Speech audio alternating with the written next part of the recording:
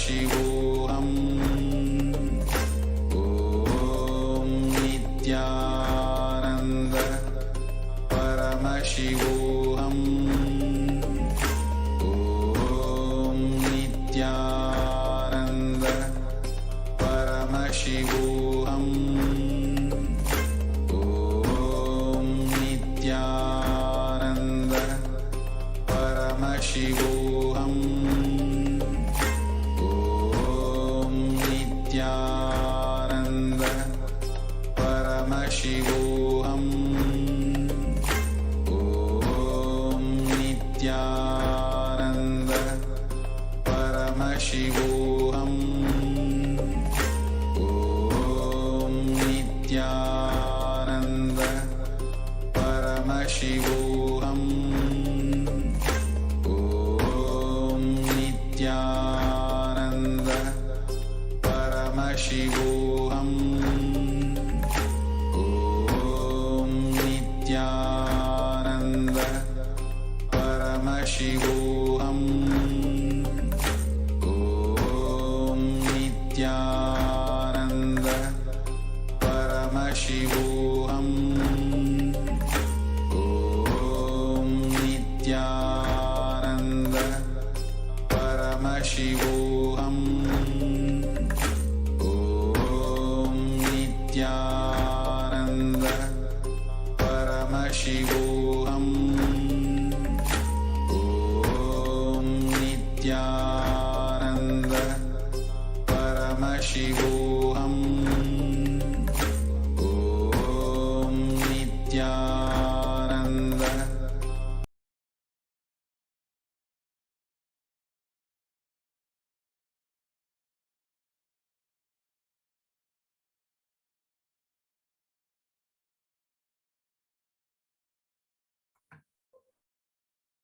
Nithyanandam Paramasukadam Kevalam Jnanamurtim Dvandvatitam Gagana Sadrisham Tattvamasyadilaksham Ekam Nityam Vimalamachalam Sarvadi Sakshibhutam Bhavatitam Trigunarahitam Sadguruntam Namami. Nityanam, everybody. We welcome each and every one of you for today's Parashakti Akashic readings, manifesting through the Supreme Pontiff of Hinduism, Jagat Guru Mahasannidhanam, His Divine Holiness, Bhagavan Nithyananda Paramashivam. A few security measures before we enter into the session from KAILASA's National Security Agency.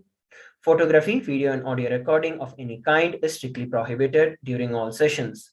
Please ensure that you are on mute and be on camera throughout the class. And if you need to step out due to some unavoidable situation, please inform the digital security officers immediately. A few important cautions.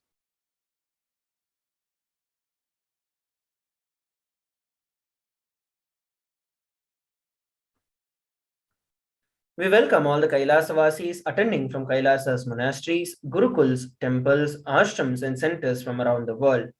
We welcome all the Facebook, Instagram, Nithyananda TV, Kailasa TV, Hinduism Now TV, Twitter and YouTube viewers, and all those who are blessed to have the Nayana Diksha, which is the two-way video conferencing, and who are joining us for today's sacred spiritual program, the Devi Bhava Samadhi Darshan. Let us now learn about Devi Parashakti, the Divine Cosmic Mother. Devi is the ultimate, pure, feminine consciousness.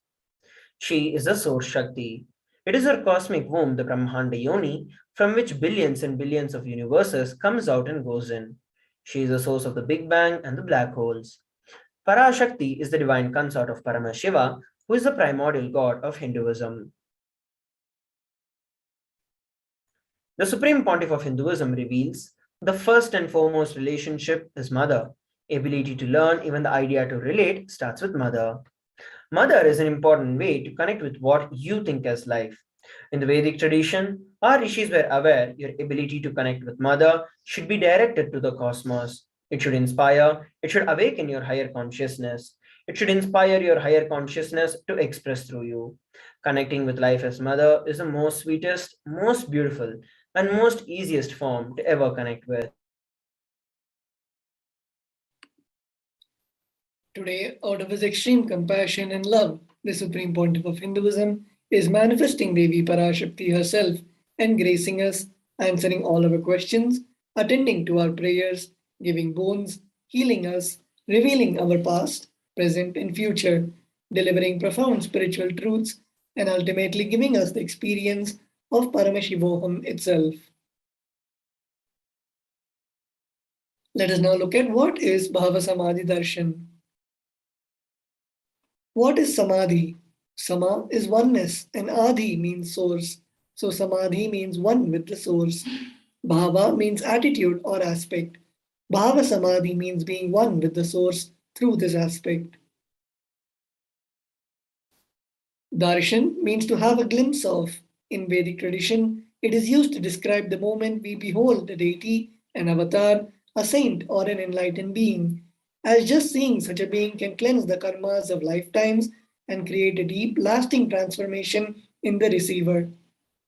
Darshan is the powerful superconscious vibration that is present around an avatar at all times. He simply radiates darshan just as the sun continuously radiates light. The auspicious moment when you are able to catch it becomes the moment of darshan for you, raising you to the next level of superconscious breakthrough, like hitting the reset button on your being. The signs of the Bhava Samadhi Darshan. The divine cosmic beings are real and they manifest from KAILASA, the enlightened time space zone, through deities and incarnations. The divine cosmic beings manifest through Archavatara in temples and through Bhava Samadhi Darshans in the Nija avatars.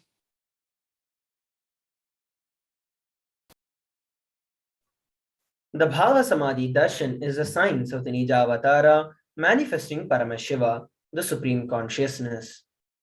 Devi Parashakti expresses through the being of Rajarajeshwari and manifests as a Nijavatara, the physical form of Devi Meenakshi.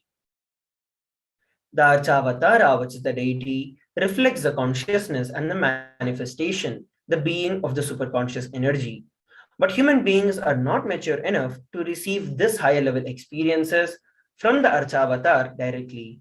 That is the reason the avatar, the physical embodied form, comes down to bridge the gap and create an experience of superconscious energy in all of us. The Bhava Samadhi awakens your Kundalini Shakti, which is the latent potential energy in every human being. During the darshan, our whole brain comes alive, turning into a superconductor of conscious energies that heal, empower, and transform our lives. During the Bhava Samadhi darshan, our neurons mirror that of the avatar. Mirror neurons activate and process all the observed movements or the information of the avatar just by seeing. Let us now learn about the Akashic readings. Akashic readings are not just some predictions. It is readings from the cosmic archives. Beyond the time dimension, creation and destruction happen simultaneously. Because the Akashic records are stored in Akasha, which is the space dimension, there is no past, present, and future. That is why whatever you call as happening, happened, and yet to happen is clearly recorded in the Akashic readings. Next, we're going to be learning about the Supreme Pontiff of Hinduism. After a short break, please stay tuned.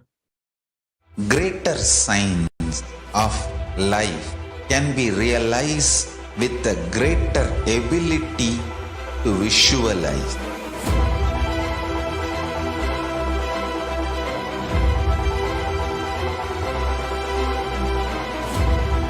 Greater science is the equivalent word for Hinduism.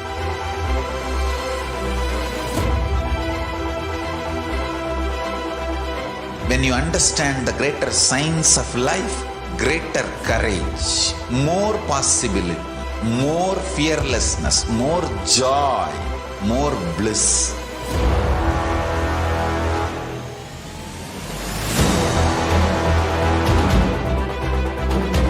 When you visualize Paramashiva with 25 heads, 75 eyes, 50 hands, your consciousness becomes ferocious, and that ability to visualize, you will get involved in everything deeply.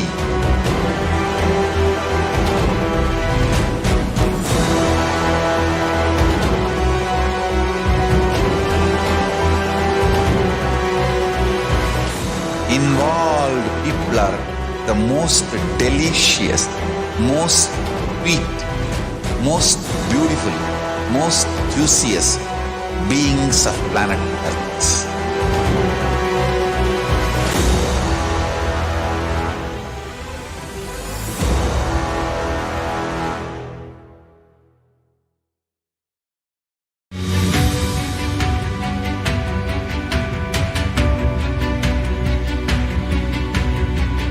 The moment you decide, your consciousness is the supreme identity you have.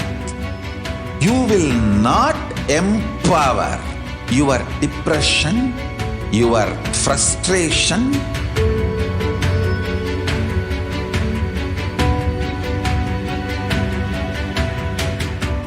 deal your problems, whether it is simple headache or depression or the worst suicidal patterns or life negativity, only through consciousness. Don't go for any other solution.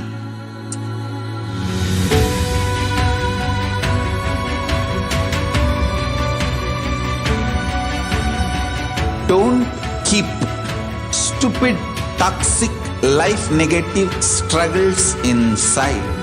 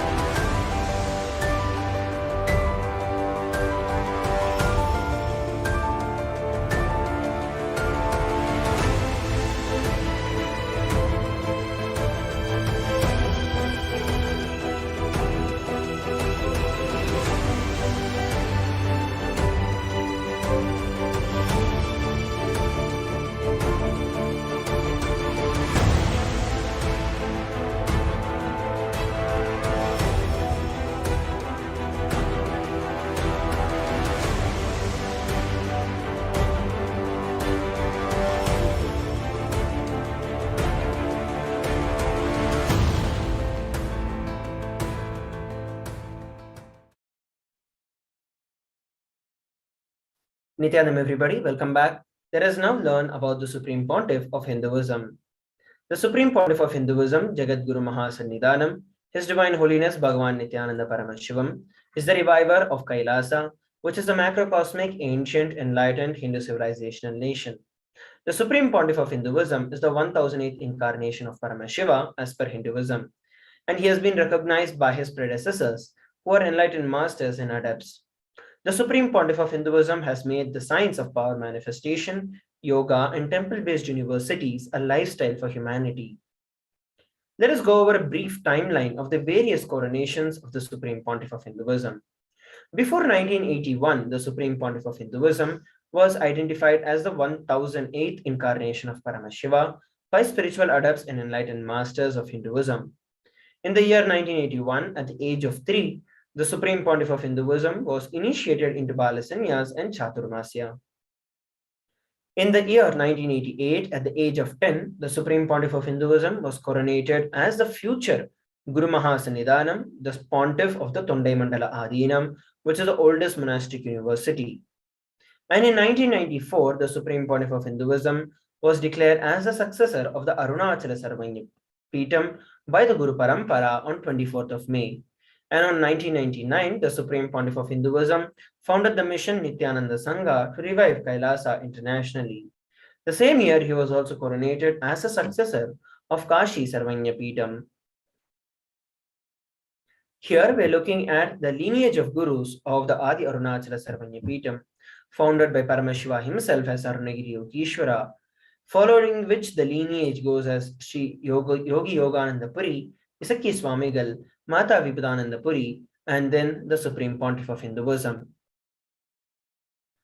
And these are the photographs taken when the Supreme Pontiff of Hinduism founded the mission Nithyananda Sangha to revive Kailasa internationally. And here we're looking at the photographs taken when the Supreme Pontiff of Hinduism was coronated as the successor of Kashi Sarvanya.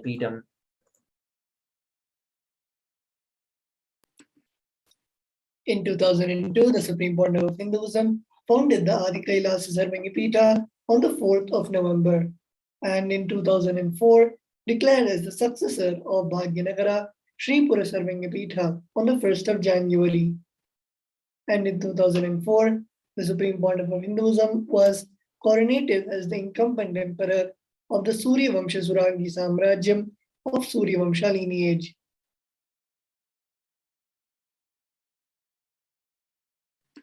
Here we can see the photographs of the Supreme Pontiff of Hinduism laying the foundation stone and performing the inauguration rituals for the Adi KAILASA Sarvanya.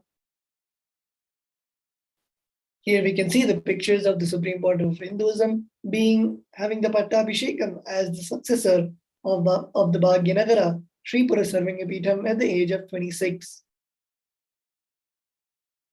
Here we can see the lineage of kings of the Surya Vamsha Surangi Samrajyam and the current incumbent emperor, the Supreme Pontiff of Hinduism. And in the year 2007, the Supreme Pontiff of Hinduism was declared as the Guru Mahasannidhanam of Adi Pallava Sarvanya, and in the same year declared as Mahamandaleshwar of Mahanirvani Akhada, and in 2012 coronated as the 293rd Guru Mahasannidhanam of Madurai Shyamala Pita Sarvanya, the oldest Hindu papal state and the monastic kingdom, on the 27th of April. Here we can see the pictures of the Kumbhabhishekam of the Supreme Pontiff of Hinduism, reviving the Adi Pallava Sarvanya. Here we can see the Supreme Pontiff of Hinduism's coronation as the 293rd Guru Mahasannidhanam of Madurai, and the Supreme Pontiff of Hinduism assuming the responsibilities as the 293rd Guru Mahasannidhanam. In 2013, the Supreme Pontiff of Hinduism was officially coronated as the Mahamandaleshwar of Mahanirvani Akhada, the largest apex monastic order, the youngest Mahamandaleshwar, and in the same year declared as the Acharya Mahamandaleshwar of the Atal Akhada by Acharya Mahamandaleshwar Shukdevanandji, the then incumbent spiritual head. In 2014, coronated as the Guru Mahasannidhanam of Tanjavur Adhinam. Here we can see the various pictures of the coronation as Mahamandaleshwar of the Mahanirvani Akhada. Here we can see the Supreme Pontiff of Hinduism reviving and assuming the responsibilities as the Guru Mahasannidhanam of the Tanjavur Adhinam at the age of 36. In the year 2014, the Supreme Pontiff of Hinduism was coronated as the Guru Mahasannidhanam of the Tirvarur Adhinam, following which the same year he was also coronated as the Guru Mahasannidhanam of Vedaranyam Adhinam and Panchanadi Kulam. Here we're looking at the lineage of Gurus of the Tirvarur Adhinam, and these are the photographs of the lineage of Gurus of the Vedaranyam Adhinam. In the year 2015, the Supreme Pontiff of Hinduism was coronated as the Guru Mahasannidhanam of Dharma Mukti Swargapuram Adhinam, following which the same year he was also coronated as the Guru Mahasannidhanam of Adi Pita Kolada Matha and was also elected as the Supreme Pontiff of Hinduism by a congregation of over 1,000 spiritual leaders and pontiffs.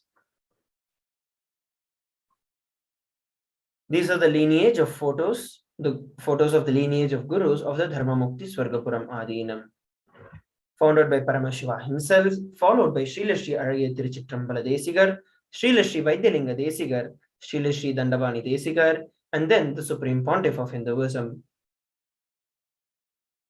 In this photograph, we are looking at the predecessor of the Adi Pita Kolada Matha, the predecessor of the Supreme Pontiff of Hinduism, crowning the Supreme Pontiff of Hinduism as a successor. We can also look at him offering and handing over the sacred royal symbols to the Supreme Pontiff of Hinduism. And here we're looking at the photographs taken when the Supreme Pontiff of Hinduism was elected as the Supreme Pontiff of Hinduism by a congregation of over 1,000 spiritual leaders. Next, we're going to be looking at the global initiatives of the Supreme Pontiff of Hinduism after a short break. Please stay tuned. Greater signs of life can be realized with a greater ability to visualize.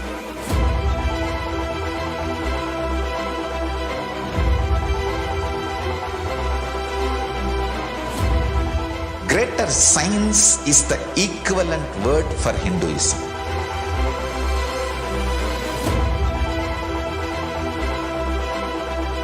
When you understand the greater science of life, greater courage, more possibility, more fearlessness, more joy, more bliss.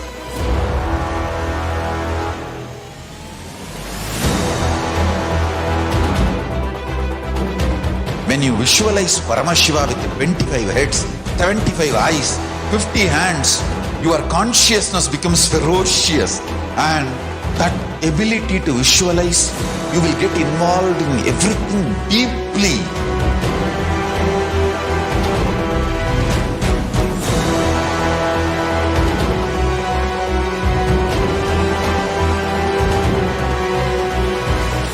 Involved people are the most delicious, most sweet, most beautiful, most juiciest beings of planet Earth.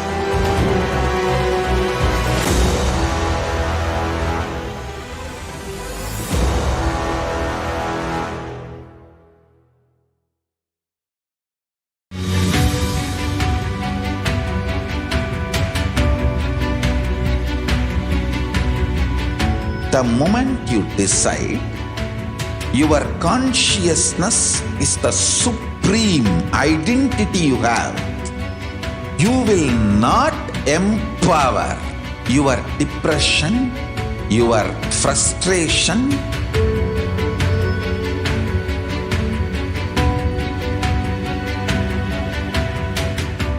deal your problems, whether it is simple headache or depression or the worst suicidal patterns or life negativity, only through consciousness. Don't go for any other solution.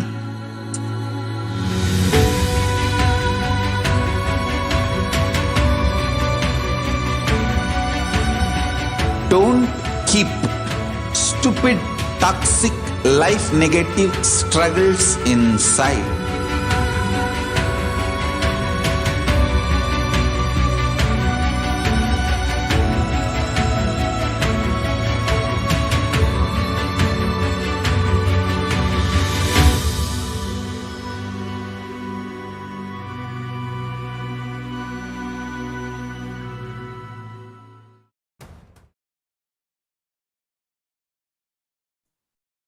Nithyanam, everybody, let us now go over the global initiatives by the Supreme Pontiff of Hinduism.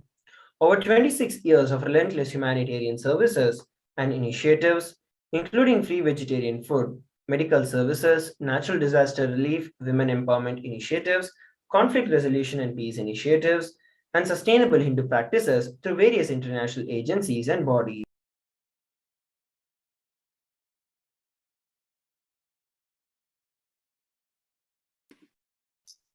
The Supreme Pontiff of Hinduism has authored over 300 books and 10,000 articles in 3 languages, English, Tamil, and Sanskrit, and translated into 50 languages with over 1,000 titles.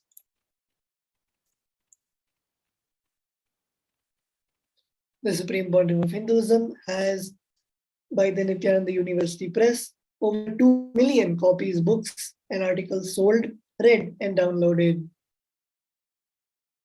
The Supreme Pontiff of Hinduism has established the largest library with over 1 billion books, 1 million palm leaf scriptures, and over 20 million digital books. The Supreme Pontiff of Hinduism is revered as the most prolific and most guru in the digital world, read and watched by 1 billion followers in Hinduism. and over 10,000 hours of discourses and over 1 billion views on social media. The Supreme Pontiff of Hinduism has been respected as the commentator of all the sacred scriptures, such as the Upanishads, the Bhagavad Gita, Shiva Sutras, Yoga Sutras, Ashtavakra Gita, Jain Sutras, etc. The Supreme Pontiff of Hinduism has been honored as the leader of Hinduism, the most awarded internationally recognized Hindu leader. He has also been acclaimed as one of the top 100 spiritually influential living personalities by Watkins Mind Body Spirit magazine. Sovereign Order of Kailasa that is led by the Supreme Pontiff of Hinduism and the Nithyananda Order of Monks, Nuns and Hindu Diaspora are working for global peace and to give a superconscious breakthrough to the humanity. The Supreme Pontiff of Hinduism has also established the world's largest Hindu university with satellite campuses in over 150 countries. He is also the establisher of 1,000 plus Kailasa enlightenment ecosystems around the world and has also founded and revived over 100 Sarvanya Peetams. Let us now move on to the next segment of today's Bhava Samadhi Darshan, which is the manifestation of the extraordinary Shaktis. The Varasans, Nithyananda Yogis, and the initiated disciples of the Supreme Pontiff of Hinduism will now be demonstrating the powers of third eye and sharing with all the experiences and the results of these extraordinary power manifestations awakened in us through the Diksha or initiation. And in today's Bhava Samadhi Darshan, all of us will be initiated into the third eye awakening and various other powers with the blessings and grace of the Supreme Pontiff of Hinduism. Let us now learn about Shaktis. What are Shaktis?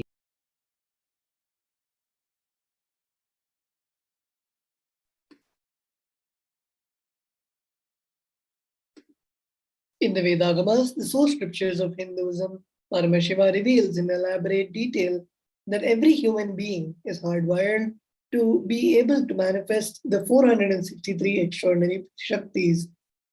Manifesting powers are described as a system, method, and a science for human beings to explore the various possibilities and powers and have access to various states of consciousness. Shaktis manifest from the fundamental cognition that you are divine and you need to manifest divine, and not you are a man, you need to reach divine.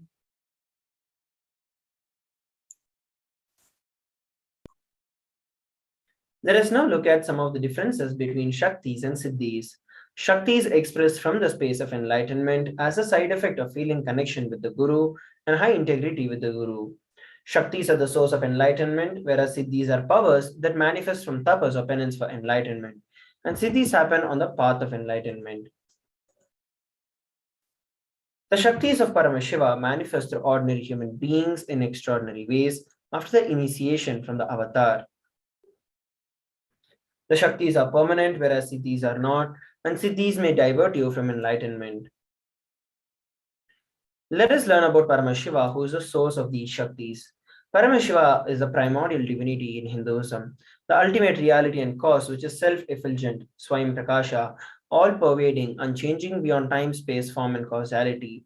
As the fundamental base of Avyakta, which is the unmanifest, and Vyakta, which is the manifest, he performs the Panchakritya, or the 5 cosmic acts of Srishti, Sthiti, Samhara, Trobhava, and Anugraha: creation, sustenance, rejuvenation, pulling out of delusion, and liberation.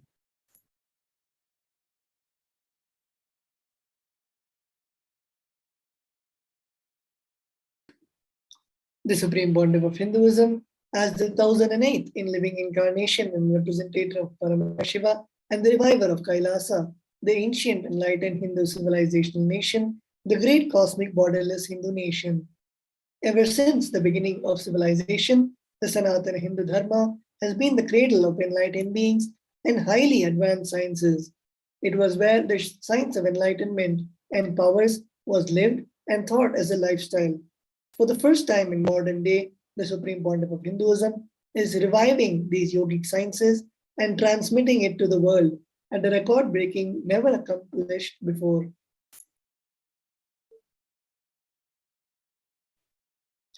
The knowledge and science of manifesting these Shaktis are passed down from one generation to the next through Diksha, initiation by the enlightened Gurus.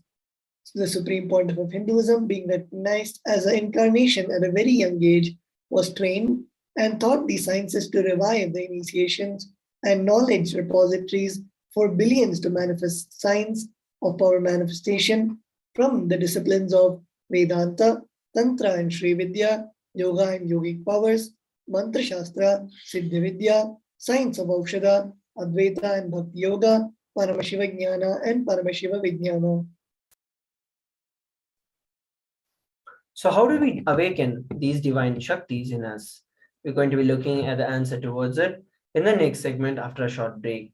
Before we break up, I'd also like to share with every one of you, any of you, those who would like to experience the power of body scanning and would volunteer for it, can put out a message in our social media platforms on Facebook, YouTube, that you want to experience the power of body scanning. And we shall pick one of you and manifest the power. Let us now come together after a short break. Greater signs of life can be realized with a greater ability to visualize.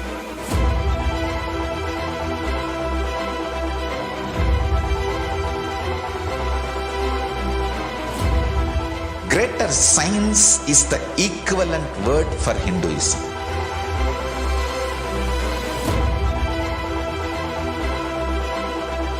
When you understand the greater science of life, greater courage, more possibility, more fearlessness, more joy, more bliss.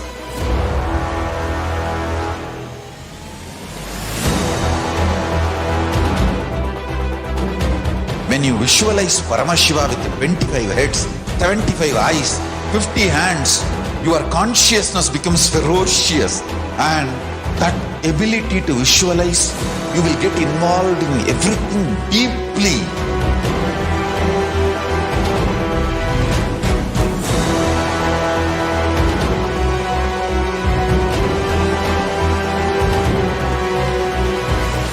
Involved people are the most delicious, most sweet, most beautiful, most juiciest beings of planet Earth.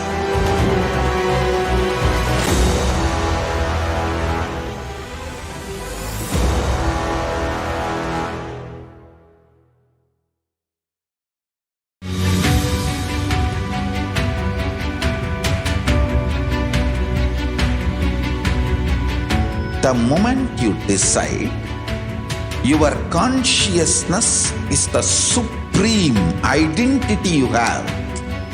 You will not empower your depression, your frustration,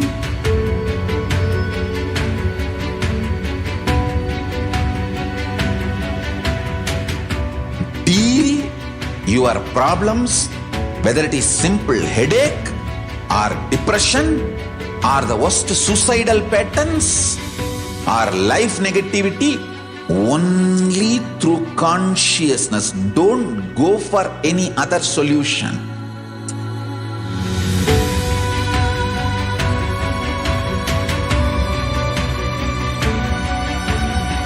Don't keep stupid, toxic, life negative struggles inside.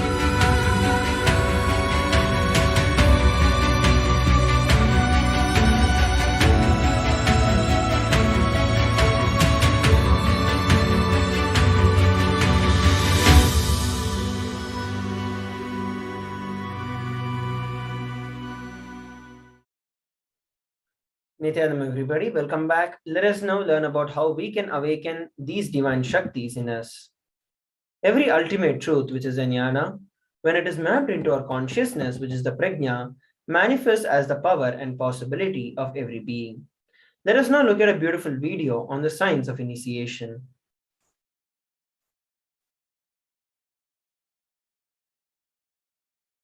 Diksha is the direct transfer of spiritual energy by an enlightened being through look, word, or touch.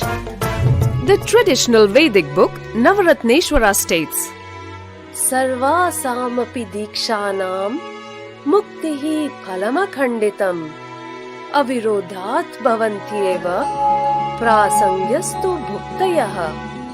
The main benefit of all initiations is moksha, enlightenment. As a side effect, health, wealth, leadership and well-being happen. And in Rudrayamala Tantra, Shiva says, Devi Diksha Vihinasya na siddhihi na cha sadgatihi tasmat sarva prayatnena guruna dikshito bhavet. The one who is not initiated does not attain liberation nor a better future. So by all efforts, one should get initiated by Guru. What is the science of initiation? Neuroscience has proved that the process of initiation floods the brain with energy. This is the superconscious energy of Kundalini, our own highest inner potential energy. As the Kundalini flows from the thalamus to the cortex, it sets up a powerful energy loop within the brain, which awakens the latent non-mechanical parts which we have never used before. With increasing levels of coherence, the whole brain comes alive, turning into a superconductor of conscious energies that heal, empower, transform our lives, bliss and fulfillment. Initiation creates high awareness, visualization, creativity. It also slows the aging process and improves the immune system. Kundalini awakening, healing experience, levitation, teleportation, materialization. Experience the power of initiation. Yes, so we saw a very beautiful video on the science of initiation. Let us now look at how this science of power manifestation is authenticated through 4 levels of pramanas or evidences. The first is the Shastra Pramana, the eternal unchangeable truths revealed in the source scriptures. The next is the Apta Pramana, which is the experiences and results of Aptas or authorities of Hinduism, the Vedic rishis and scientists who time tested and verified the science. The next is the Atma Pramana, or account of the Supreme Pontiff of Hinduism, this millennium's avatar's personal experience of power manifestation, and the Pratiksha Pramana, or empirical evidence from observation and scientific experimentation. The Vedagamas is a living applied science. The Vedas are the ultimate superior authority for Hindus. Vedas are pure science where the ultimate truths are explained. The Agamas are the scriptures where the applied technology, the applied science is expanded. Vedas and Agamas, Vedagamas, are given the status of Shruti. As they are directly revealed by Paramashiva, they are the ultimate, eternal, unchangeable truths. A reference cited from these Shastras or source scriptures is called the Shastra Pramana.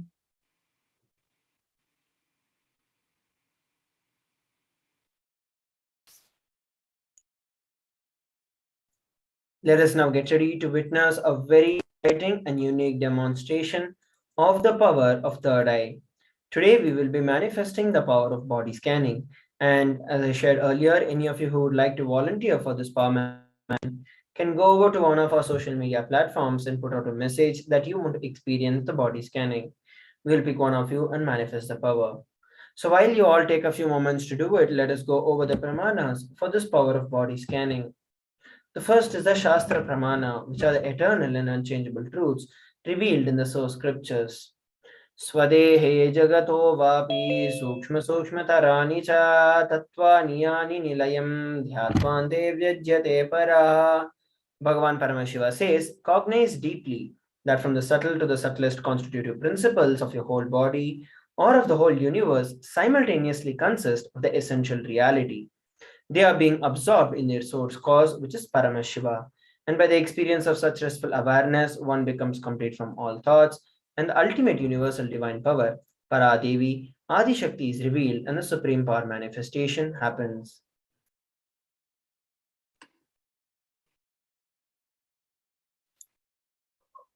The next is the Apta Pramana, the reference of the power of body scanning from the life of a Siddha.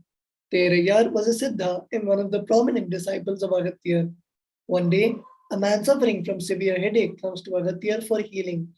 Agastya uses the power of body scanning and identifies the root cause of the headache. He reveals that there is a small terai, a type of frog sitting in the person's brain. Agastya immediately instructs Terayar, his disciple, to perform an open head surgery and remove the frog. After the surgery is completed successfully, the person is healed and cured of the headache. Thus, he gained the name Terayar.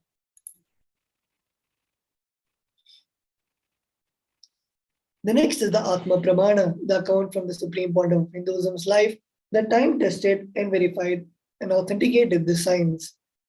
On the 22nd of December 2019, the Supreme Pontiff of Hinduism revealed how Swamiji uses the power of body scanning. Paraphrasing his words, "Only when I had the multiple compound hand fractured, I was forced to go for surgery and therefore for medical checkups related to that. At that time, they detected heavy metal quantity in my different organs. It was revealed that I had been poisoned without our knowledge.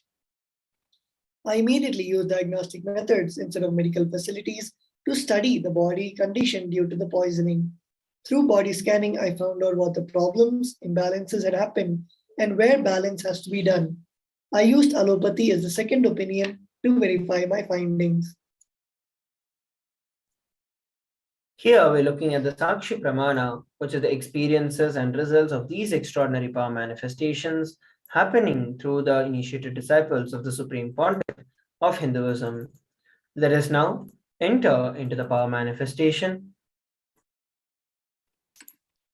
We will now be manifesting the power of body scanning. We have a new KAILASian gold member in the YouTube channel. We welcome you, and we'll now be chanting the Mahavakya.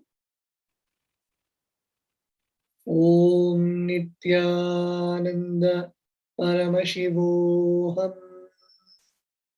Om Nithyananda Paramashivoham. Om Nithyananda Paramashivoham.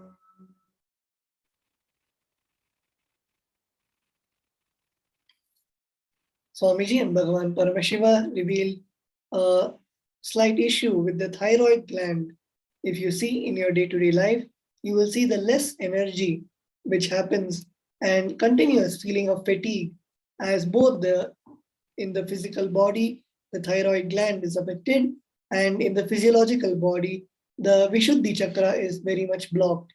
So the solution that Swamiji revealed for this is first to remove the pattern of jealousy and comparison in every aspect of your life, and also to heal the thyroid gland, to always apply the vibhuti on the throat region, and immediately the hormonal imbalance will be cured and the body will become healthy.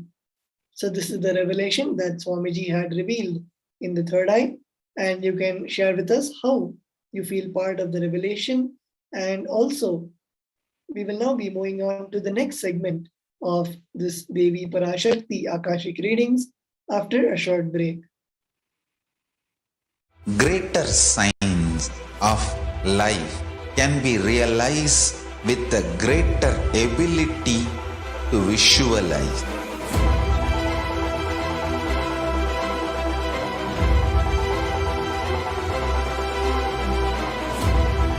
Greater science is the equivalent word for Hinduism.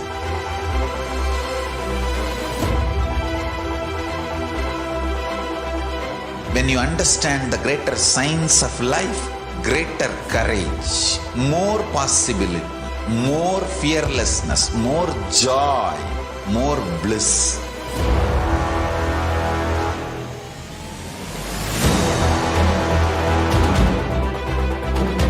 When you visualize Paramashiva with 25 heads, 75 eyes, 50 hands, your consciousness becomes ferocious, and that ability to visualize, you will get involved in everything deeply.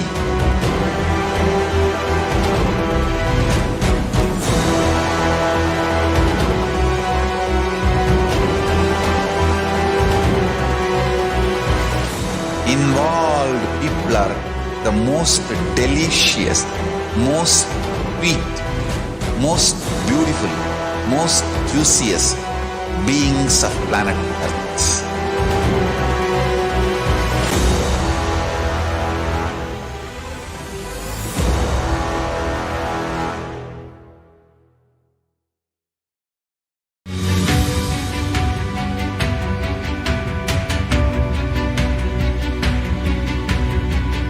The moment you decide, your consciousness is the supreme identity you have. You will not empower your depression, your frustration,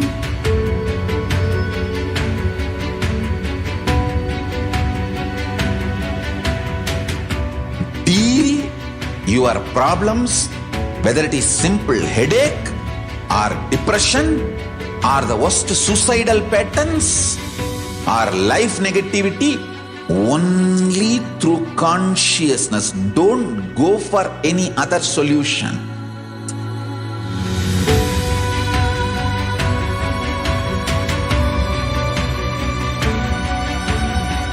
Don't keep stupid, toxic, life negative struggles inside.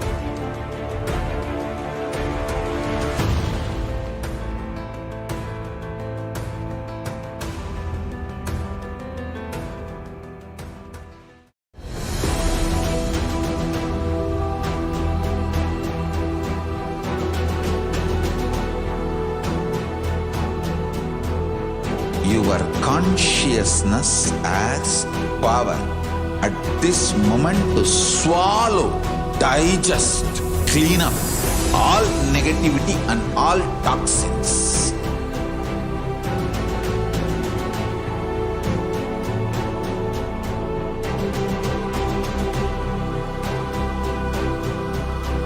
Develop a powerful will persistence. That's the most important asset for life.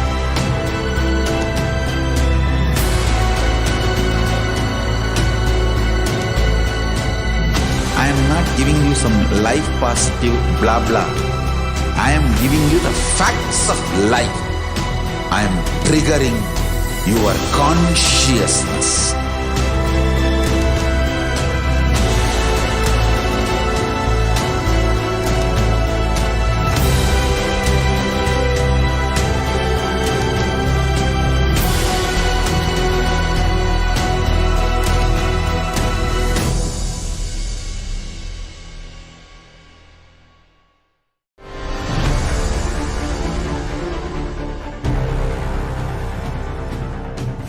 Time itself is nothing but your decision to struggle with the same rut.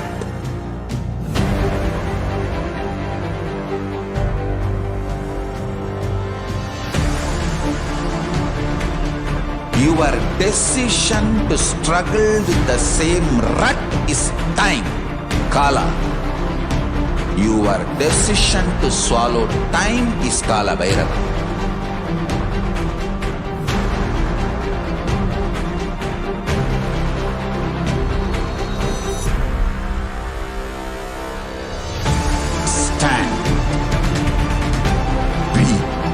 conscious woman or man. Be conscious being.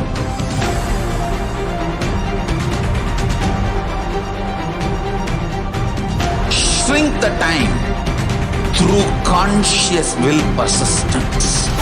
Make the future into present by being ferocious with yourself.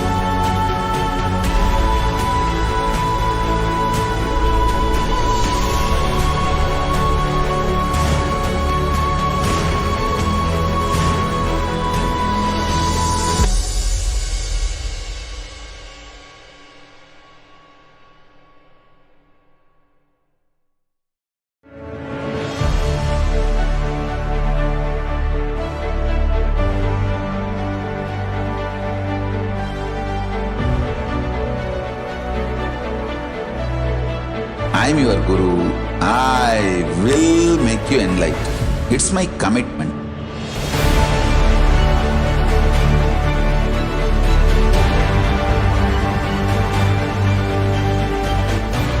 Till you become Paramashiva, I won't rest. Don't worry at all.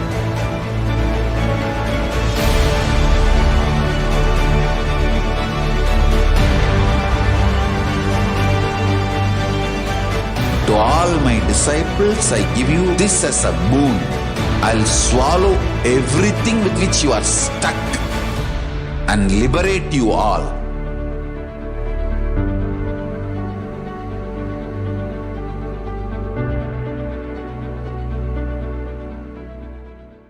Greater signs of life can be realized with a greater ability to visualize.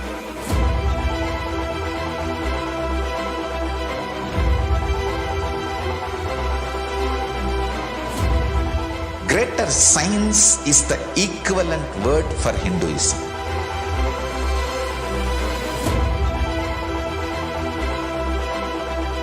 When you understand the greater science of life, greater courage, more possibility, more fearlessness, more joy, more bliss.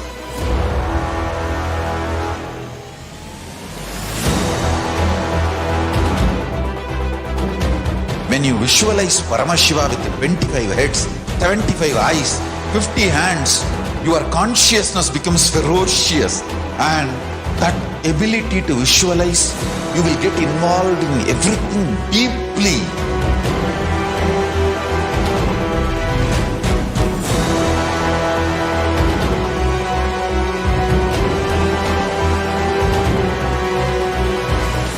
Involved people are the most delicious, most sweet, most beautiful, most juiciest beings of planet Earth.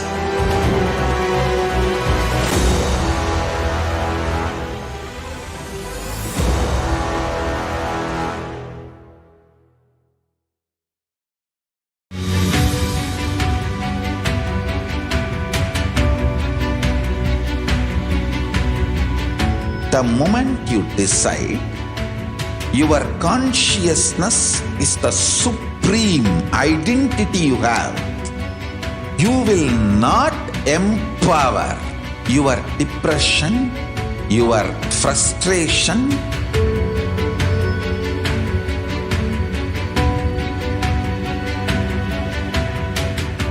deal your problems, whether it is simple headache or depression are the worst suicidal patterns or life negativity?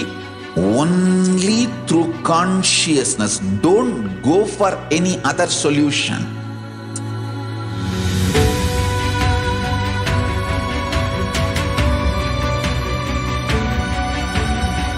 Don't keep stupid, toxic, life negative struggles inside.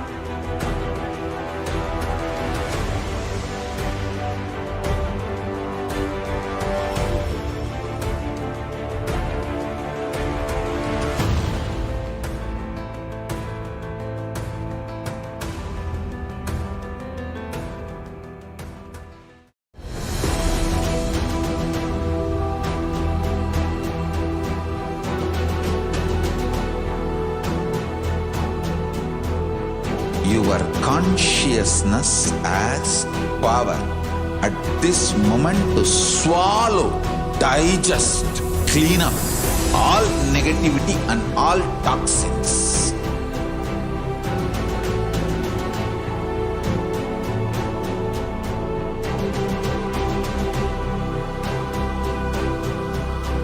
Develop a powerful will persistence. That's the most important asset for life.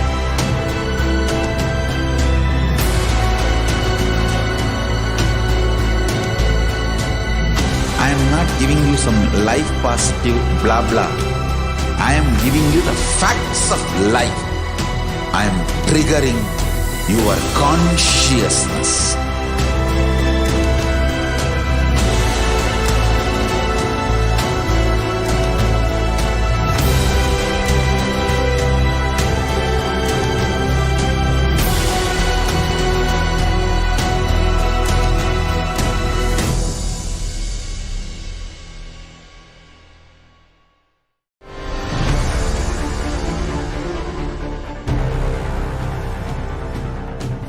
Time itself is nothing but your decision to struggle with the same rut.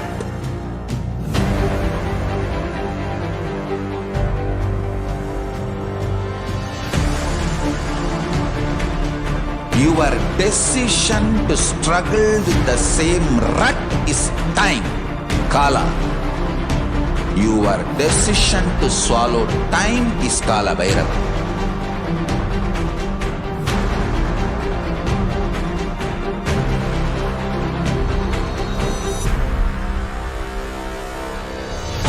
Stand. Be a conscious woman or man. Be conscious being.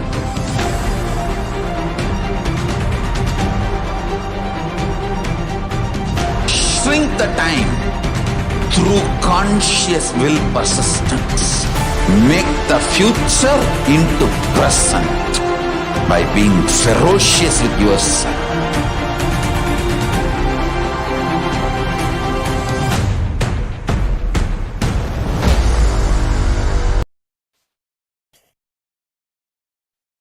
Nithyanandam everyone. Welcome back to Devi PARASHAKTI AKASHIC reading segment.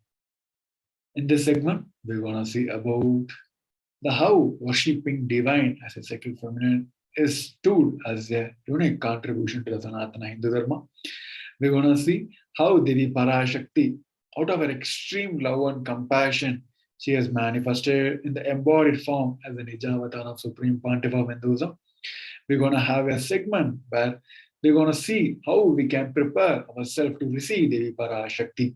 And we're also going to have the revelation of the Devi Parashakti during this pandemic. Devi has given multiple solutions for each one of us to overcome this pandemic. So let us enter into the segment now. Supreme Pontiff of Hinduism said that unique contribution to the spiritual consciousness from the Vedic tradition is sacred feminine worship, because even if everything from what the Vedic tradition gave is lost, then just if the sacred feminine tradition is there, then the whole thing can be revived, because that is the seed. Hinduism has at least 10,000 sampradayas. If all the sampradayas are lost for some reason and only one sampradaya, the Devi worship, remains, the whole thing can be brought back, because the whole thing is centered on this one, the mother worship. Mother worship carries the blueprint, the hologram of the whole Sanatana Hindu Dharma. And Supreme Pontiff of Hinduism also said there is no enlightened being on the planet Earth without worshipping the sacred feminine, including me. He said, I am basically a Shakta. I myself follow Devi worship. If you look at the biography of the Supreme Pontiff of Hinduism, the deities he have carved, the Yantra, the Sri Yantra he have carved, and the darshan he had, all are mother-based, the Devi-based.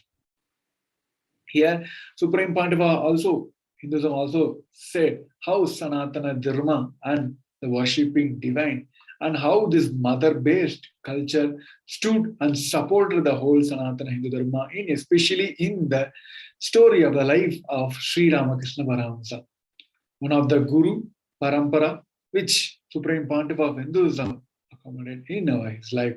Let us hear from the Supreme Pontiff of Hinduism.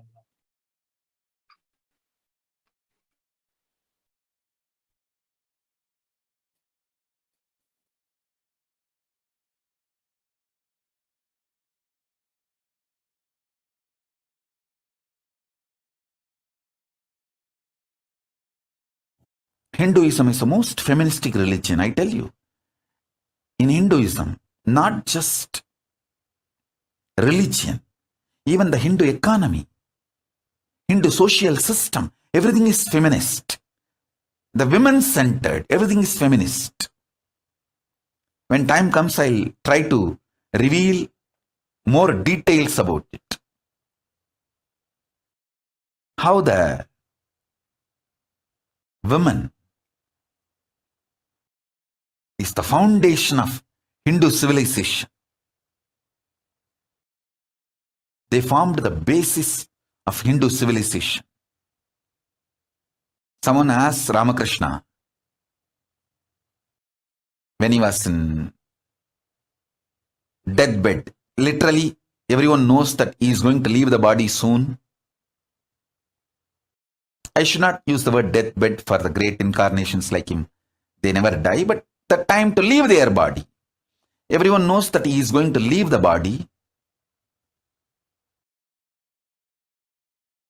Close, sincere devotees of him, they come and ask him, Bhagavan, how can you leave the body so soon? Still, you have not trained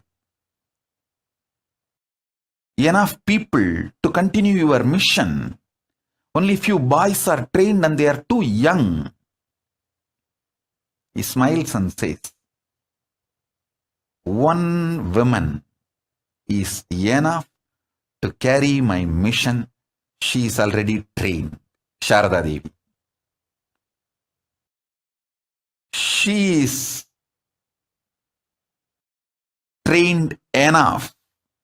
She will be the foundation from which this Ramakrishna Sampradaya, this whole civilization, revival will start. And that's true. It is she, Parashakti, Jagat Janani, Sharada Devi. She formed the foundation for this whole Ramakrishna Sampradaya to flower. I tell you, in Hindu civilization, spirituality, religion, Hindu economy, everything is centered on mother, on women.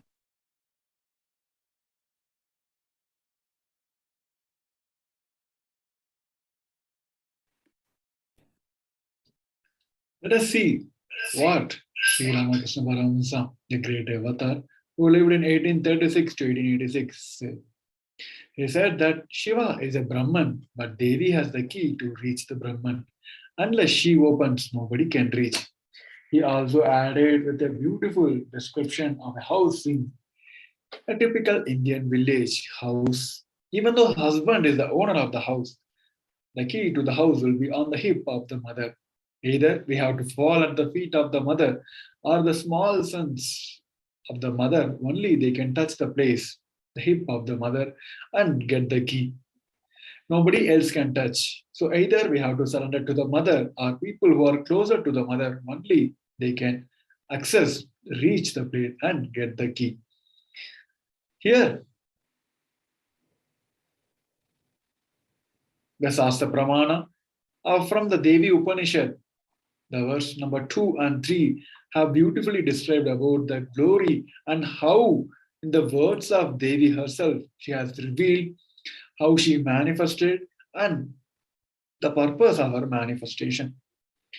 Devi, she replied, I am essentially Brahman. From me, the world comprising Prakriti and Purusha, the void and the Pranam. I am bliss and non-bliss. Knowledge and ignorance are myself. Brahman and non-Brahman are known, says the scripture of the Adharvanas. The verse number 3 is translated as I am the five elements, as also what is different from them. I am the entire world. I am the Vedas as well as what is different from it. I am the unborn. I am the born. Below and above and around am I. So here, the words of Devi herself, she had described about the very manifestation of the Devi Parashakti. Here, now let us understand the manifestation of Devi Parashakti. Devi Parashakti is the ultimate luminating consciousness. Parashakti is the cosmic mother. It is her cosmic womb from which billions and billions of universe comes out and goes in. She is the source where the Big Bang and the black hole goes on. Parashakti is the source Shakti, source energy, source power, from which all of us are came, in which all of us are even now, in which all of us are going to merge. As we are talking about the love and compassion of Devi Parashakti, it is same again. It is out of her extreme love and compassion. Devi herself is manifested as the embodied form, as the Nija Avatara of Supreme Pontiff of Hinduism, and she is continuously gracing us, answering all our questions, attending to our prayers, giving blessings, boons, delivering the profound spiritual truths, and ultimately, she is giving us the experience of Paramashivoham itself. Here, Devi herself is manifested as an Ijavatar of Supreme Pontiff of Hinduism, and in her very own words, she has beautifully described about the purpose of her manifestation. So let us listen from the words of Devi herself.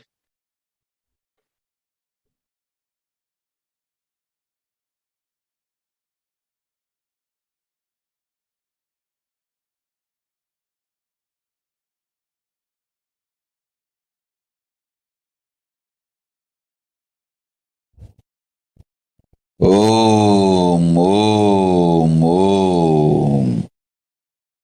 Om, Om, Om.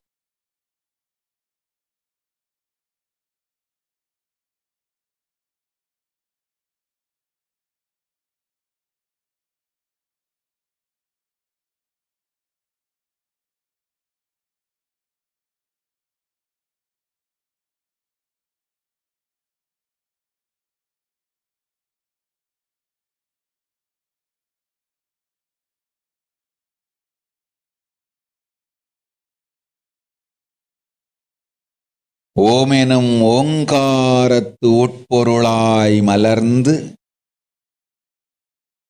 உயிர்த்தெழுந்து இறையனார் இடப்பாகத்திருந்து குமரிக்கண்டம் ஆளும் மீனாட்சி மலர்ந்தேன் இங்கு நல்லருள் செய்திடவும் நல்வாக்கு தந்திடவும் ஆனந்தம் ஞானத்தொடு பூரண அன்பு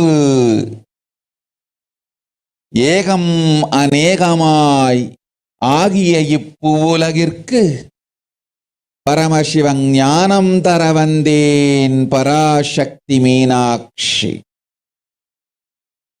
அருளாட்சி அரசாட்சி பொருளாட்சியோடு நன்மாட்சிமையோடு ஆட்சி செய்யும் பராசக்தி மீனாட்சி நான். கருணையே வடிவாய் கண்மலர்ந்து நன்மை செய்திட வந்திட்டேன். மாந்தர்கள் கேளுங்கள் இந்த பெருநன்மை சத்தியத்தை. கேட்டு நீங்கள் வாழ்ந்திட கேடும் பெருந்துக்கமும் உங்களுக்கில்லை. கேட்டிடுங்கள். இவ்வினாடி என்னை கண்டுகொண்டும் கேட்டுக்கொண்டும் இருக்கும் உங்கள் எல்லோர்க்கும் நான் அளிக்கும் தீட்சை. நானே நினைப்பும் மறப்பும் கடந்த உயிர்ப்பாய் உங்கள் எல்லோருக்குள்ளும் இருக்கின்றேன். பரமசிவோகம் பரமசிவோகம் பரமசிவோகம் பரமசிவோகம் பரமசிவோகம் பரமசிவோகம் பரமசிவோகம். இதை தீட்சையாய் ஏற்று இதே உணர்வோடு அமர்ந்திருங்கள். உங்கள் எல்லோருக்கும் எல்லா நன்மையும் வரமும் ஞானமும் அருளும் அளிக்கின்றேன். ஓங்காரத்தின் உட்பொருளாய் வேதமொடு ஆகமம் மெய்யாய் வெளிப்பட்டு உபவேதங்கள் உபாகமங்கள் அனைத்துமாய் உயர்ந்து நின்று தத்துவங்கள் ஆராய் உண்மையை செப்பி ஜகம் முழுவதும் ஞானம் அளிக்கும் பாரதி பராசக்தி மீனாட்சி நான். ஆய கலைகள் 64 உடலும் மனமும் உயர்வை அடைந்திடும் பரமசிவ சக்திகளை உங்களுக்குள் மலர்த்தவே வந்திருக்கின்றேன். அஷ்ட சித்திகளும் அஷ்ட கன்மமும் ஆதி சக்தி பரமேஸ்வரியாய் மலர்ந்து உங்கள் அத்துணை பேருக்கும் ஆனந்தம் அளிக்கின்றேன்.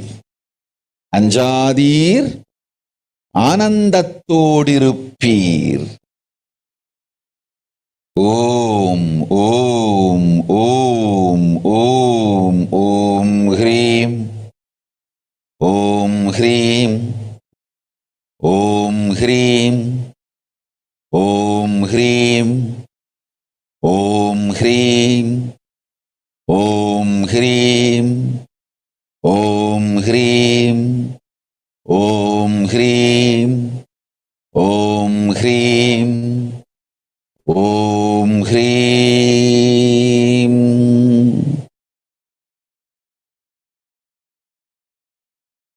ஓம் ஓம் ஓம்.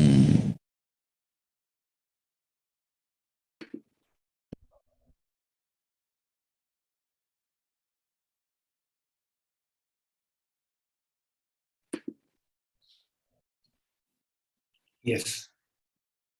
After the words from the Devi herself, we have listened how Devi has manifested and the purpose of her manifestation. It is just to show her love and compassion to give the good boons to each one of us. She manifested as a Nijavatara of Supreme Pontiff of Hinduism. Now let us understand how we can prepare ourselves to receive Devi Parashakti. Supreme Pontiff of Hinduism said, literally, you are seeing Paramashiva and Parashakti at that moment. She is there in our screen, so always receive her very traditionally. Keep 2 betel leaf, betel nut, 1 banana, and 1 coin in front of the screen. Offer everything to Devi Parashakti and watch Devi Parashakti. This coin is considered a traditional dakshina in the Hindu tradition. It can be any value. Once the darshan is over, bow down to Devi Parashakti and take this betel leaf, betel nut, and banana immediately as a prasadam. Collect all this coin and send it to Los Angeles temple. This coin is considered as a traditional dakshina in the Hindu tradition. This betel leaf, betel nut, it may look too small in the initial time, but after a few days, you literally start feeling she is there. You won't take Bhavasamaya Darshan as granted.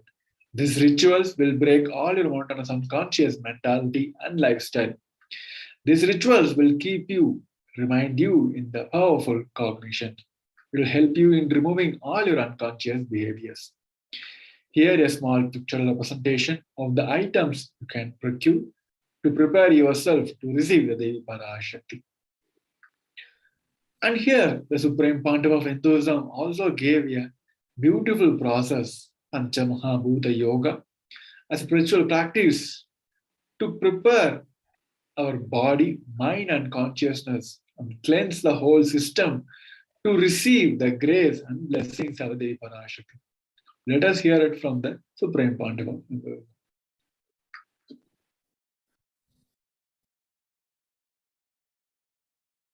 I wanted to give you one sacred secret to all of you. Do this Panchabhuta Yoga. See, whenever you want to ask any question to Devi and receive the answer, on the day, do this Panchabhuta Yoga. Means, apply only mud on the body and take bath. Don't apply any chemical on the body to take bath. Just that Puttuman means that anthill mud. Only that apply on the body and take bath. Don't apply anything else. That is mud, earth part, earth component. Second, water. Drink only water that day. Don't eat, drink, don't do anything other than drinking water. When you come for the Parashakti's AKASHIC reading, at least for a few hours prepare yourself. Maybe 10 hours ahead. Just drink only water and keep yourself active. Third, the fire in your stomach should be allowed to burn without any food dumped on it. Just the pure fire.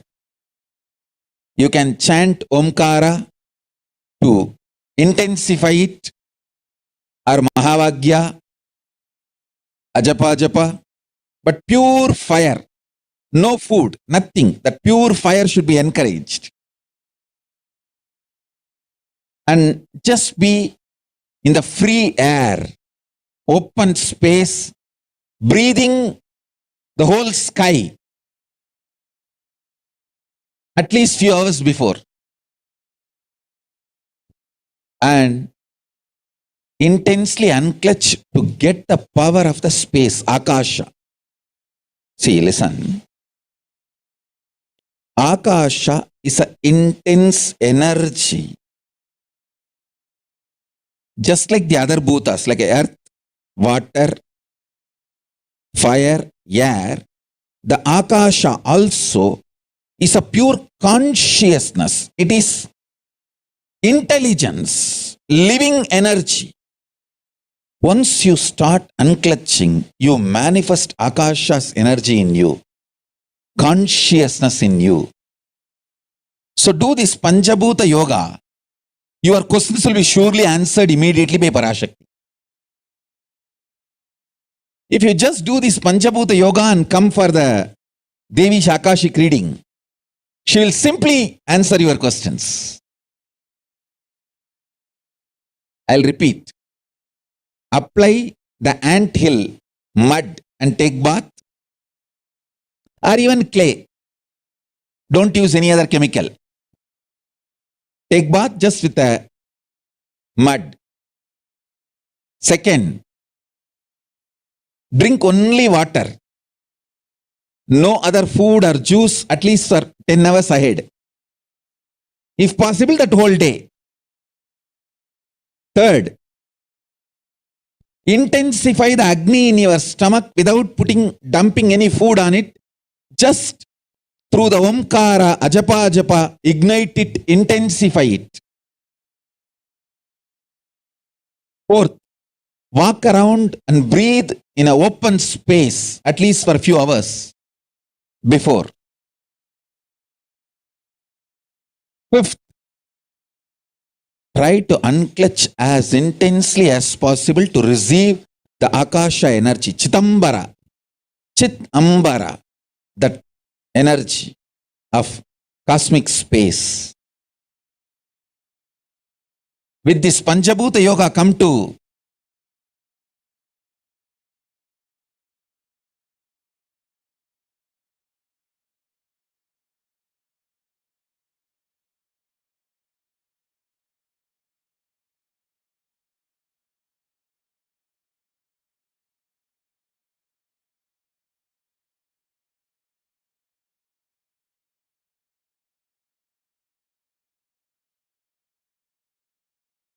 Parashakti's Akashic reading.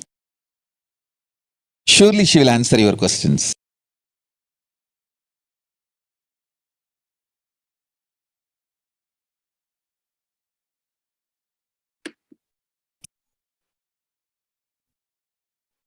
Yes. With that, we'll be moving on to the next segment where we're going to listen to the revelation of the Devi Parashakti. So in this segment, we're going to listen one of the revelations of the Devi Parashakti, and we're going to see how the current world is facing the Pralaya now as enlightened to the Devi Parashakti, the results, the news from the multiple news agencies and health organizations. And we're going to listen to the solutions given by the Devi Parashakti also. So first, let us watch the revelations.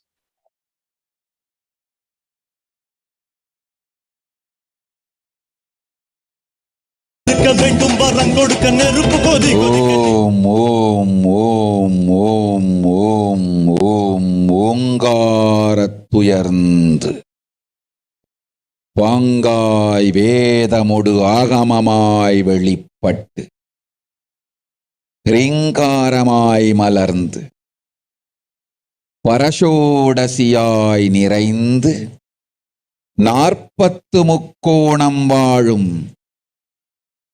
Kailai Sripurat Chindamani Krigathil Irukkum Kailasa Swamini Parashodasi Paramashivan Bhagam Amarnd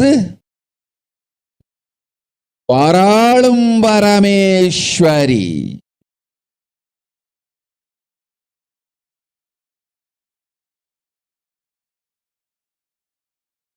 Paramashakhti Manonmani Meenakshi Nithyanandanai Nijavadaram Gonden Yingu Yellorkum Nalvaram Dandida Yella Nanmayum Arulida Hiranyagarbha Swarupini Brahmandayoni Shambhavi Chandramauli Rapala Aparna Uma Parvati Savitri Navayavana Samrajya Lakshmi Parameshwari Parashodasi Meenakshi நித்யானந்தனாய் உருக்கொண்டு இங்கு நிஜாவதாரமாய் வந்தேன். அருட்பெருங்கருணையினால் அருளுகின்றேன் கேளுங்கள். மக்களே, உங்கள் எல்லோருக்கும் நன்மை செய்யவே நாம் இங்கு நித்யானந்தன் வடிவு கொண்டு நிஜாவதாரமாய் இறங்கி வந்தோம். இந்திய நாட்டு மக்களே, கேட்டுக்கொள்ளுங்கள், நன்றாய் கேளுங்கள். காலம் காலமாய் அவதார புருஷர்கள் வந்து மலர்ந்து உலகிற்கு நன்மை செய்யும் மிக பெரும் ஞான பூமி பாரதம். இருக்கின்ற ஒரு பாரதத்தை இழக்க இயலாது மக்களே. ஞான கர்ப்பத்தை மலடாக்க இயலாது. வாழையடி வாழையென ஞானிகளும் அவதார புருஷர்களும் வந்தே தீர வேண்டும், வாழ்ந்தே தீர வேண்டும், மலர்ந்தே தீர வேண்டும். உலகிற்கு அதுவே உத்தம நன்மை. ஒரு சில கயவர்கள் மாயையில் சிக்கி செய்திட்ட சதிகளால் உலகை பலி கொடுக்க ஆகாது. சிருஷ்டி நஷ்டமடைய கூடாது. பிரபஞ்சம் அழிந்துவிடக் கூடாது. பிரளயத்து இருந்து இந்த பிரபஞ்சத்தை காக்கவே பெரும் கப்பல் நானொன்று செய்தேன். அதன் பெயரே ஆதி கைலாசம். ஆதி கைலாசம் இந்த பிரபஞ்சத்தில் இருக்கும் ஞான சக்திகளை ஒன்றாய் திரட்டி பிரளயத்திலிருந்து மக்களை காத்திடவே நாம் செய்த கப்பல். துரோகிகள் சூழ்ச்சியாலும் விரோதிகள் ஆட்சியாலும் வழியின்றி கப்பலை விட்டு மாலுமியே ஒதுங்க வேண்டிய காலம் வந்ததையா. அதனால்தான் ககனம் கொந்தளித்து பேரழிவை நோக்கி சென்று கொண்டிருக்கின்றது.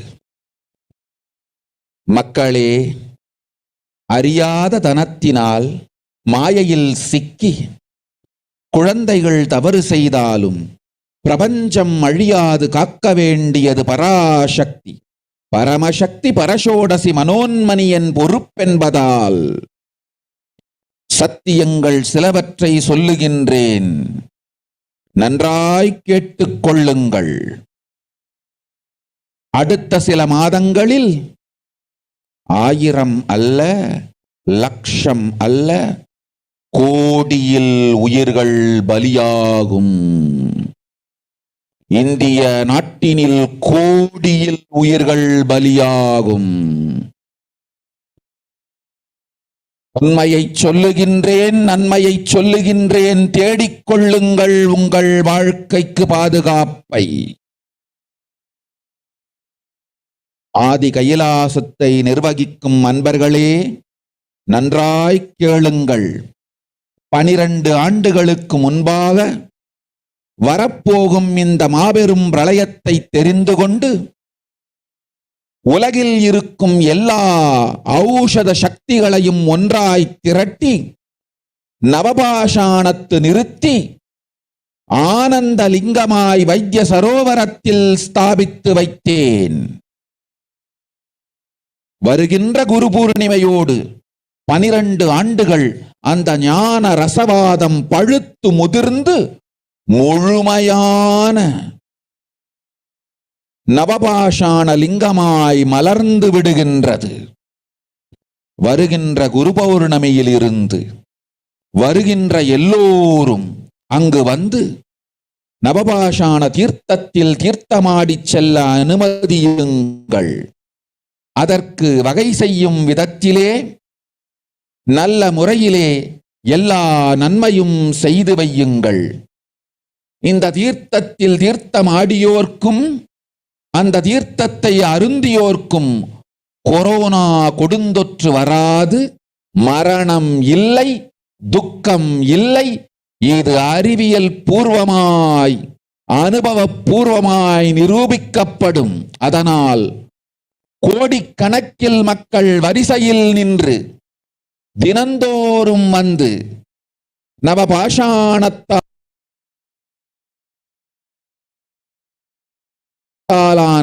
ஆனந்த லிங்கத்தில், நித்யானந்த லிங்கத்தில் நீராடி வணங்கி நன்மை பெற்றுச் செல்வார்கள். நன்றாய் கேளுங்கள் மக்களே. ஆதி கைலாசத்து நிர்வாகிகளே, இந்த ஒரு சேவையை உலகத்திற்கு செய்யுங்கள். நீங்கள் செய்த எல்லா கர்மங்களுக்கும் பிராயஷ்சித்தமாகும். நல் அமைதியும் ஞானமும் யோகமும் உங்களுக்கும் கிட்டும், உலகத்திற்கும் கிட்டும். 12 ஆண்டுகள் முன்பாக பராசக்தி நான் செய்து வைத்த நவபாஷாணம் சித்தித்து புளித்து பழுத்து முதிர்ந்து ரசவாத யோகத்தில் சித்தியாகி இன்று நிறைந்த நவபாஷாண நித்யானந்த லிங்கமாய் வைத்திய சரோவரத்தில் மலர்ந்திருக்கின்றது. இதை செய்த காரணம் வரப்போகும் பிரபஞ்சத்தின் பிரளயத்திலிருந்து மக்களை காத்திடவே. எல்லோரும் கேளுங்கள். ஆதி கைலாசத்து நேரடியாய் மறைமுகமாய் உதவி செய்து உடன் இருந்த எல்லோரும் கேளுங்கள். உங்கள் எல்லோரையும் நம்பியே இந்த படகை நாம் உருவாக்கினோம். இந்த பெரும் சேவையில் எல்லோரும் வந்து பாகமாயிருந்து கொரோனா வராதவர், வந்தவர், வந்து நீங்கியோர், இவர்கள் எல்லோருக்கும் மாபெரும் மருந்து நவபாஷாண நித்யானந்த லிங்கத்து தீர்த்த விருந்து. எல்லோரும் வந்து நல் நீராடி தற்காப்பும் பெற்று நோய் கண்டவர் நோயும் தீர்ந்து நன்மையெல்லாம் அடைந்திட இந்திய நாட்டு மக்களே, உங்களால் இயன்றதை செய்திடுங்கள். உங்கள் எல்லோர்க்கும் நல் பாதுகாப்பும் உண்டு, நல்லதும் உண்டு. என்னை இழந்தாலும், என்னை நீங்கள் மறுத்தாலும் உங்களை நான் காப்பேன். அஞ்சாதீர்கள்.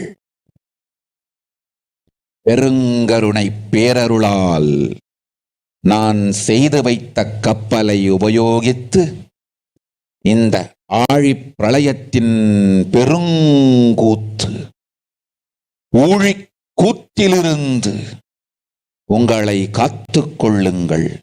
உண்மையை சொல்லிவிட்டேன், நன்மையை சொல்லிவிட்டேன்.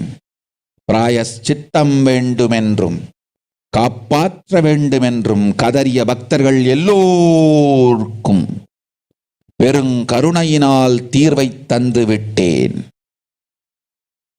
அன்பர்களே, பக்தர்களே, சீடர்களே, என் சொல் கேட்கும் நேர்மையான தொண்டர்களே, புயல் என புறப்படுங்கள். ஆதி கைலாசத்திற்கு தேவையானதெல்லாம் உடனடியாய்ச் செய்து வரப்போகும் மக்களுக்கெல்லாம் அன்னதானம் செய்து அவர்கள் நல்லபடி வைத்திய சரோவரத்தில் தீர்த்தமாடி நவபாஷாண மருந்தையே விருந்தாய்க் கொண்டு நோயிலிருந்து தற்காப்பும் பெற்று உயிர்காப்பும் பெற்று நல்லபடியாய் வாழ்ந்திட தேவையான சேவைகளை செய்யுங்கள். இதுதான் உங்கள் எல்லோருக்கும் பிராயஷ்சித்தம். நித்யானந்தன் வடிவு தாங்கி நிஜாவதாரமாய் நான் இந்திய நாட்டில் வந்தபொழுது என்னை வைத்து வாழாத பெருங்குற்றத்திற்கு பிராயஷ்சித்தம் இதுவே உங்களுக்கு. இதை யாவது செய்து இது ஒன்றையாவது செய்து உங்களையும் காத்துக் கொள்ளுங்கள், நாட்டையும் காத்திடுங்கள்.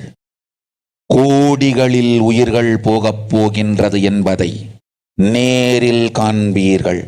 கண்ட பிறகுதான் நான் சொல்லும் வார்த்தையின் சத்தியமும் உண்மையும் உங்களுக்கு புரியப் போகின்றது.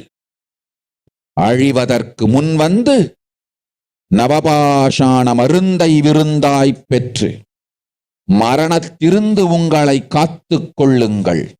மக்களே, இது ஒன்றே வழி. ஓம் ஓம் ஓம். பெருங்கருணை பேரருளால் அன்னை பராசக்தி அருளினேன் சத்தியத்தை. இந்த ஒரு சத்தியத்தை உடனடியாய் புரிந்து கொண்டு உங்களுக்கும் உலகத்துக்கும் நன்மை செய்து கொள்ளுங்கள். ஆதி கைலாசத்து நித்யானந்த லிங்கத்தின் எல்லைக்குள் ஆருக்கும் கொரோனா கொடுந்தொற்று தீண்டாது.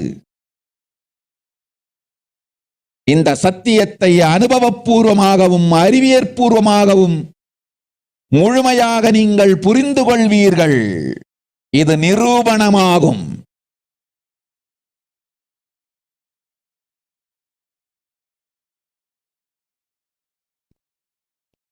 அன்னை பராசக்தி 12 ஆண்டுகளுக்கு முன்பாக உள்ள ஞான ஔஷத சக்திகள் அனைத்தையும் பிரம்மாண்ட யோனி ஹிரண்ய கர்ப்பத்திலிருந்து கொண்டு வந்து உருவாக்கி வைத்த நவபாஷாண லிங்கம் இன்று பிரளயத்திலிருந்து காக்கும் பெரும் கப்பலாய் உங்களுக்கு ஊதாவும். என இழந்தாலும் நான் செய்து வைத்த இந்த ரசவாத ஞானத்தின் துணை இழக்காமல் உங்களை நீங்களே காத்துக் கொள்ளுங்கள். இது ஒன்றே வழி. மக்களே, இது ஒன்றே வழி. ஓம் ஓம் ஓம் ஓம் ஓம்.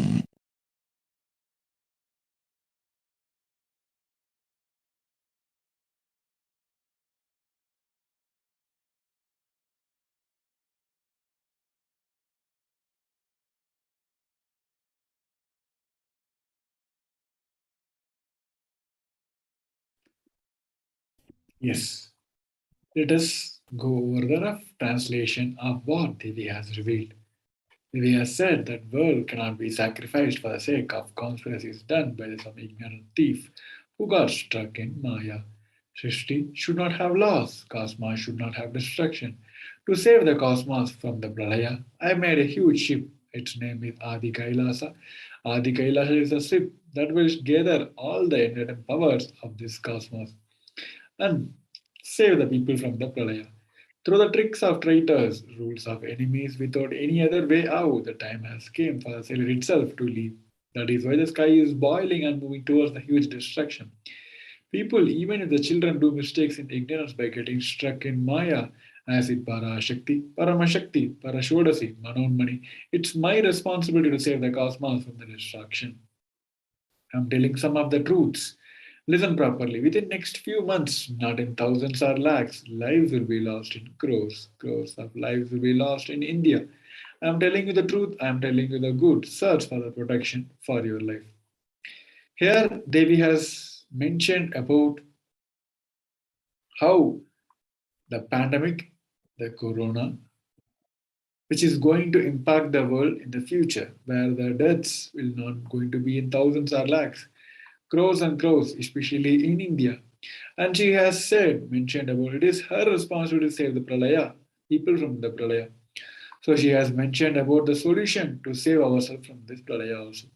So in this segment, we want to see about the multiple facts and results from the news agencies and health organizations and understand the rate and the ground reality of the COVID.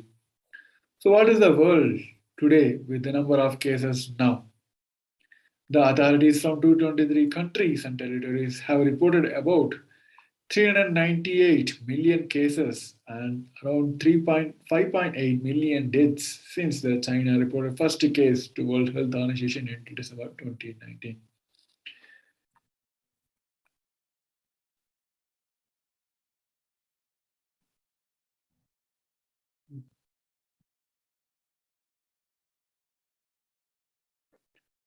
So what is the world today now with COVID-19?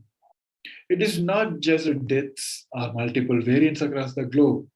People, even they're not got positive with the COVID-19, they are facing multiple, even the gentle common people. The whole world is facing the pralaya, the pandemic, which is caused by this COVID-19 in multiple sectors. Either it may be a poverty, or it may be a unemployment, or it may be a travel restrictions. Many sectors of the humanity have been blocked and affected by this COVID-19. The Asian countries, if you see just Asian countries, many of the travels are calmed down, especially with the Singapore and South Korea and other urging residents to avoid the large gatherings and visiting relatives. Everything is banned now in the Asian countries because this pandemic, especially this third wave, is taking a surge all across the globe. On one side, the Pan American Health Organization warned that millions of children have fallen behind on the routine immunization during the pandemic, causing outbreak of diseases such as malaria and diphtheria in Latin America and the Caribbean. A lot of people who catch the corona remains ill for extended period. An estimated amount 10 to 40% of latter suffers from the COVID-19.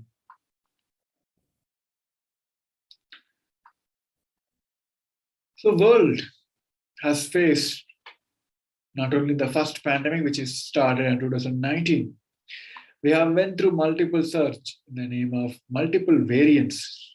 Started from the alpha, then we have faced the delta as a second wave, and now the world is facing this new Omicron variant as a third wave. In the case of delta, this variant became dominant and displaced alpha in the summer of 2021. It is managed to do so because it was between 40% to 60% was more transmissible than the Delta variant. But now in the case of Omicron, it is even more transmissible than the Delta variant. In the comparison of original strain of SARS-CoV-2, the Omicron contains 72 mutations throughout this genome. The Omicron is often able to evade existing immunity long enough to start an infection, cause symptoms, and transmit onwards to the next person. This explains why the reinfection and vaccine breakthrough infection seems to be more common with the Omicron. Here it is, we can understand that even if you get the multiple dosage of vaccines or a single dose, that's not going to help us in the spread of Omicron because it seems to be more transmissible than the earlier strains and it able to overcome the immunity produced by the vaccines. But here there is a one question worldwide: when this pandemic will be over? Many around the world are pinning their hopes on the vaccines, but even that is not a quick fix. Poll shows that some people may not be willing to vaccinate it. On the other side, even if some people are get vaccinated, scientists does not yet know whether it is possible that they could get the virus and spread it, even if they don't get the sick themselves. The US recent study also announced that the new strain of coronavirus that appears to be 70% more stronger. So what we have to understand now, this virus is getting more and more stronger, and even the vaccines are not going to helpful, are not going to be efficient in handling this new variant. The head of the World Health Organization said that would be dangerous to assume that highly transmissible Omicron was the last variant to emerge, and that the world was in the end game of the pandemic. One side of the world started feeling that this Omicron is the last variant, but now the news agencies, which was submitted to the UN, which says 80 million cases have been already identified within the just 10 weeks, which is surpassed the total number of cases have been identified in the whole year of 2020. So here we can understand the rate at which this Omicron is taking over the community now. And World Health Organization chief also said that the impact of COVID will be felt for decades. It has warned that this virus evolves. The vaccine may need to evolve as well. The variants of SARS-CoV-2 may continue to escape, utilizing the antibiotics introduced by the vaccines against the prior variants. So here the vaccines were identified and were able to produce some amount of results in the earlier variants. But now these variants, which are upcoming variants, are becoming more and more strong. And the scientists also said that it is not going to be efficient to uphold the new variants. While the world is facing the new Omicron variant, here the new variant, Nuco, have been identified in the bat population. It is the same variant which the world has faced during the 2012 and 15. It is taking a new birth is during this Omicron variant time. And the results also said that this vaccines, COVID-19 early vaccines, will not be adequate enough to protect the immune system of the people in this case of new COVID virus. So here, this Omicron variant is taking a huge surge, huge peak in India now. The experts also said that Omicron wave going to take a huge lead, sharp rise in the next few weeks, maybe around 8 to 10 weeks. The country has already reported around 42 million cases, around 0.5 million deaths have been already identified. Now the country is facing the community transmission also. This new variant, the subvariant of BA2, is likely to be severe as the original, the BA1. As we are talking about the third wave, which is the BA1, many subvariants are already started mutating from the original BA1. The new variant, the subvariant BA2, it's likely to be more and more transmissible and heavier than the original one. Already this original Omicron BA1 is proved to be more and more transmissible, but this BA2 sounds to be 1.5 times more transmissible, and it is going to be cause more and more deaths. Are we going to get the Omicron again? The answer is yes. The multiple patients across the globe have already reported saying they get the same symptoms after testing negative. The report says that out of 3 people, 2 people got Omicron, says they had the COVID before, which says the possibility of getting the COVID back, even though if you got COVID before and then tested, treated with some medicines or vaccines and getting cured, there will be a chance of you getting the COVID back. In the name of Omicron, the new variant is cast more.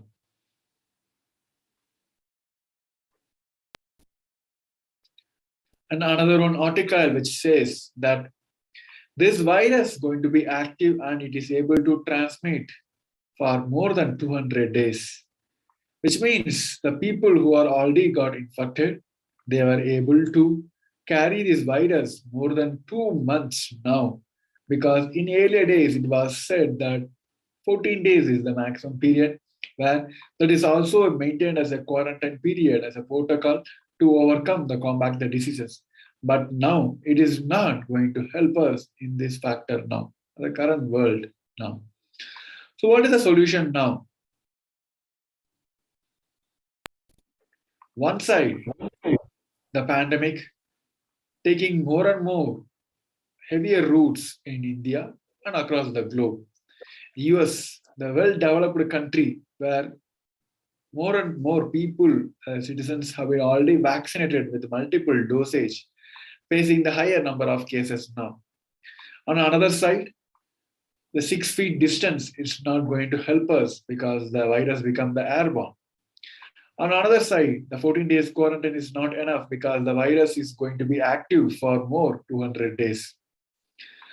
So what are the right solutions? Here, Devi Parashakti has given us 8 ways to protect yourself from this COVID pandemic. So let us listen to this video now and understand the solution of Devi Parashakti.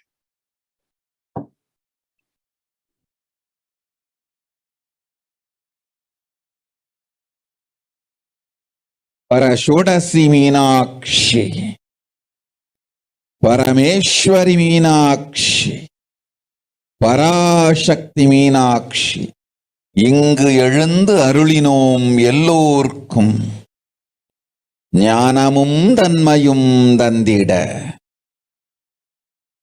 நன்மையெல்லாம் அளித்திட நாமே வந்தோம் இங்கு.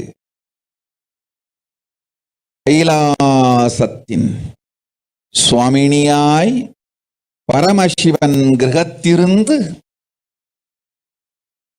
நம் அனுக்கிரகத்தினால் நித்யானந்தன் விக்கிரகமாய் மலர்ந்தோம். உங்கள் எல்லோர்க்கும் நல்லதை செய்திட நன்மையை சொல்லிட தர்மார்த்த காம மோக்ஷம் எனும் புருஷார்த்தங்கள் நாளும் பொங்கி மலர்ந்திட வந்தேன் இங்கு. மாந்தர்கள் கொடுந்தொற்று கொரோனா கண்டு அஞ்ச வேண்டாம். 8 வழியின் மூலமாகவும் எண்ணத்தில் தியானித்து என்னை பிரார்த்தித்தல் ஒன்று, சமூக வலைதளங்கள் மூலமாய் என்னை சரணடைதல் 2, எங்கெல்லாம் என் மகமாய் வடிவத்தில் நான் குடிகொண்டிருக்கின்றேனோ அங்கெல்லாம் பூமிதித்து என்னை வழிபடுவது 3, நெஞ்சில் மஞ்சள் தடவி வேப்பம் சாரருந்தி தினந்தோறும் என்னை தியானிப்பது 4, நிர்விகல்ப நிலையிருந்து நித்யானந்தத்தை நிறைத்து உயிர்வது 5, சிவ சிவ சிவ எனும் பிரபஞ்ச பெரும் நாதத்தை அஜபா ஜபமாய் நிகழ்த்தல் 6, நிறைவான பூரண மனத்தோடு வாழைப்பழத்தோலும் வெங்காயமும் குதிகாலில் வைத்து பத்திட்டு நித்திரையில் அடங்குவது 7, பூரணமாய் பரிபூரணமாய் அருணாச்சல ஸ்மரணையில் நினைப்பும் மறப்பும் அருந்த உணர்வு ஸ்மரணையில் அகம் அகம் என ஸ்புரிக்கும் அருணாச்சல ஸ்மரணையில் ஆனந்த ஸ்புரணத்தில் இருப்பது 8 எனும் 8 முறையிலும் என எண்ணியோர் அத்துணை பேருக்கும் இல்லை கொரோனா கொடுந்தொற்றின் தாக்கமும் கொரோனா கொடுந்தொற்றின் பயமும் corona கொடுந்தொற்றின் மயக்கமும் வாழ்வி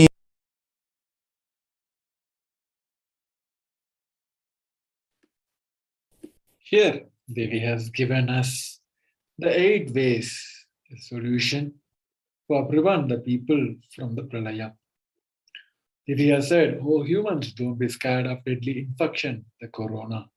Through these 8 ways, praying and meditating on me, surrendering to me through social media, wherever I'm residing, worshipping me by doing the fire walking, applying turmeric paste in the chest, drinking neem juice and meditating on me every day, being in unclutched state, filling with eternal bliss, doing ajapa ajapa of cosmic sound, Shiva, Shiva, Shiva, with a complete mind, applying banana peel and onion in the heel and going to sleep, being in the state beyond any remembrance or the forgetting in the Arunachala Spurana that blossom us into the state of Ananda Spurna. By doing any one of this way, out of these 8 ways, Devi has given the boom that nobody would get, the corona. With this, we come to the end of this segment. We'll be moving on to the next segment, where we want to see the social media enriching, how we can connect to Devi Parashakti. And we're going to have a segment where we will be offered with multiple offerings to show our love and gratitude to the Devi Parashakti. So with this, we come to the end of this segment. We'll be moving on to the next segment in a short break. Please request everyone of you to stay tuned. Nithyananda.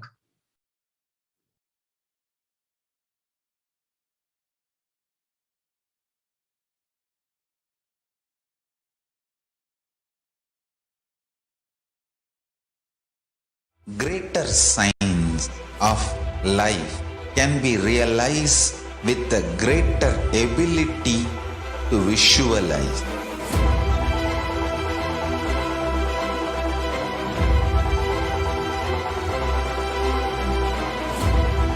Greater science is the equivalent word for Hinduism.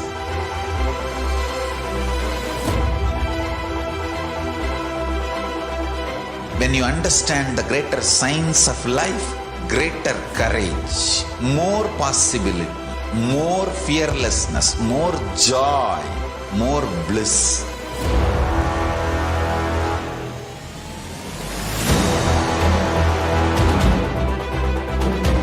When you visualize Paramashiva with 25 heads, 75 eyes, 50 hands, your consciousness becomes ferocious, and that ability to visualize, you will get involved in everything deeply.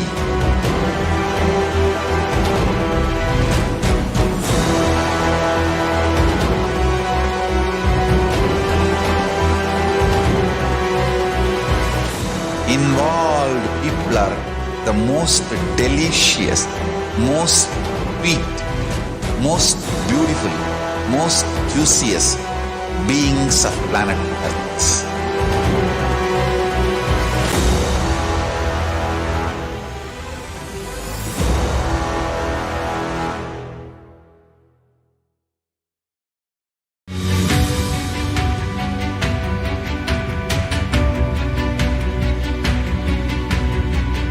The moment you decide, your consciousness is the supreme identity you have.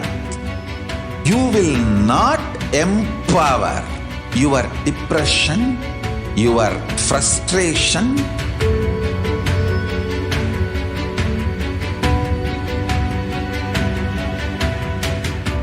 deal your problems, whether it is simple headache or depression or the worst suicidal patterns or life negativity, only through consciousness. Don't go for any other solution.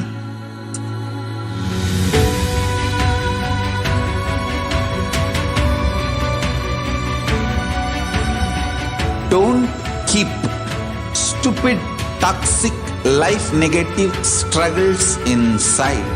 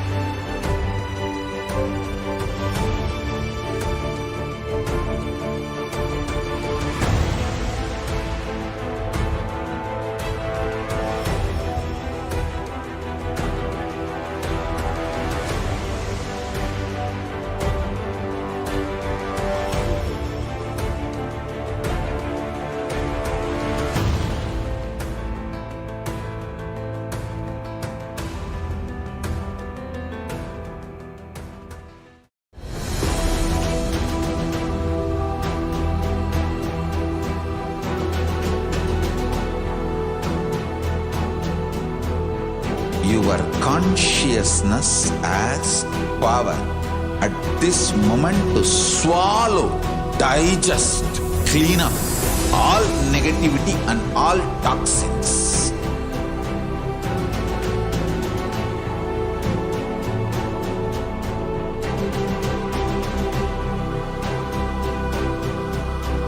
Develop a powerful will persistence.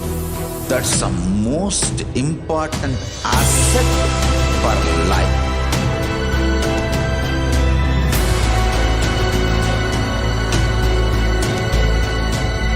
I am not giving you some life positive blah blah.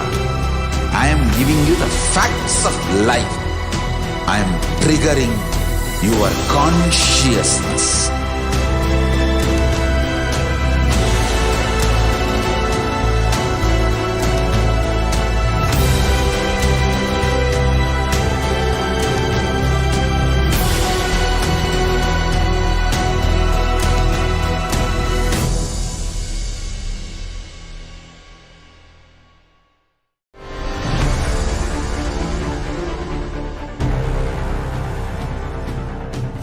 Time itself is nothing but your decision to struggle with the same rut.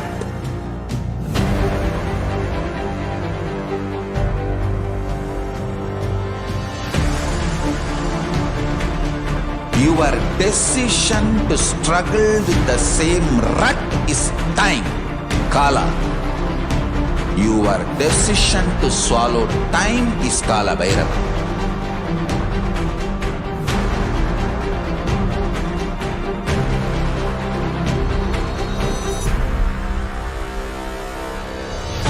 Stand. Be a conscious woman or man. Be conscious being.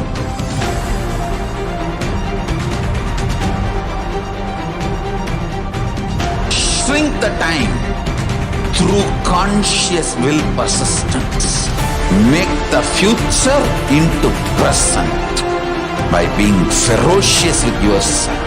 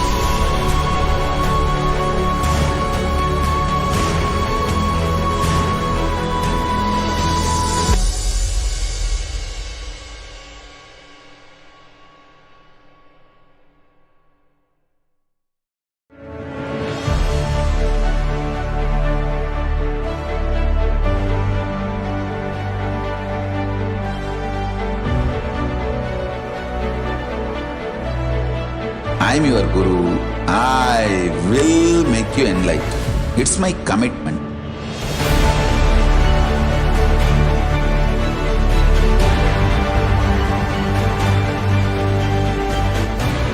Till you become Paramashiva, I won't rest. Don't worry at all.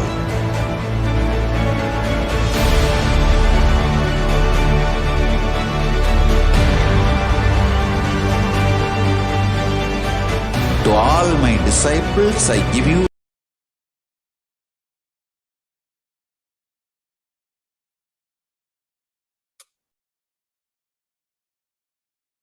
Nithyananda. Welcome back. Now we'll guide you through the social media enriching and enriching section where you can connect with Devi Parashakti and you can request your boons, you can request your share your gratitude, put your comments, or different ways of connecting with Devi Parashakti. Ask your health, wealth, relationship, any questions you want, any boons you want for your family, society, or region, whatever it may be. So now we'll guide you through how you can connect with Devi Parashakti easily on different social media platforms, and we'll walk you through all that. And we'll also share the exciting news about Paramashivoham and how you can fill out your intention for this great happening. The best, easiest way to connect with Devi Parashakti is YouTube video. You can click on YouTube on the KAILASA.HDH Nithyananda channel. And once you open that, you can click on the join button. And once you click on the join button, you can ask your questions on the join button. You can select your membership type, what membership you want. Click on the subscribe button, and you will be with the bell notification, and you'll be notified when Kailasa's HDH Nithyananda, like whenever Bhagavan, Supreme Pontiff of Hinduism, goes live, or Devi Parashakti goes live, or Bhav Samadhi Darshans, you will be notified of all those happenings. And here you can ask your questions, comments, boon requests right here once you do the subscription. So with this, we'll move to the next easiest way of connecting on Facebook. So you can comment on live Facebook video. So first you open the Facebook profile of Kailasa's HDH JGM Nithyananda Paramashivam. Once you open this page, you'll see, make sure you like and follow this page, Kailasa's HDH JGM Nithyananda Paramashivam page, Facebook page.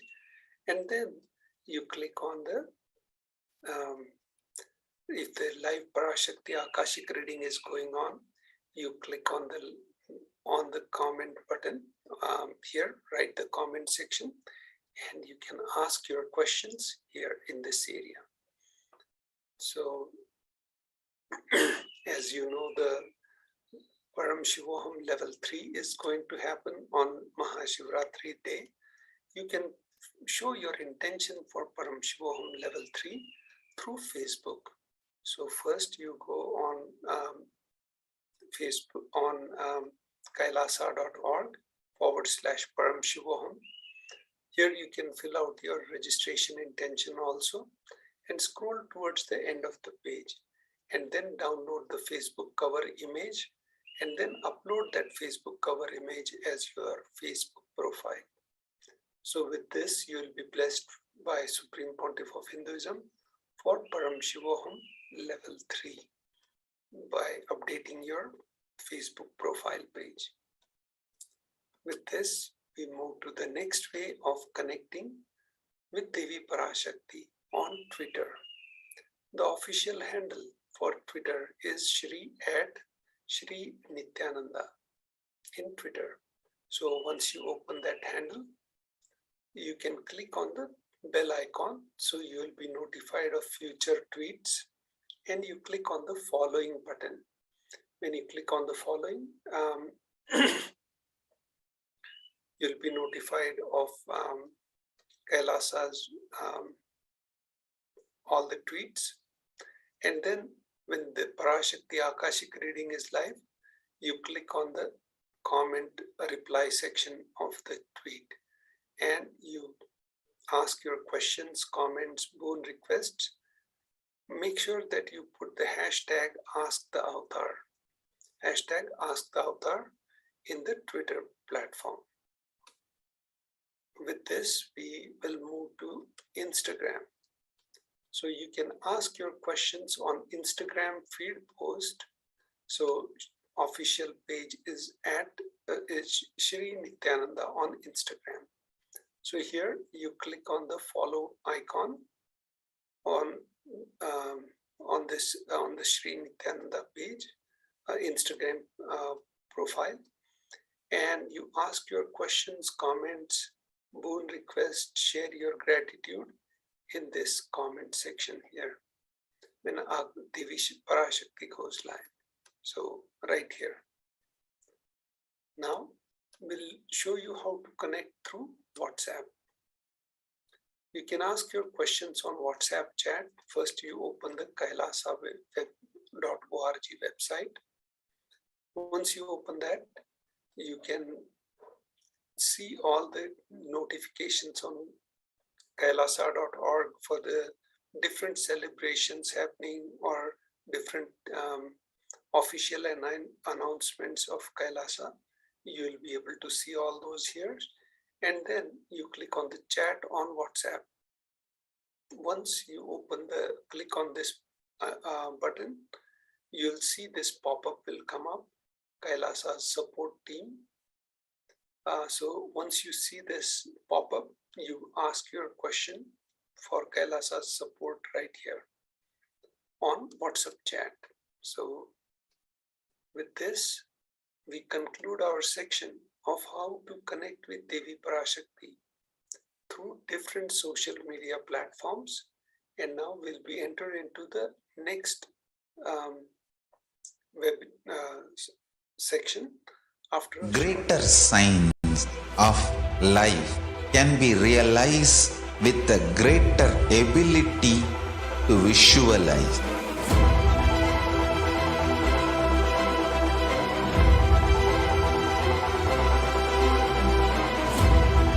Greater science is the equivalent word for Hinduism.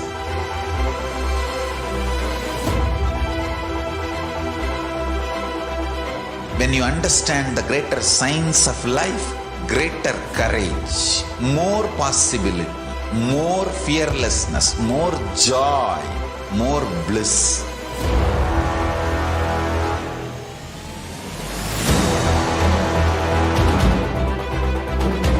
When you visualize Paramashiva with 25 heads, 75 eyes, 50 hands, your consciousness becomes ferocious, and that ability to visualize, you will get involved in everything deeply.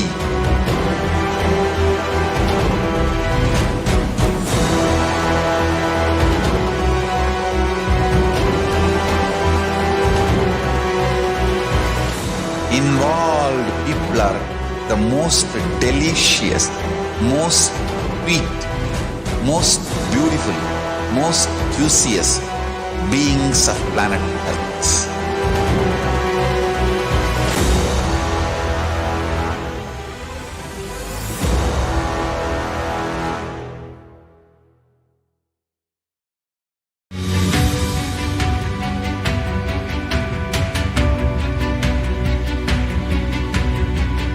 The moment you decide, your consciousness is the supreme identity you have.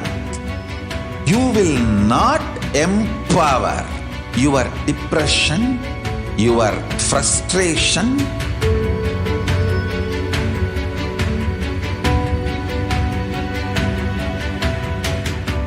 deal your problems, whether it is simple headache or depression or the worst suicidal patterns or life negativity, only through consciousness. Don't go for any other solution.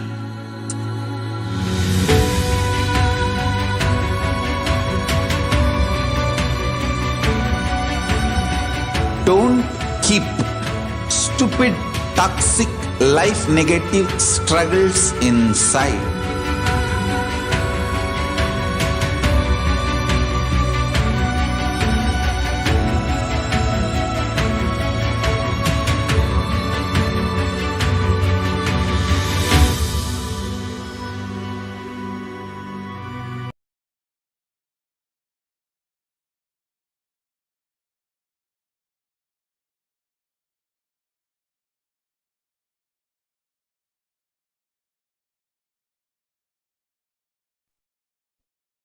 Yes, welcome back everyone. Let us now enter into the offerings to Devi Parashakti.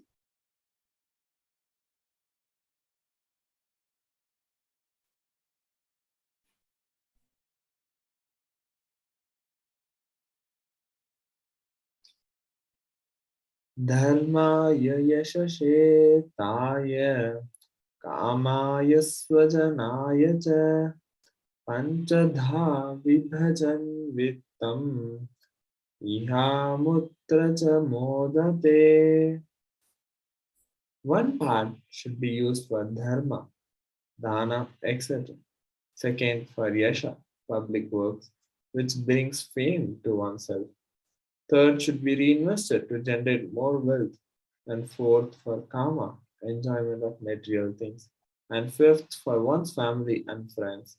And 20% should be donated for dharma.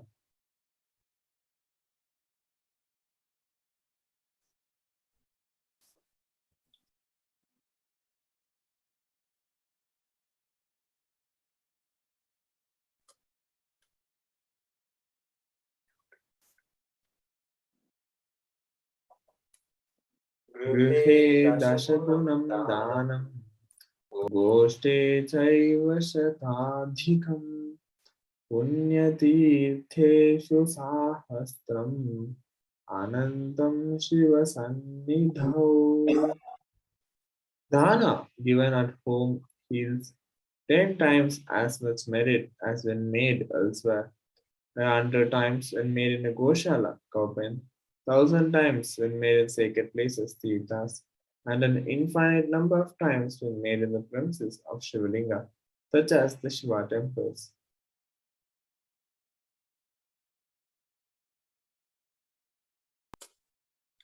So just now you saw the different context of how we should do the offering to Devi Parashakti. And we saw the Shastra Pramanas from Srimad Bhagavatam and the Dharma Shastra. So we'll look at one more Shastra Pramana and context of why we need to offer the offerings to Devi Parashakti. So the context here is from Brahmanda Purana, and it will explain how, for what purpose we are giving the dana. If the purpose is higher, it will benefit us more. So the Shastra Pramana is as follows. Danam trividamitetam kanishtham jeshtamadhyamam tatra naishreyasam jeshtham kanishtham swartha siddhaye karunyat sarvabhuteshu samvibhagastu madhyamaha. Dana given in order to achieve moksha, nishreyas, is considered the most valuable form. Dana given out of pity or kindness for others or for one's own kith and kin is considered to be of medium value. It is called as daya dana. Dana given to achieve one's own selfish ends is known as the least valued of all. Now we look at the first offering to Devi Parashakti, E-Hundi. The Shastra Pramana for this offering is as follows. Bhakti Priya Bhakti Gamya Bhakti Vasya Bhayapaha Shambhavi Sharadaradhya Sharvani Sharmadaini.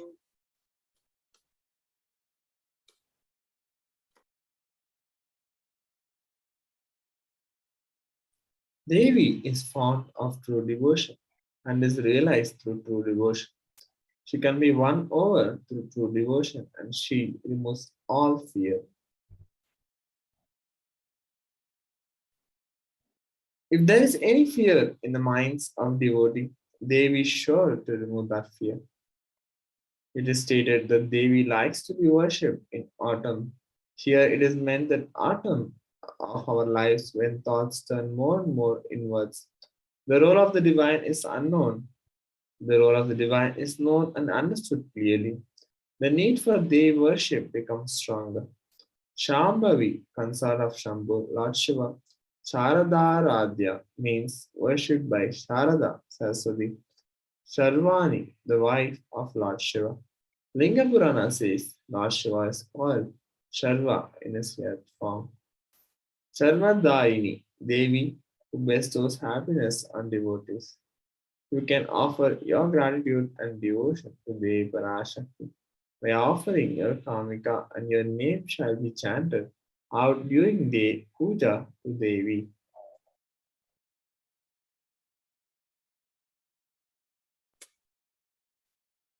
The next offering to Devi Parashakti is the Sankalpa chanting.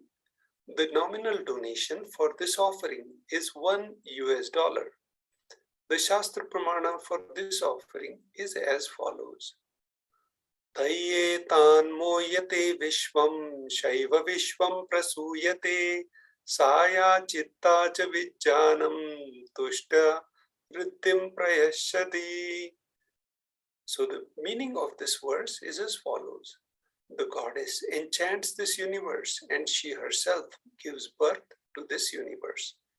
That goddess, being prayed without interest in anything, gives that knowledge that leads to salvation and gives wealth in the materialistic sense. The Shastra Pramana is from Devi Mahatmyam, chapter 12, verse 34. The Sankalpa chanting is the offering. The Sankalpa conscious resolution blesses the person offering with all fruition of the desires and the wishes he is yearning for.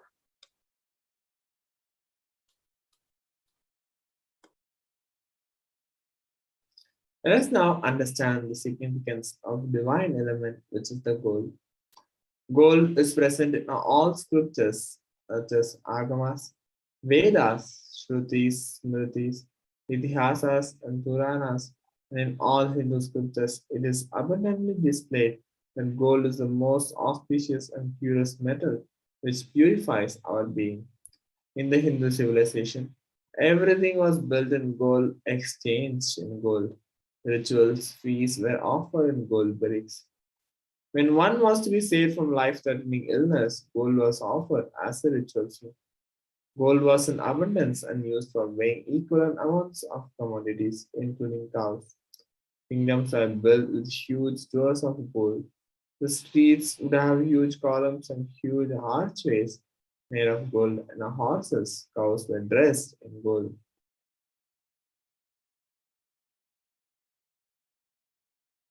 Hindu civilization thrived on the banks of rivers of gold. Indus River was called Hirnamaya, the river of gold in Rig Veda. The river Saraswati was called Hiranyavartani in Atharva Veda. Gold is the supreme element for offering gifts to the ones you love and revere. Temples are constructed and paved in gold, and deities are made in gold and decked and adorned in gold because it preserves the enlightenment energy for thousands of years and lasts.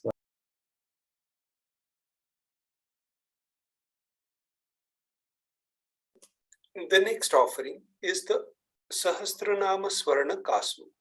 The donation for this offering is as follows.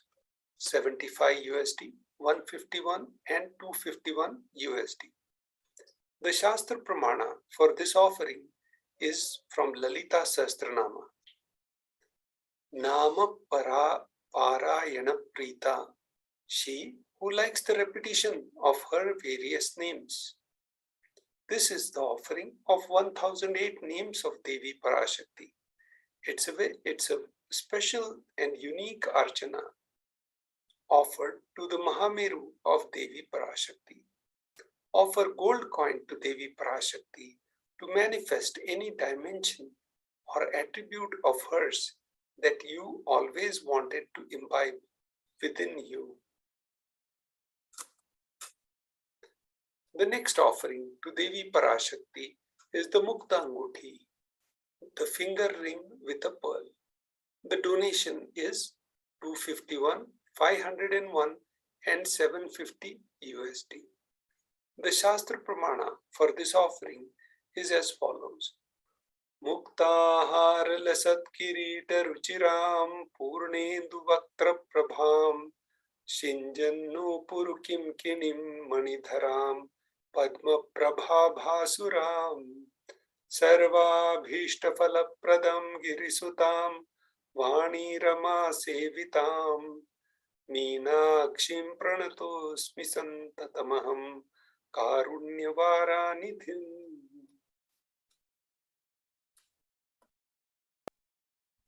The translation goes, I bow down to the goddess Meenakshi, whose crown has garlands of pearls and the face shining like a full moon, who wears anklets that are studded with gemstones and has small bells, who is shining like the splendor of lotus, who grants all the wishes. The daughter of the mountain was worshipped by goddess Vani and Rama, and I remain ever bowing to the goddess Meenakshi, the ocean of compassion. The next offering is the Mukta Anguti, which is a finger ring with a pearl, which costs 251, 501, and 750 USD. Offer finger ring with a pearl to the Cosmic Mother and experience blessings and healing with your mother.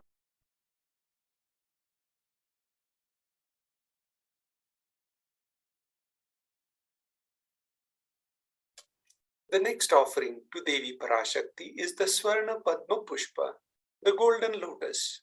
The donation is 600 USD. The Shastra Pramana for this offering is as follows. Ashtavitteshwaropeta Kumbhavarna Samayutam Sarve Sasutra Vastradhya Hema Pankaja Bhushita Sapidhana Sakurascha Pakva Bilva Falaprabha Snapanadhyaya Samsiddha Pramanena Samanvitaha. Kamikagama verse. All the kalashas should be wound around with suitable thread and covered with the new cloth. They should be adorned with the lotus flower made of gold.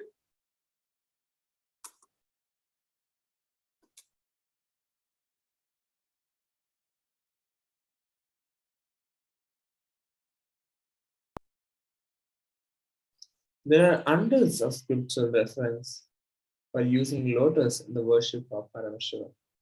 Almost everything in worship of the ultimate involves the consecration of deities of worship, while meditating on all the mudras and asanas used during worship involves the lotus flower, lotus leaf, lotus pericarp, lotus petals. The lotus itself is a divine flower. Shakti of Paramashiva is also called as lotus. The base of Paramashiva Linga is lotus. The disciple of Paramashiva is also considered as a lotus about to bloom. Offer the gold lotus in any size you wish to and express gratitude to the Tyaga and sacrifice of your mother.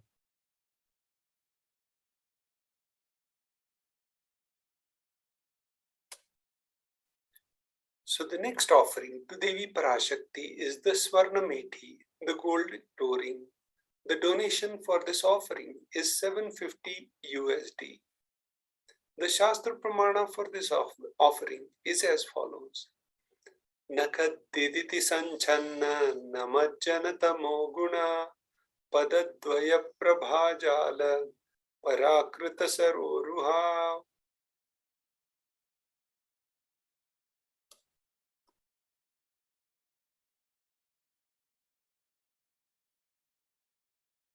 You, whose brightness from two males destroy the darkness of ignorance in the minds of your devotees, who prostrate at your feet, you, whose brightness from your 2 feet overpowers that of the lotus flower too.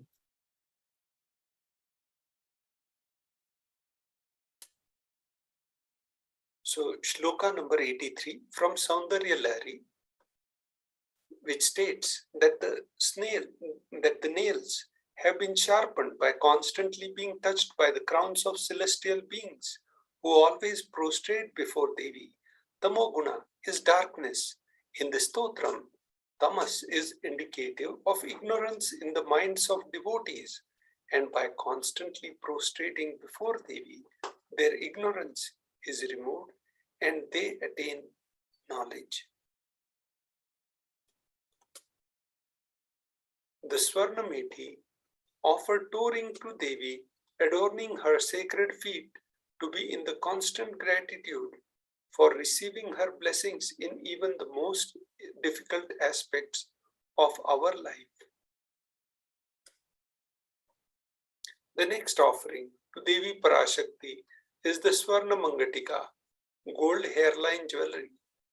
It's called Chudamani in Sanskrit. Cost is 750 USD. The Shastra Pramana for this offering is as follows.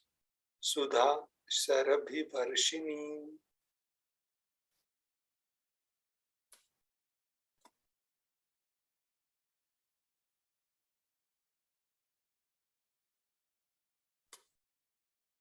The Mangati, she who makes nectar flow in all our nerves from Sahasrahara, that is she who gives the very pleasant experience of the ultimate. The Mangatika represents the nectar flowing from the Sahasrahara chakra, which is fully opened. Offer the Mangatika to Devi and receive the blessings of achieving the blissful state of overflowing gratitude and the space of complete completion. Now we'll enter into the offerings to the Guru after a short break. Greater signs of life can be realized with a greater ability to visualize.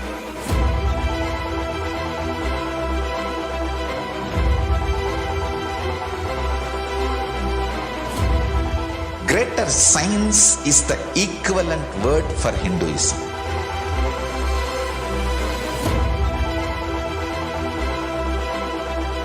When you understand the greater science of life, greater courage, more possibility, more fearlessness, more joy, more bliss.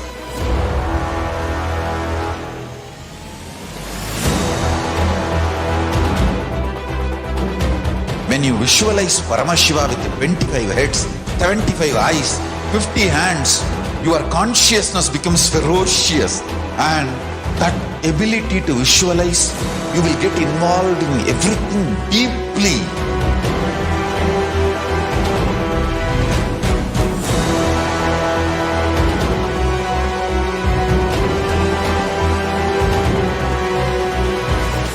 Involved people are the most delicious, most sweet, most beautiful, most juiciest beings of planet Earth.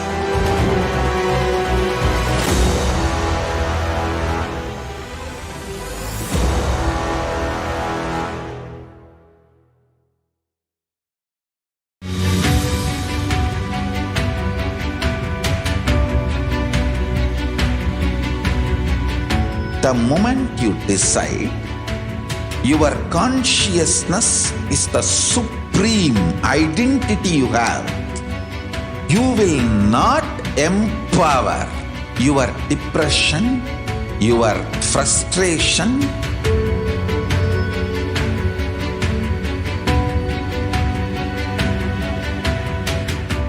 deal your problems, whether it is simple headache or depression or the worst suicidal patterns or life negativity, only through consciousness. Don't go for any other solution.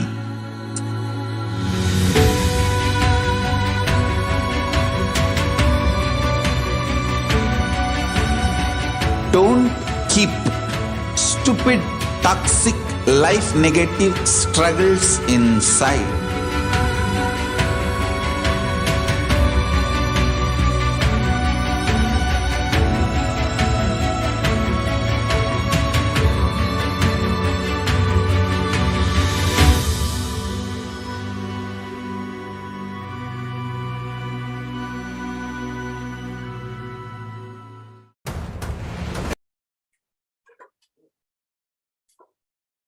Nithyanandam.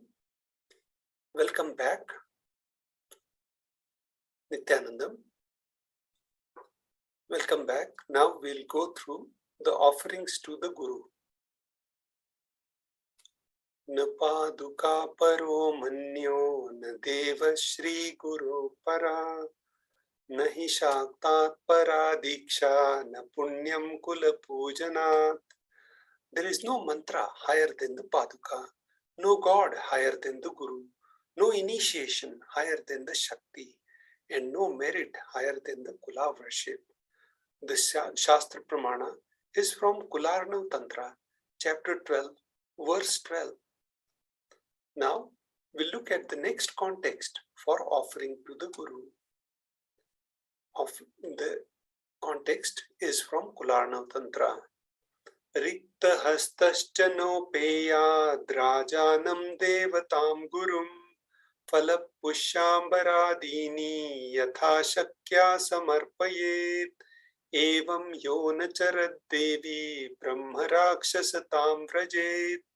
One should not approach royalty, the deity, or the Guru empty-handed. He should offer fruit, flowers, cloth, and the like according to his capacity. One who does not do so becomes a Brahma Rakshasa. This Shastra Pramana is from Kularnav Tantra, 12th chapter, verse 120. Now, we'll look at the next offering, first offering to the Guru. The Pratyaksha Pada Puja, the donation for this is $1,008. The Shastra Pramana for this offering is as follows.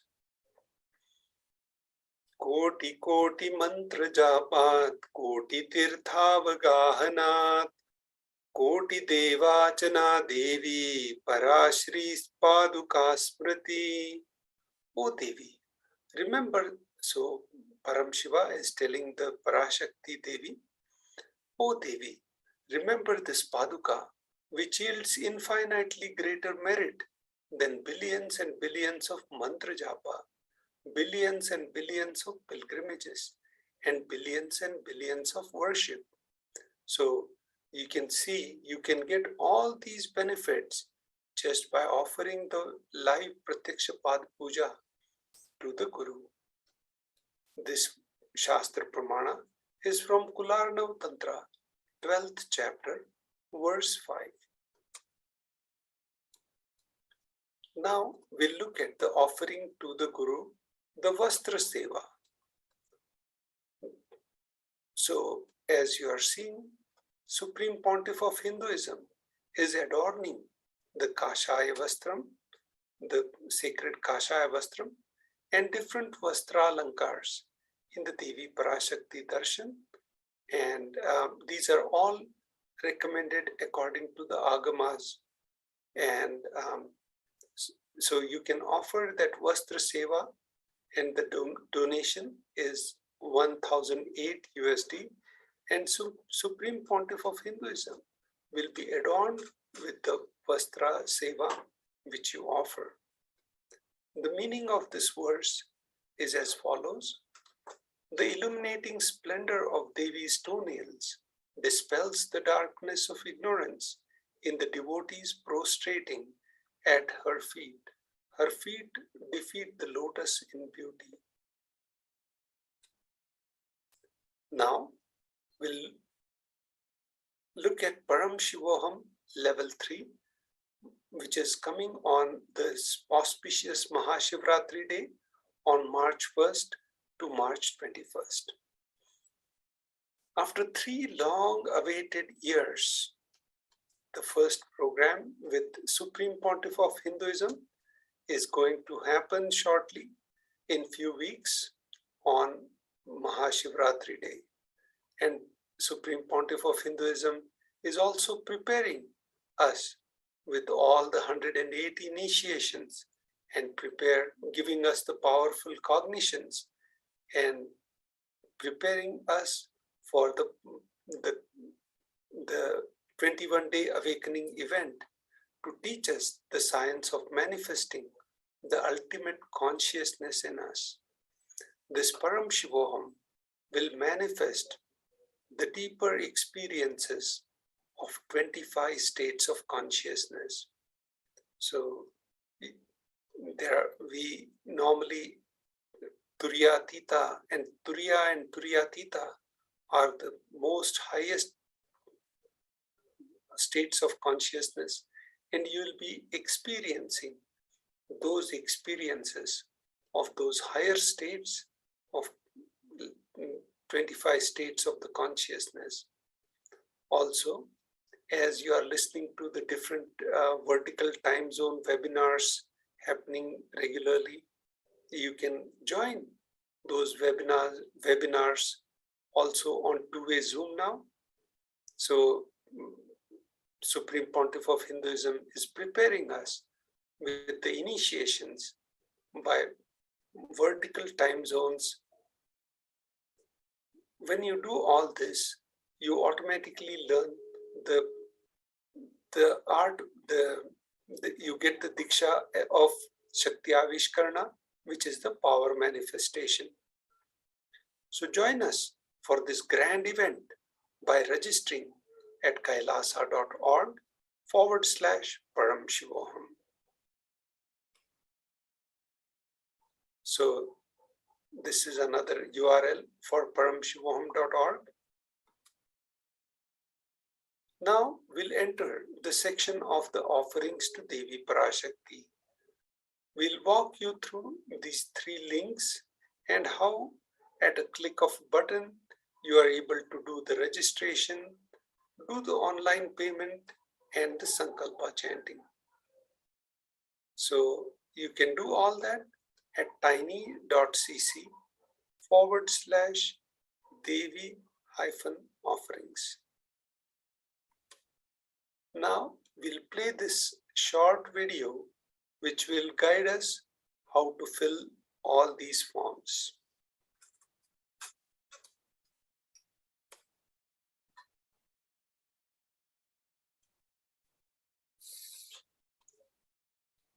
So the first URL is tiny.cc/Bhavasamadhi. So once you click that, you can fill out your intentions for the offerings. You agree, put your contact information, name, phone number, email address, country, state, city. Once you click on that link, you will get Parashakti Bhav Samadhi Darshan, and you can select the proper donation amount. You can select the sevas and the number, the quantity of the sevas. You can do add to the cart. And once you add that to the cart, you can proceed to checkout. So here you see the amount is correct and the quantity of sevas you need is correct. And then you click on the billing details. Once you fill the billing details, you can place your order. And the last step is the Sankalpa chanting. You do that by going to this link, https://tiny.cc/Sankalpa 2023. Sorry, 2021. So here, as you see, you selected the seva, you did the payment detail, and now you put the Sankalpa and submit.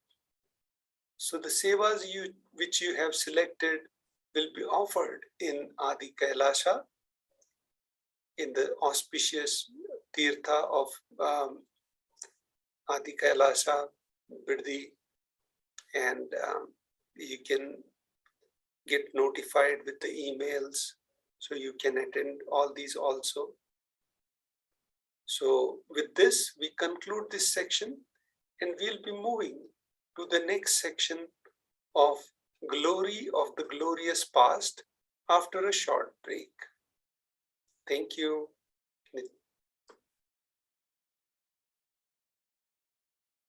Greater signs of life can be realized with a greater ability to visualize.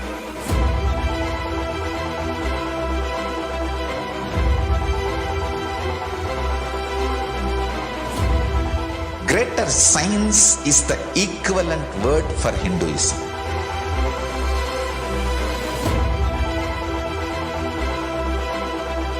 When you understand the greater science of life, greater courage, more possibility, more fearlessness, more joy, more bliss.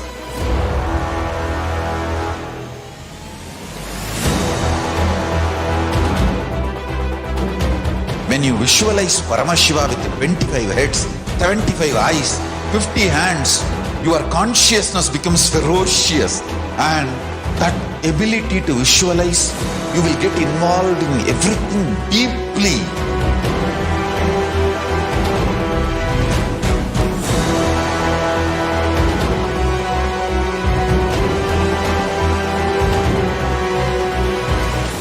Involved people are the most delicious, most sweet, most beautiful, most juiciest beings of planet Earth.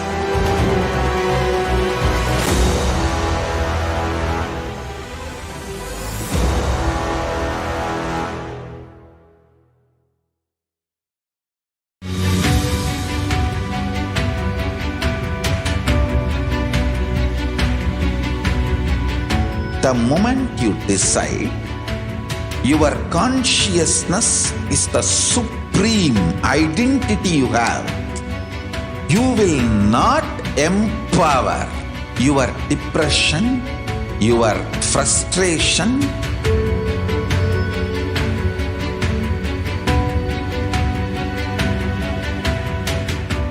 deal your problems, whether it is simple headache or depression or the worst suicidal patterns or life negativity, only through consciousness. Don't go for any other solution.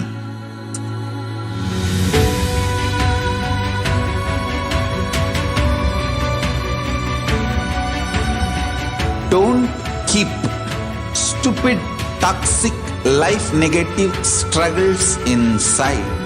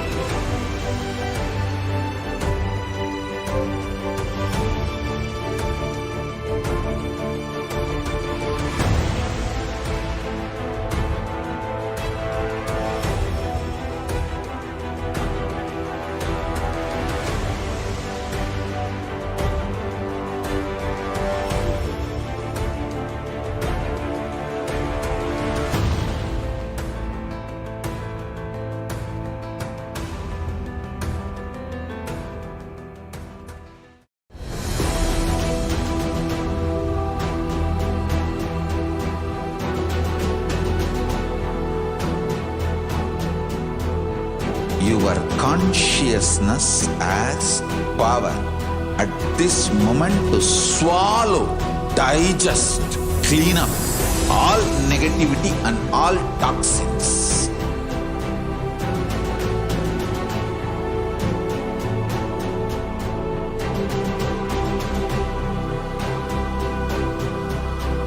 Develop a powerful will persistence. That's the most important asset for life.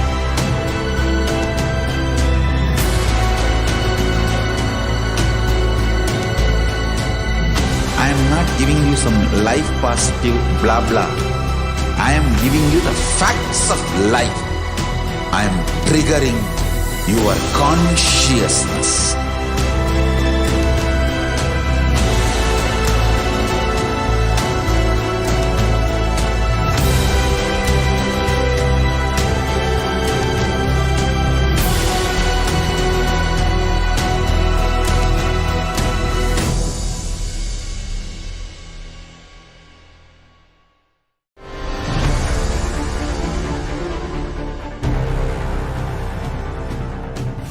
Time itself is nothing but your decision to struggle with the same rut.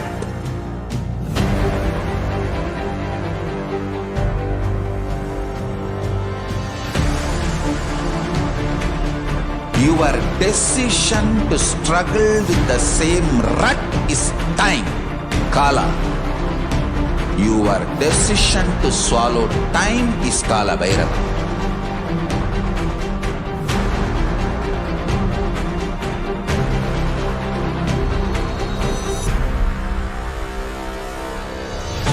Stand.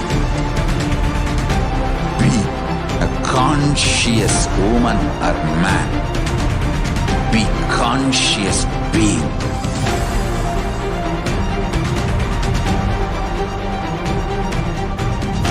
Shrink the time through conscious will persistence. Make the future into present by being ferocious with yourself.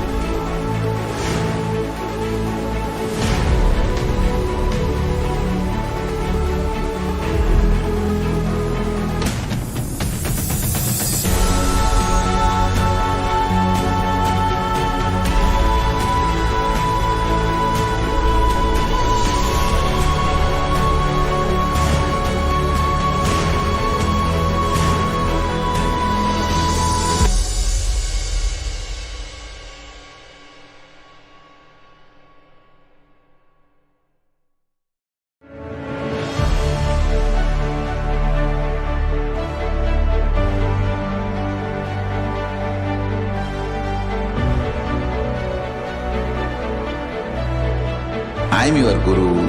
I will make you enlightened. It's my commitment.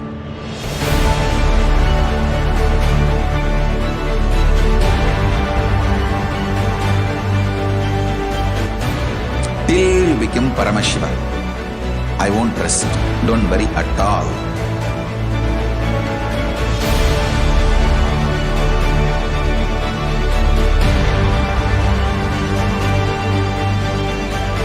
To all my disciples, I give you this as a boon. I'll swallow everything with which you are stuck and liberate you all.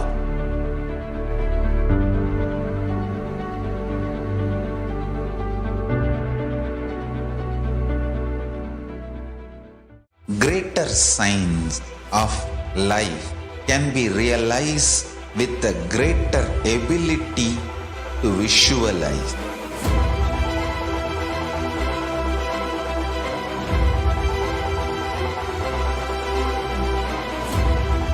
Greater science is the equivalent word for Hinduism.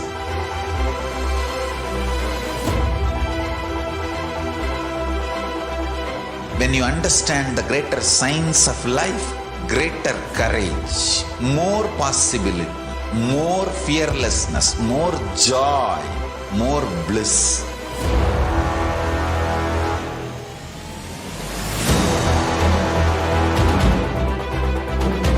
When you visualize Paramashiva with 25 heads, 75 eyes, 50 hands, your consciousness becomes ferocious and that ability to visualize, you will get involved in everything deeply.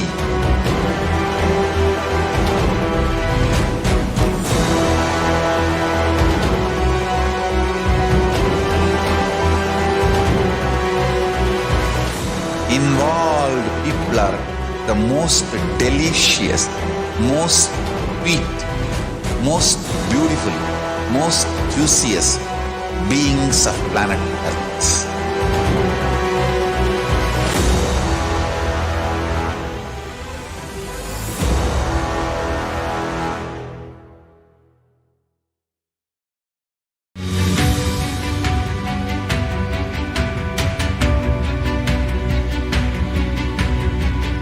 The moment you decide, your consciousness is the supreme identity you have, you will not empower your depression, your frustration,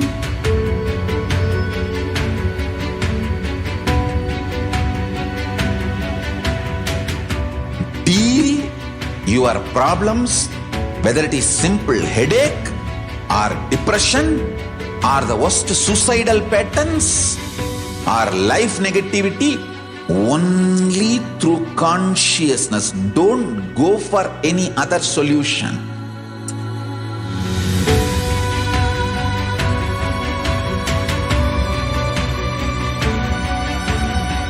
Don't keep stupid, toxic, life negative struggles inside.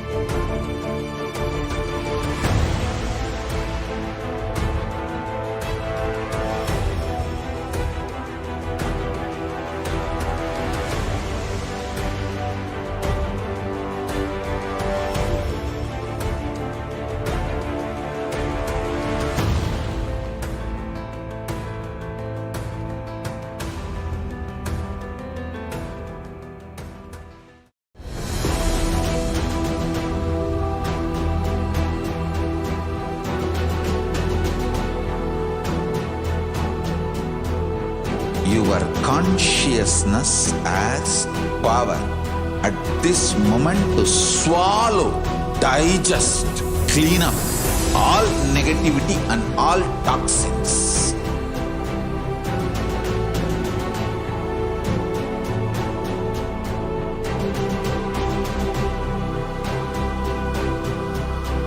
Develop a powerful will persistence.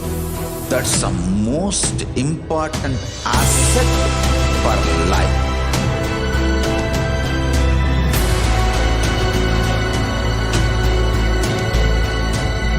I am not giving you some life positive blah blah. I am giving you the facts of life. I am triggering your consciousness.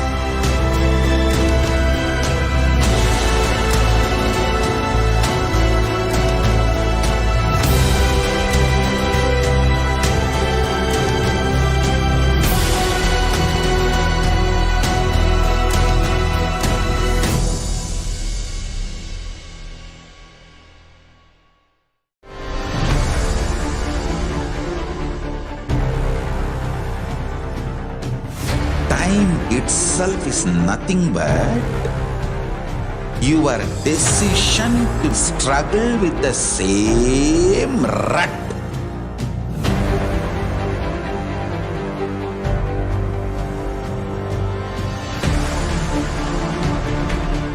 Your decision to struggle with the same rut is time, Kala. Your decision to swallow time is Kala Bhairava.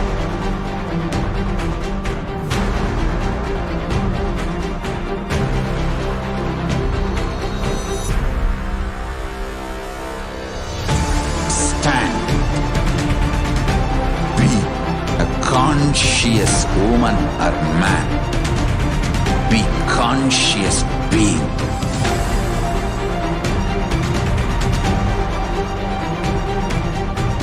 Shrink the time through conscious will persistence. Make the future into present by being ferocious with yourself.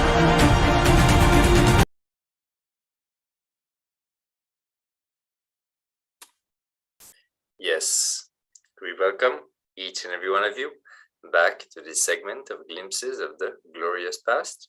We welcome all the viewers who are following us on YouTube, Instagram, Twitter, Facebook, and any other social media platform.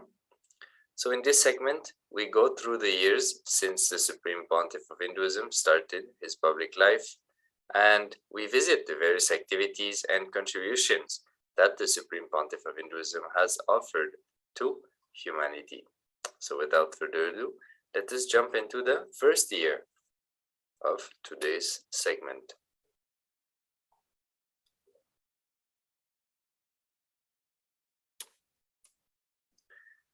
So entering into the first year of today's segment, the year 2007, on the 9th of February. In this video, the Supreme Pontiff of Hinduism, Nithyananda Paramashivam, addresses the delegates in the Ananda Tapas Convention. The Supreme Pontiff of Hinduism talks about the difference between vasana and samskaras. Vasanas are the images of our mind, are all the images our mind records without us even knowing it, lifetime after lifetime. They are possibilities, the base material for our samskaras, which are desires.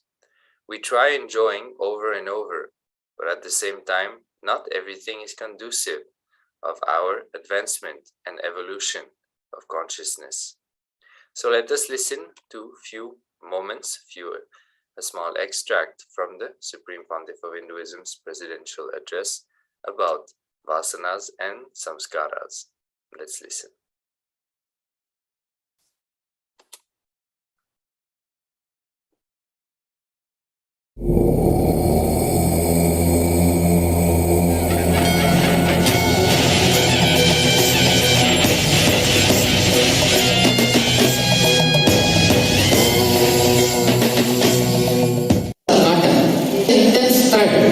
But thread can't bind you. Cotton can't bind you. Thread can bind you. Understand? It's a very subtle. Vasanas are intense samskaras, but directly they do not have power to bind you. Just like cotton cannot bind you directly. Only when it becomes thread, it can bind you. Vasanas, only when they are associated with a memory, it can become samskara. Like that. See, same place and real hatred or loving you. Your emotional attachment is what is called samskara. The very base, this place, is no way connected to your samskara. It's such a deep concept, I don't know that you are catching it. See, if you take a bunch of cotton, we can't tie your hand, we can't bind it. But if we make thread out of it, we can tie it, we can bind it. Same way, but you see actually, cotton is intense thread. I can say that word, I can use that word. It is intense thread, but it can't be used for the purpose of binding. Same way, vasana is the intense samskara, but it can't be used to bind you. Because to bind you, the different kind of quality is necessary. Yes. The form of samskara is, are there any ways to say that it can form by itself, or do we have to have a vasana? Now any samskara you need to have vasana. Without the base material like vasana, you can't create samskara. Samskara is the effect of vasana. Karana karya. Karana is vasana, karya is samskara. So you earlier said that awareness of samskara binds you. How can awareness of samskara bind you? The samskara... Whenever you are connected to samskaras, you will only try to enjoy more and more. If I'm aware that I'm greedy about something, then... When I use that awareness word, I mean in that way. You mean conscious. See, when you are conscious about greed will disappear. That's different. But when I say awareness, being aware. See, for example, by being aware about that substance, that will become alive in you. If you are aware of smoking constantly, that samskara of smoking will become alive in you. That way. Maybe you can say giving attention. I use the word awareness and giving attention. That way. So does everybody have the same vasanas? Little loud. Does everybody have the same vasanas? No. Vasanas are different. Now let me enter into vasana. All right. Better you put your questions in writing. So that our emotional attachment to a child, or that is also part of the vasana. Everything is vasana. Possibility to get emotionally attached is vasana. Emotional attachment to your child is samskara. So ultimately vasana is only potential, possibility and potential. Why don't you put it in writing? That's best. And moreover, the questions which you have now, the next line I will be answering. And we are wasting unnecessary amount of time. Understand? The vasanas are carried by your being from janmas after janmas. How the vasanas are developing and being carried. See, anything which is seen, heard, smelled, tasted and experienced will become vasana.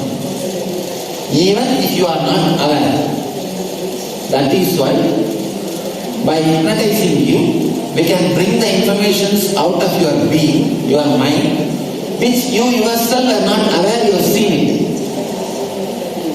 For example, fast and somebody is being murdered.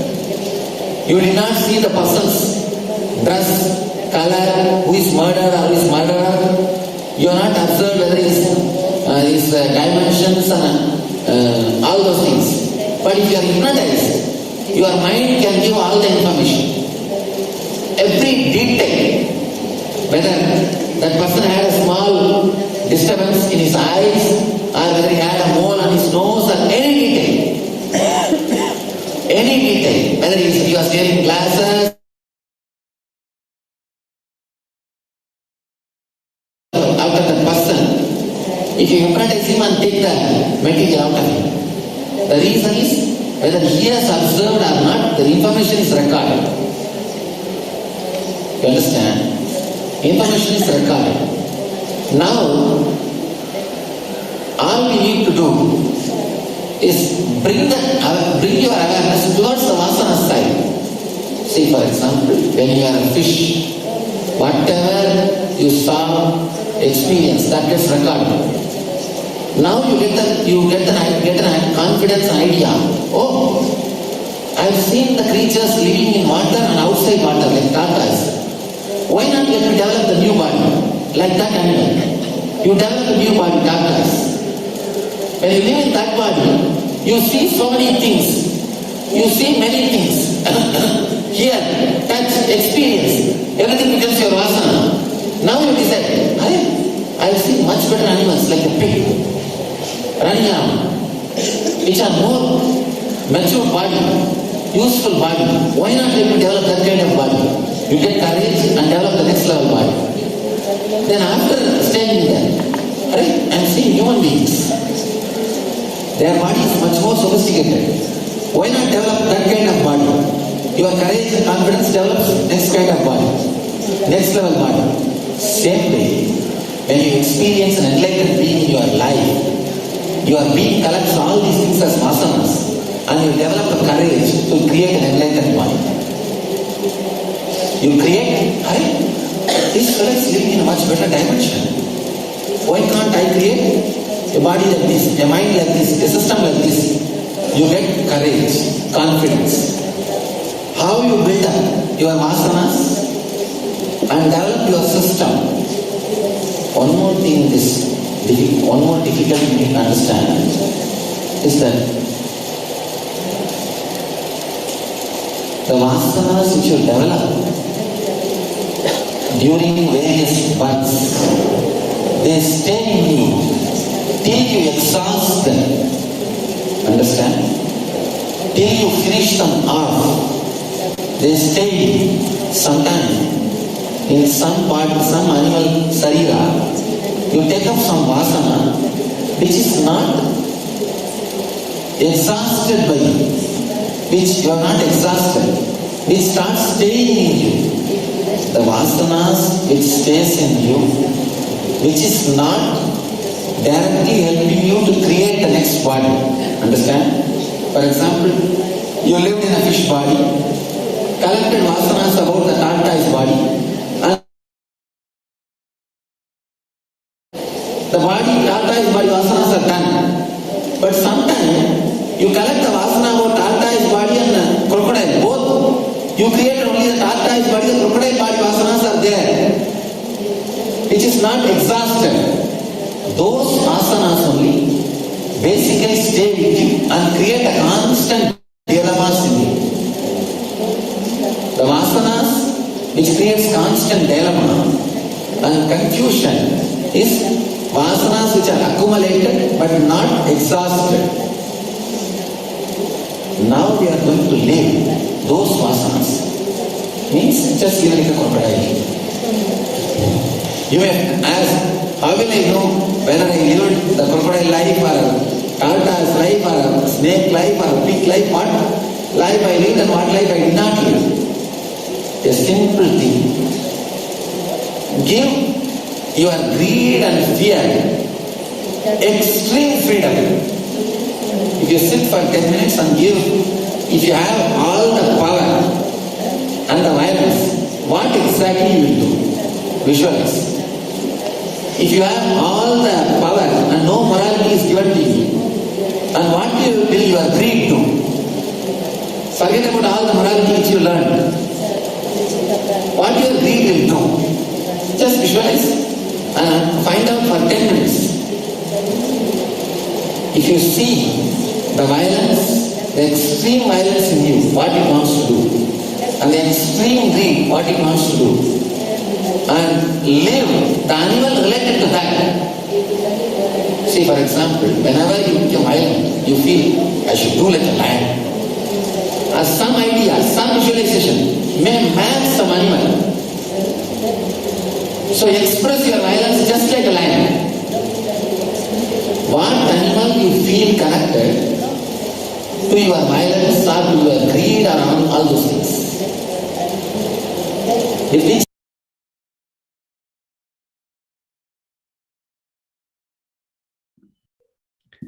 Yes, so we've heard about the Supreme Pontiff of Hinduism expanding on vasanas, and so we invite each and everyone to go on Nithyanandapedia on this day, the year 2007, on the 9th of February, and listen to the rest of the discourse, the part 1, part 2, part 3, about these revelations about vasanas, tapas, and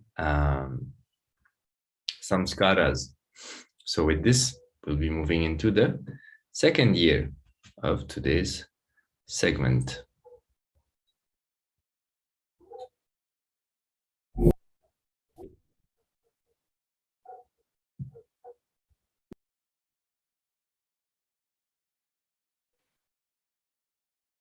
On 9th February 2008, Supreme Pontiff of Hinduism conducts the NSP, the Nithyananda Paramashivam program at Pavai Engineering College, Namakkal, Tamil Nadu, India.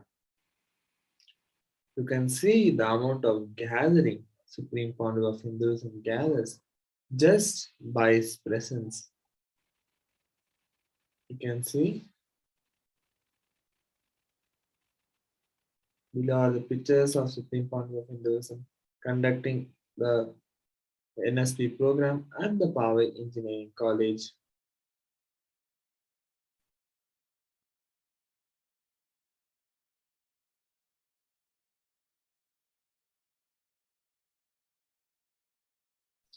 Here are some of the pictures of Supreme Pontiff of Hinduism during the Nithyananda Paramashivam program.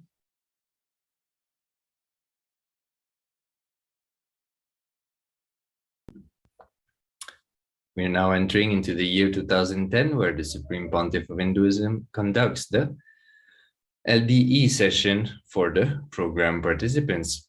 So the Supreme Pontiff of Hinduism has designed many different types of programs throughout the years since he started his public life, making himself available and sharing the various branches of knowledge of Hinduism.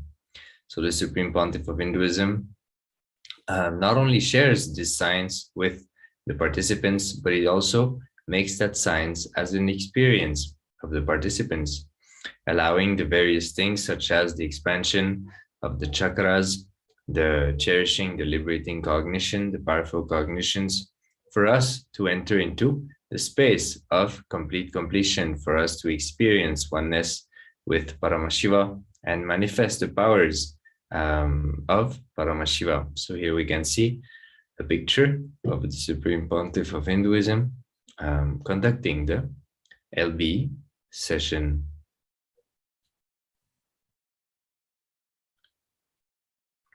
So here we have more pictures. We can see the Supreme Pontiff of Hinduism seated under the sacred banyan tree in Adi KAILASA. Adi KAILASA is the eastern headquarters of the mission of the Supreme Pontiff of Hinduism of the Sri KAILASA nation itself. So here, participants being blessed not only to sit under the banyan tree, which is considered a kalpavriksha, which means that the space, that the breathing space of this banyan tree, when you reside in that breathing space, literally every desire you deeply cherish and you want to manifest in your life will simply become reality. It is a kalpavriksha. The Supreme Pontiff of Hinduism also shared that it is literally a landing pad for reaching Kailasa, the highest plane of consciousness. So here, not only the participants were blessed to be under the banyan tree, but to be with the Supreme Pontiff of Hinduism and receive his initiation, experience his presence in the space of Upanishad, and receive his words. So we can see a very auspicious happening for the participants who were there during this program. Here we have a few more pictures. The Supreme Pontiff of Hinduism in another part of the Adi KAILASA. Adinam. So again, the Supreme Pontiff of Hinduism enriching the people in various ways about his mission, about Hinduism, turning not only the experiences shared in the Vedas and Agamas, making that as a personal experience of each and everyone who is in the breathing space of the Supreme Pontiff of Hinduism.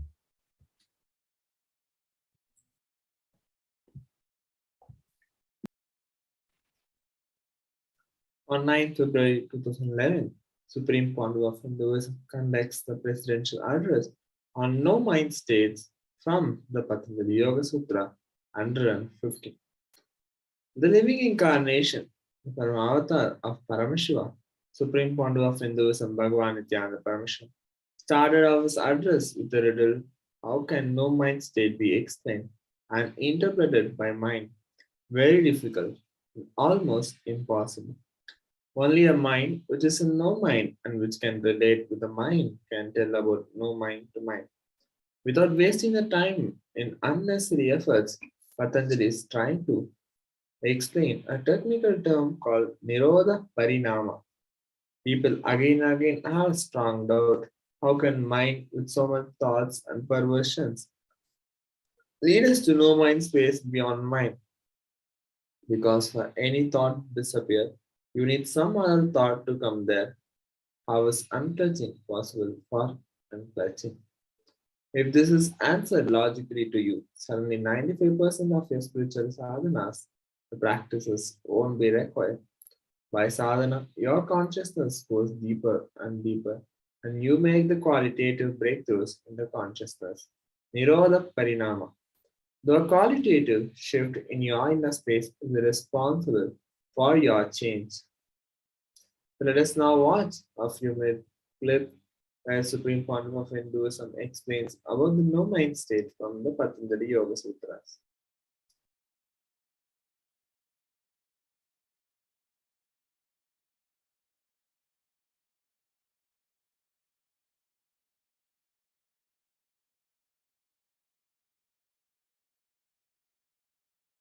No mind,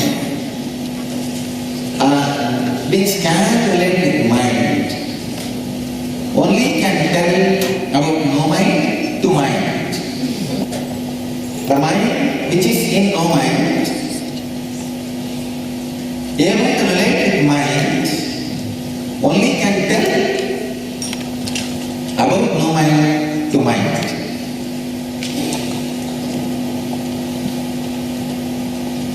Let's see how Patanjali gracefully puts the state of no mind in the words with which minds can understand.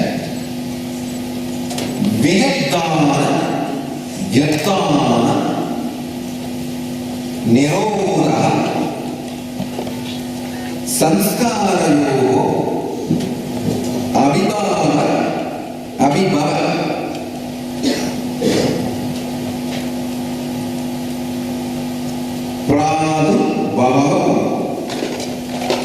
Nirodha, Kshana, Chitta, Anvaya, Nirodha, Parinamaha.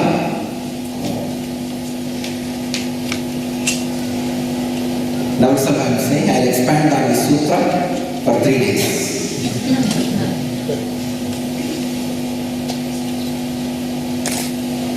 Masters like Patanjali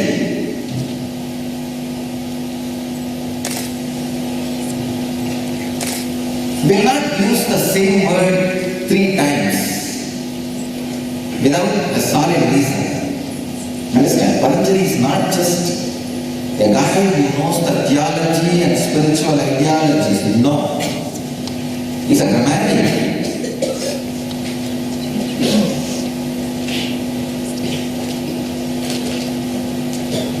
Somebody goes to Bernard Shaw and asks, Sir, you have written an amazing book, 40-page book. Theories and truths expressed in that book is amazing. You could have written a bigger book. You did not have time. He said, I did not have time, is true. But if I had time, I would have written a smaller book, not bigger. Because we don't have time, I am not able to edit and reduce the words, and I just spell it out. If I had time, I would have reduced this 40 page to at least 20. Understand? People who have time, people who can, they say things in less words.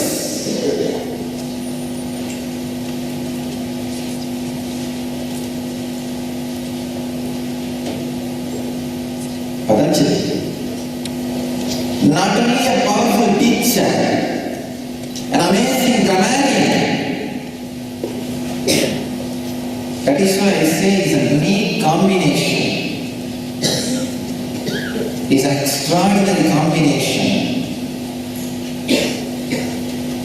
It's an unimaginable combination to express the no mind state in the sweet, poetic language of Sanskrit. He is using the word Nirodha at least 3 times in this sutra. So for every Nirodha I will talk 1 day.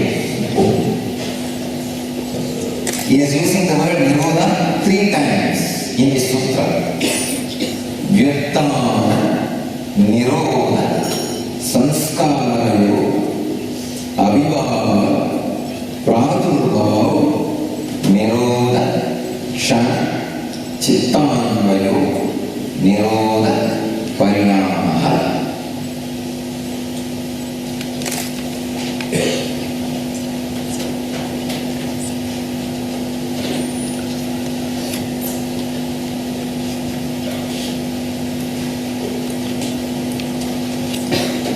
Let's see how Swami Vivekananda translates this sutra. By the suppression of the disturbing impressions of the mind and by the rise of impressions of control, the mind which persists in that moment of control is said to attain the controlling modifications.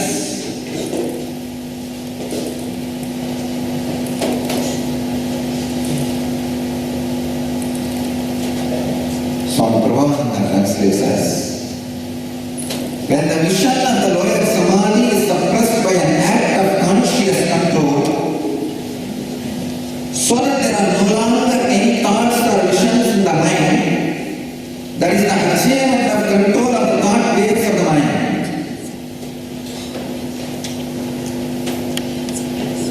Swami Satchidananda translates as, the impressions which normally arise are made to disappear by the appearance of suppressive efforts, which in turn create new mental modifications.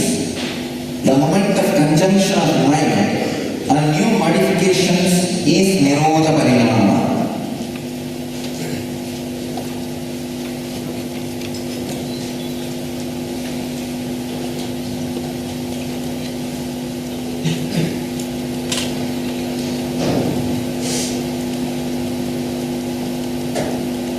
Nirodha Parinama is the transformation of the mind, in which the mind becomes permeated by the condition of Nirodha, which intervenes momentarily between an impression that is disappearing and the impression that is taking its place. I explain step by step the sutra.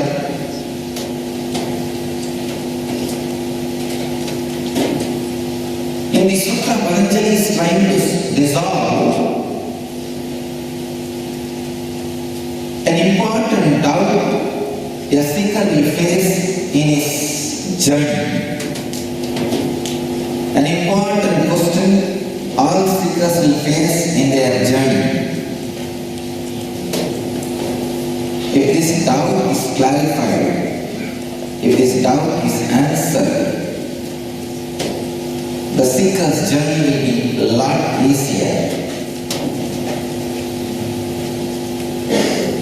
and it will be a lot better without wasting the time in unnecessary efforts.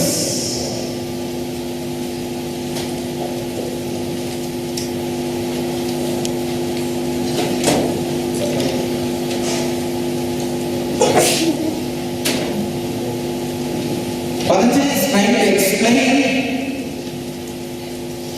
a technical term called Nirodha Parinama.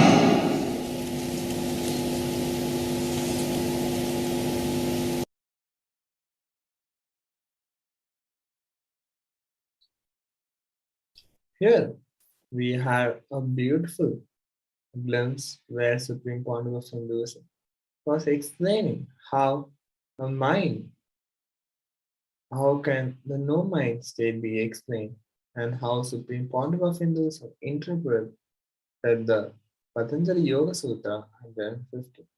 So if you want to know more about this satsang, you can go on the same day, 9th February 2011, to Nithyananda Paramashivam, and you will have the entire satsang and the description. You can go there and enjoy watching the entire satsang and get the clicks for transforming your life.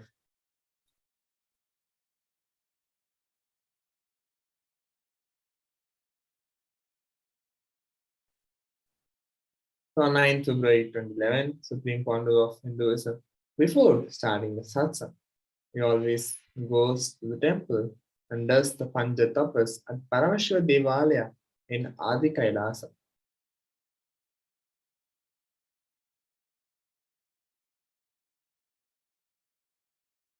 She has beautiful pictures where the Supreme Pandu of Hinduism receiving the Pada Puja from the devotees from various parts of the world.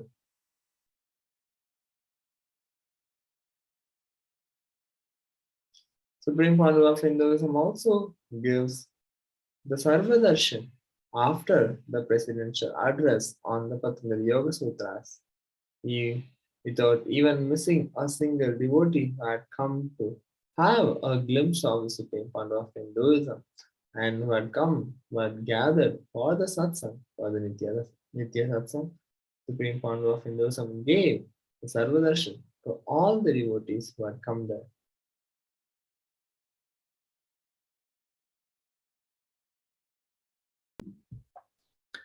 So entering now into the year 2012, on this day, the Supreme Pontiff of Hinduism visited the temple, conducted a presidential address on the topic of Bhagavad Gita, received the Pada Puja from the delegates and conducted Dial the Avatar, held a conclave on the end relationships as part of the Inner Awakening Convention and give darshan to each and every one of them. At the same time, conducted the Sarva Darshan and a marriage ceremony. So as we can see, by the amount of activities, this day was extremely packed for the Supreme Pontiff of Hinduism, moving from one activity to the other, something that is not uncommon in the life of the Supreme Pontiff of Hinduism. Such days where back-to-back various forms of activities, enriching activities, reaching out activities are constantly made available, and the Supreme Pontiff of Hinduism is making himself physically available to people to give, to not only to teach, but also to give the experiences through the various darshans.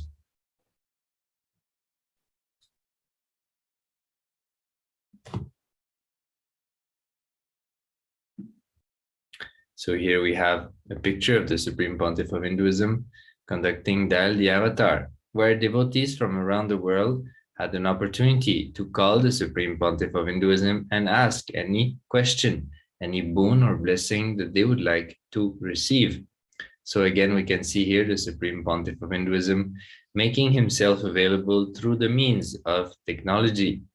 So after the presidential address, the Supreme Pontiff of Hinduism making himself available through the Dial the Avatar opportunity.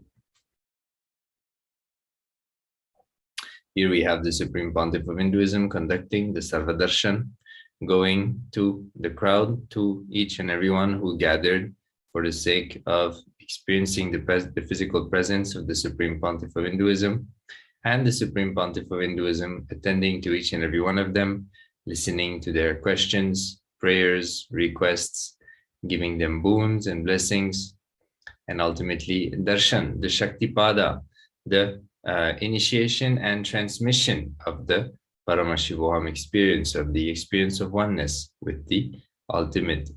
So here we can see a few pictures of that happening.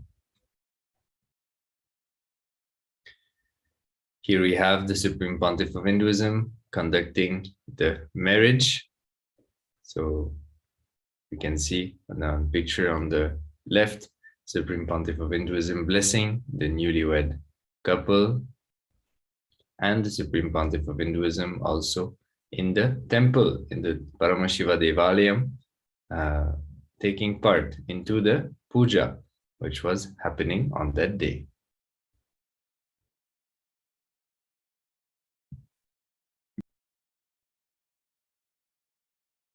On 9th February 2013, Supreme Pontiff of Hinduism invites Paramapuja Sri Paramashivoham Swami at Kumbh Prayag.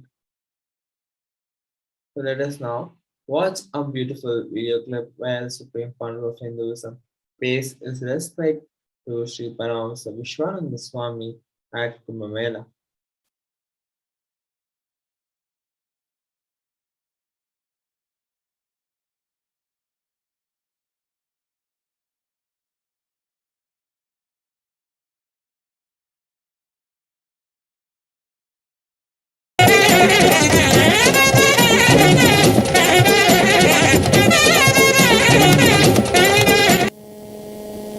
Swamiji, maybe all the devotees also would like to see you. If your seat is moved here, they're all sitting in the with our different ashrams, Swamiji. Hey, move that seat.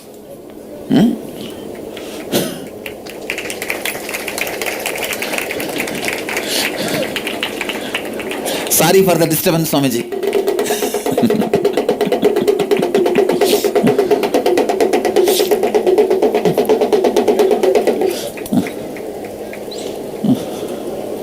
Hey, get the seat.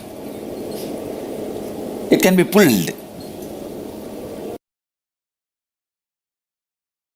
Mahanirvani Akada. Of course, ours itself is more than 1,000.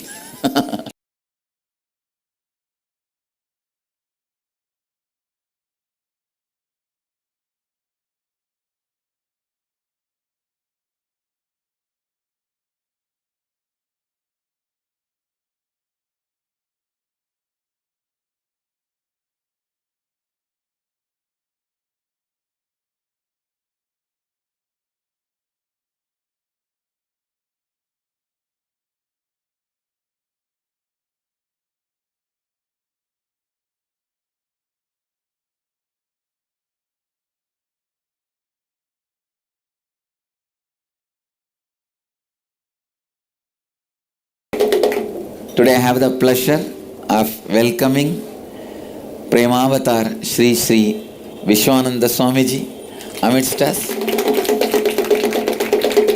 Swamiji was actually supposed to come at 6:45. I was waiting to receive Swamiji, but I think traffic got delayed and so we had to start Pada Puja. I came back to start Pada Puja on time. Now I'll first receive Swamiji and offer our honors. Dhyana Peetam welcomes him with humble respects and we are honored by he being here and gracing the occasion. I request Swamiji to accept our honors and humble respects.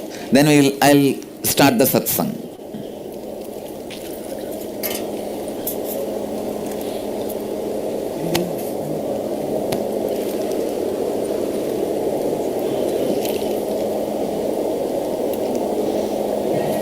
ಇಲ್ಲ Swamiji.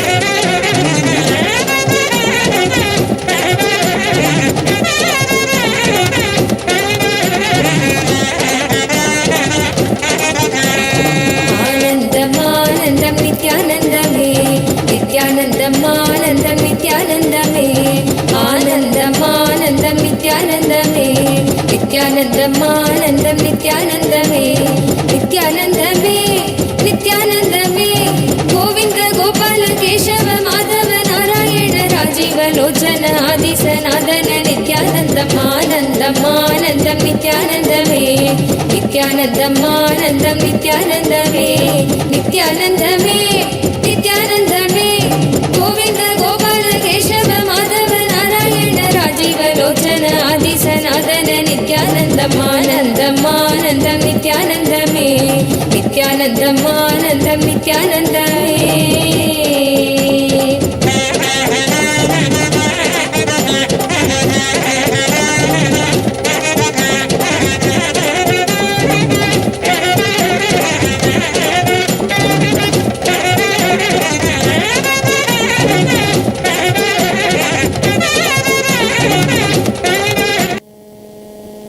Swamiji, maybe all the devotees also would like to see you.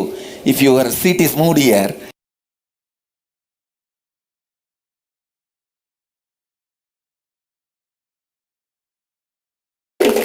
and today I have the pleasure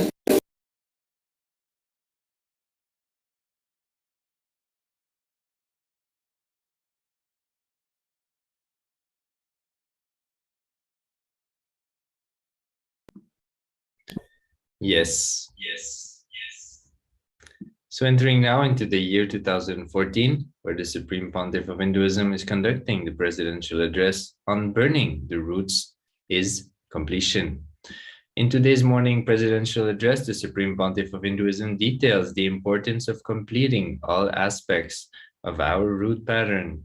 In addition to pulling a tree out from the ground, we need to burn the ground and make sure the roots can't resprout again. In the same way, once we complete with our root pattern, we still need to burn our consciousness so that the root pattern cannot come back to life, negatively affecting us again. This powerful process is called complete completion. Through complete completion, we experience the ultimate, the divine God, Mahadeva. So let's listen a little bit about what the Supreme Pontiff of Hinduism shared in this discourse that you can access on Nithyanandapedia on the 9th of February 2014. So let's listen to what the Supreme Pontiff of Hinduism shared about burning the roots is complete completion.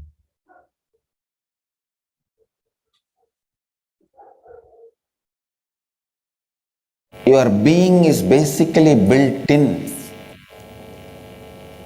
to experience God, to experience divine, to experience the ultimate,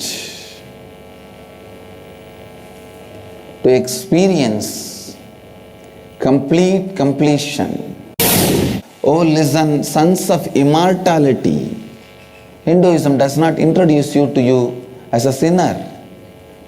It introduces you to you as sons of immortality.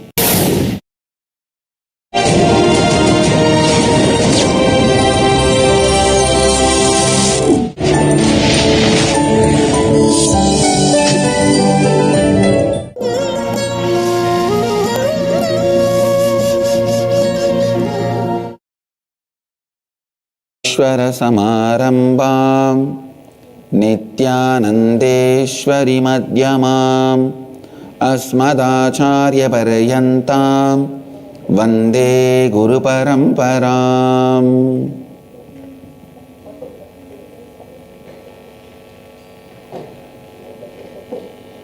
इस समय हमारे साथ उपस्थित सभी दर्शकों और भक्तों का मैं प्रेम एवं आशीर्वाद सहित स्वागत करता हूँ। आज के सत्संग के मैं आप सभी का प्रेम और आशीर्वाद के साथ स्वागत करता हूँ।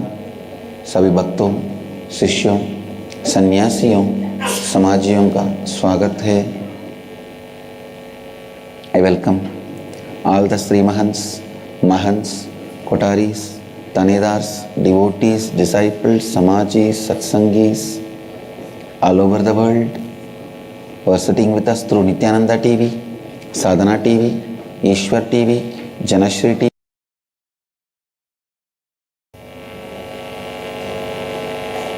Please listen. Awakening the inner space. With this process of complete completion, we make sure even if there is a smell or the essence of the root patterns exists in the ground, on the soil, it doesn't sprout again. It doesn't grow again. Mahadevi, Rajarajeshwari is gracing us on the 4th day of the Brahmotsavam as a Manonmani. 4th day today is the Rajarajeshwari Brahmotsavam. Devi is gracing on the Swarna Gajavahana, golden elephant Vahana. All the powers for which your body is built. Please understand, there are some people who have the latest best cell phone, but they do not even know how to send an SMS.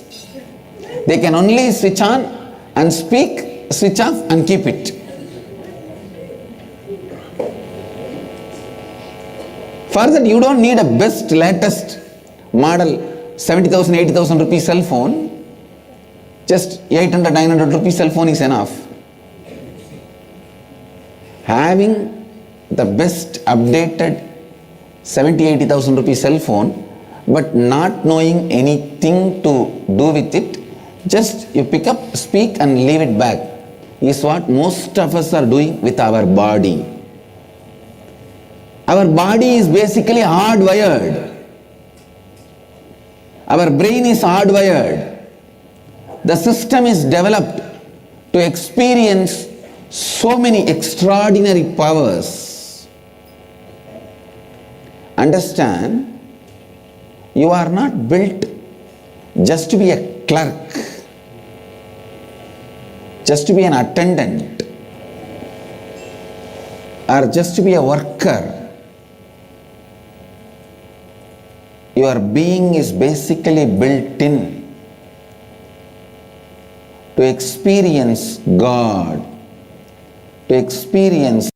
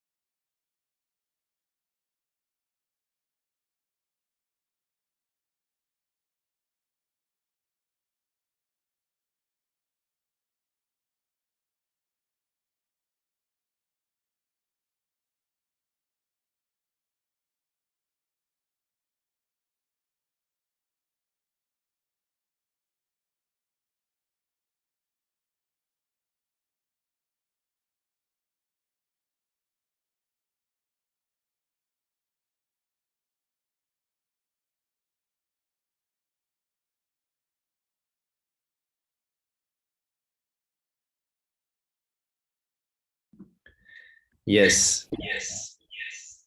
So after having seen a glimpse of the Supreme Pontiff of Hinduism in Kumbh Mela, we are now entering into the year 2016 on the 9th of February. The Supreme Pontiff of Hinduism conducted a very powerful inner awakening for the participants. So here we can see the Supreme Pontiff of Hinduism answering questions and spending time with the participants. So the Supreme Pontiff of Hinduism used to conduct these 21 days programs where he would physically make himself available for participants, conduct various types of sessions, conducts various types of processes, and giving multiple amount of darshans for the participants, helping them to experience the science of completion and how to make it relevant in our everyday life, how to work with teamily with the people around us without carrying any form of SDHD, and like that, raising ourselves to higher states of consciousness and ultimately experiencing enlightenment. So here we can see the Supreme Pontiff of Hinduism spending a few pictures of the Supreme Pontiff of Hinduism spending time with the participants.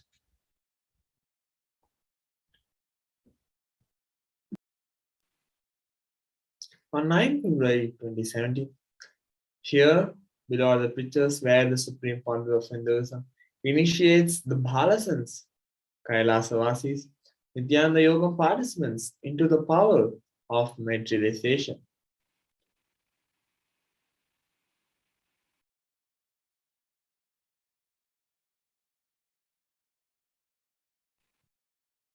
And on the same day, here you can see where the Supreme Pontiff of Hinduism participating in the Thaipusam procession which happened at Adi Kailasa.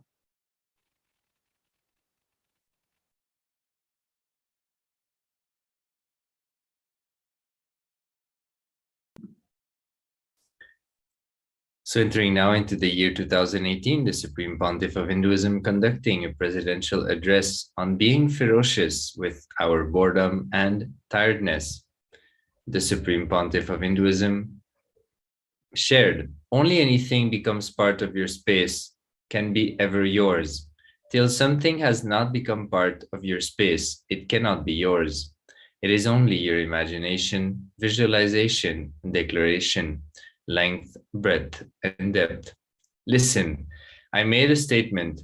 Ferociousness breaks the time layer, removes tiredness, depression, boredom associated to length, breadth, and depth, and makes anything as your space.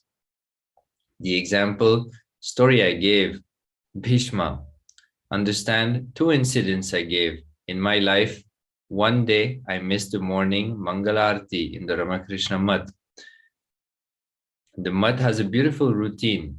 Early morning during somewhere around 4 o'clock, and during the winter it is 4:30. The morning Mangalarti happens. Everyone has to come and sit to do the morning routine. One day I missed the morning Mangalarti. Because I overslept, I did not do acute analysis. Oh, what is the pattern? What must be the reason I overslept? I did not do all that cute diagnosis analysis. It was a ferocious decision. I think we should stop sleeping. That's all. The ferociousness with which I decided to stop sleeping happened. Only next 3 to 4 days I did not sleep, but the ferociousness was powerful enough to open my time layer.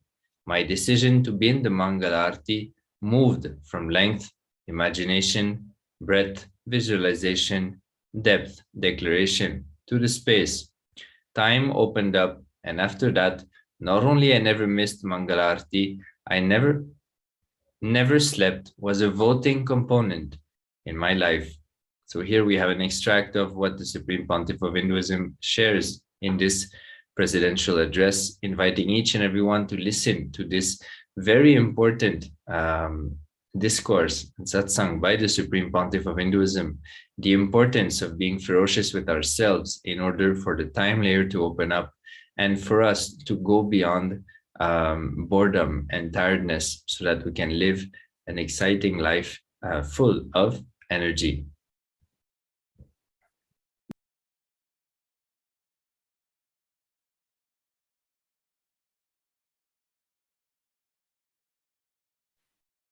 On 9th February 2020, the Supreme Pontiff of Hinduism, Jagatguru Mahasannidhanam, His Divine Holiness Bhagavan Nithyananda Paramashivam, expounded on the cosmic principle, what your mind is constantly boiling with inside is delusion. He shared this during the everyday life public address, which is the Nithyananda Satsang. The Supreme Pontiff of Hinduism expanded on Nirvikalpa Samadhi and the practice of unclutching as complementing force to delusions. And Supreme Pontiff of Hinduism also initiated everyone so as to experience a glimpse of absolute unclutching and the Nirvikalpa Samadhi to understand that nothing is a curse in one's life and everything is a blessing. Supreme Pontiff of Hinduism also concluded by initiating everyone into the Samaya Diksha and the Vishesha Diksha.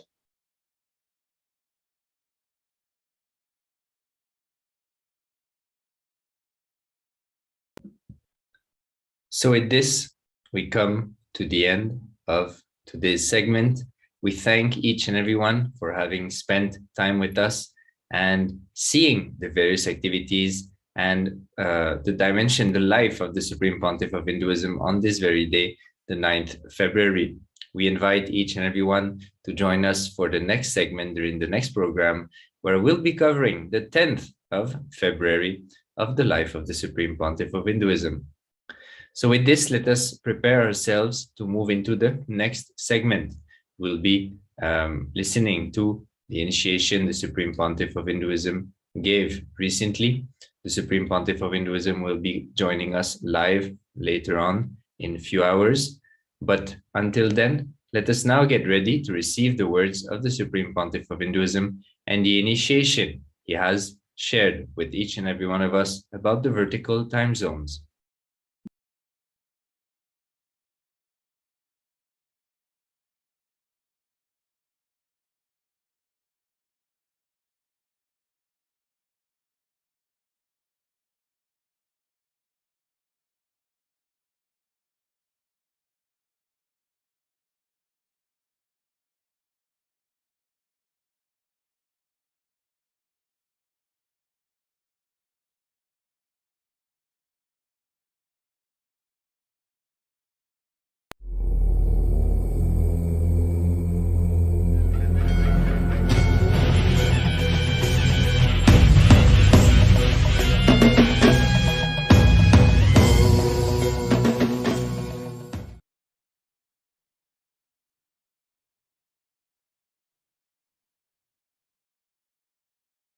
Paramashiva's message. Directly from KAILASA. Facing yourself in the parallel universes will make you manifest powers and Paramashivatva spontaneously. Listen. Facing yourself in the parallel universes will make you manifest powers spontaneously. Let me repeat. Facing yourself in the parallel universes makes you manifest powers and Paramashivatva spontaneously. So listen.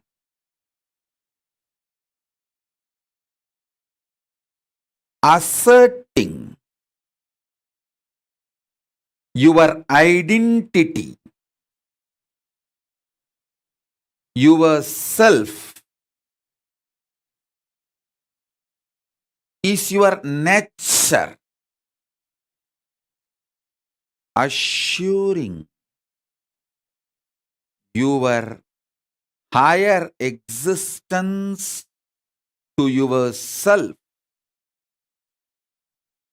giving you the experience and opening of your higher existence to yourself is my responsibility. Listen. Asserting your self, asserting your identity is your responsibility. That is the way you live. Wherever you go, you assert your identity. You manifest everything as you identify yourself. It's from that point, that unit with which you measure everything. The unit of your life is your identification about you. How you perceive you is the unit with which you measure whole universe. If you identify yourself as a joyful person, you measure the whole universe with that unit. If you identify yourself as a rich person, you measure the whole universe with that unit. If you identify yourself as a poor person, you measure the whole universe with that unit. How you assert yourself is the unit with which you measure universe. That's the way you live. That is your responsibility. That is your existence. Introducing your higher existence in parallel universe, asserting your higher existence in parallel universe,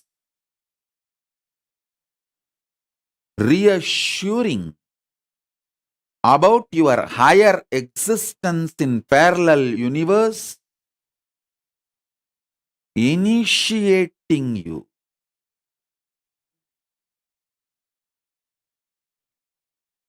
and giving you the experience about your higher existence, making you face yourself in the parallel universe is my responsibility.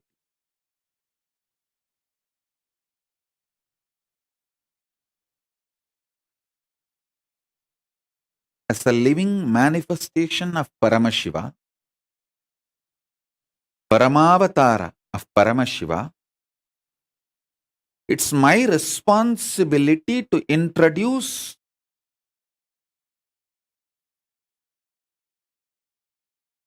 higher beings from the parallel universe to you and introduce your own existence in the parallel universe right now, simultaneously, is my responsibility.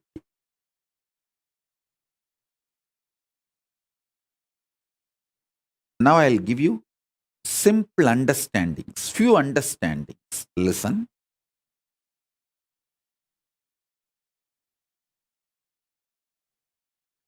Hinduism is fundamentally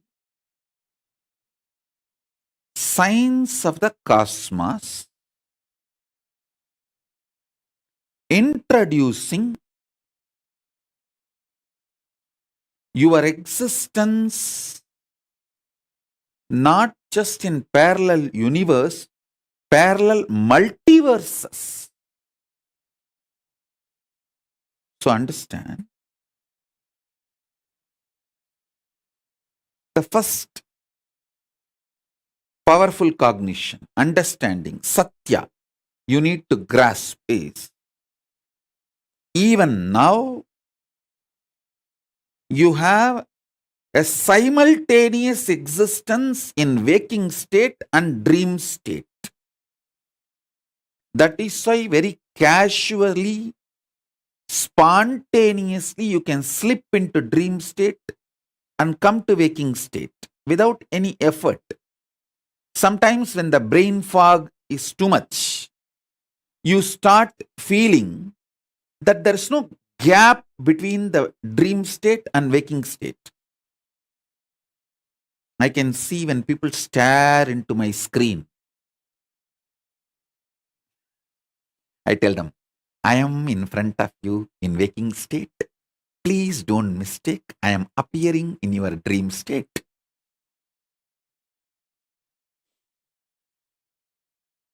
Listen, if you understand this truth,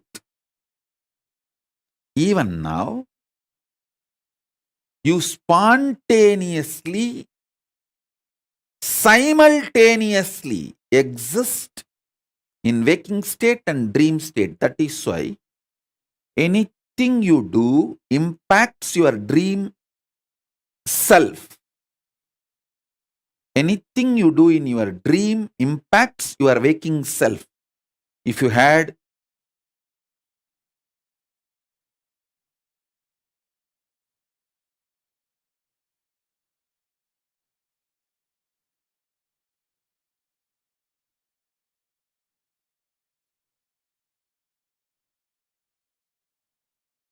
I'll give you the example. If you did not eat for 2-3 days, controlling yourself, hunger, or you did not get food, you will feast in the dream. Because what you are doing in the waking state is impacting yourself in your dream state. Same way, never use the restroom which you see in your dream. It's a trap.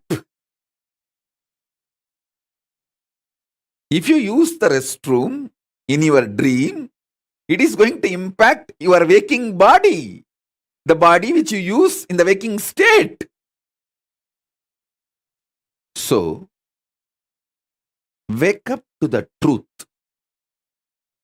You can exist in more than one place simultaneously, spontaneously, slip into the different existences smoothly, easily. This is the first truth you need to cognize.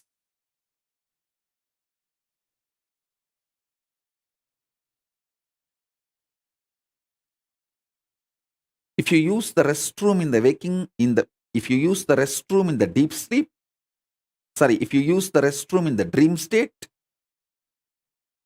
you will be emptying your bladder in the waking state body.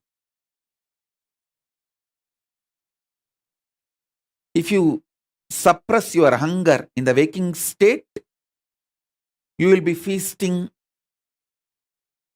in the dream self, in the dream body. This is a very simple example I gave. I can get into the detailed, deeper examples. Paramashiva gives an elaborate understanding in Vedas and Agamas about the dream and how deeply your dream self and waking self is deeply connected. Don't even think the Freudian gang can understand the depths of Paramashiva. Listen. Don't compare the knowledge of Paramashiva to Freudian gang's theories. No.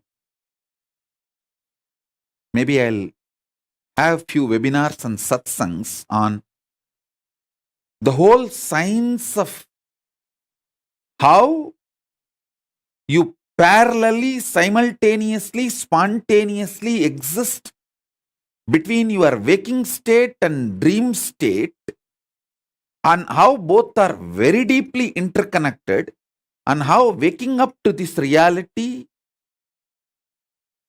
helps you to manifest your powers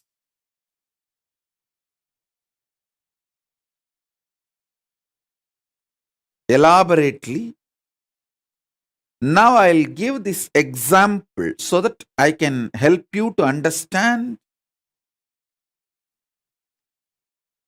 how you can face yourself in the multiverses, parallel multiverses.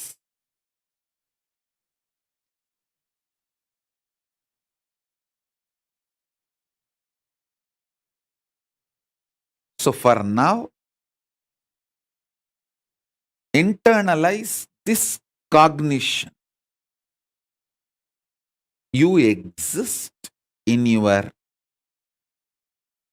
waking state and dream state simultaneously and spontaneously. That is why, without any difficulty, you can just slip into that state, that body, that self, and come back to this state, this body, this self. Your biochemistry is naturally prepared for you to slip into these different states and different cells and experience different existence, different universes. In waking state, the universe you experience is different, and the dream state, the universe you experience is different.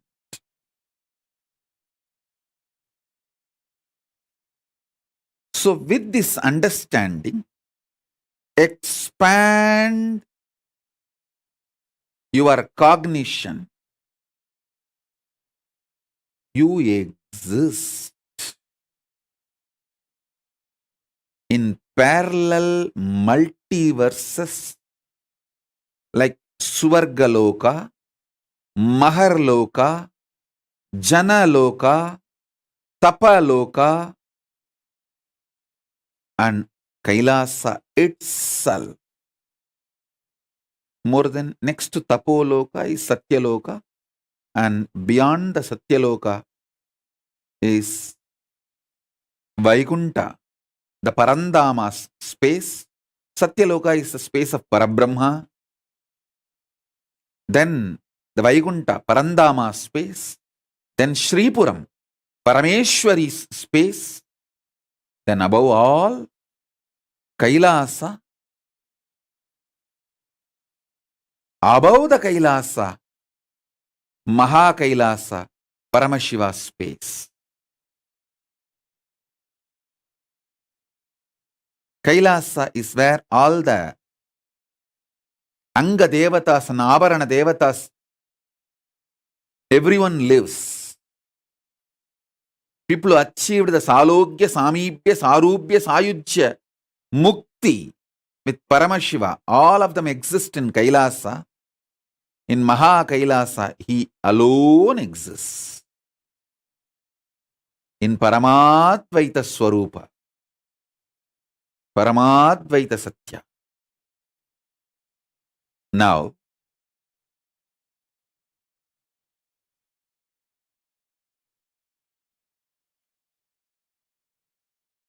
if you understand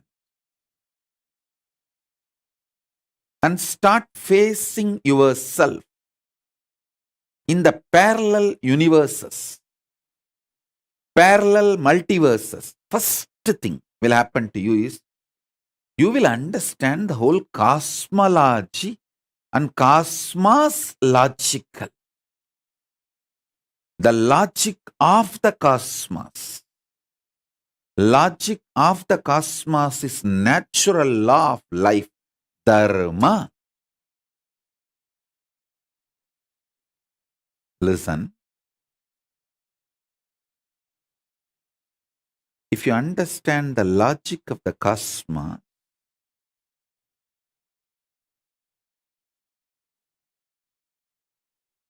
you will have so much power. So much power.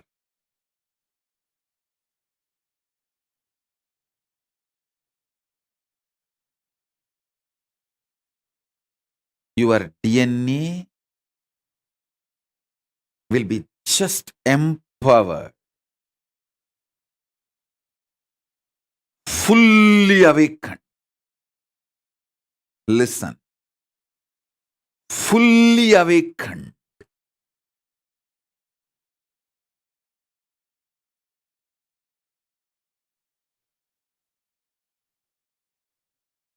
Whether it's a powers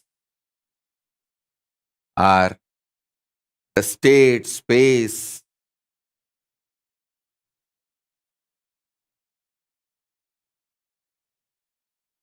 listen intensely. Whether the state, space, powers of Paramashiva or Paramashivatva itself. Your DNA, your biochemistry is capable of spontaneously, simultaneously slipping into the parallel universe, parallel multiverses, and face yourself. Please understand how spontaneously your biochemistry is capable of giving you the experience of the dream state and waking state. Same way your DNA, the awakened DNA through initiation.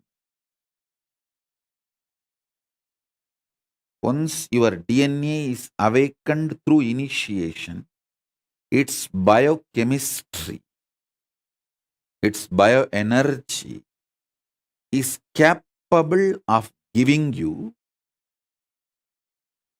spontaneous, simultaneous experience of yourself in higher lokas. Listen. Even one glimpse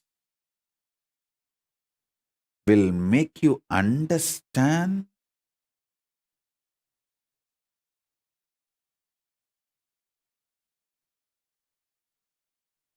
the magnitude of Hinduism.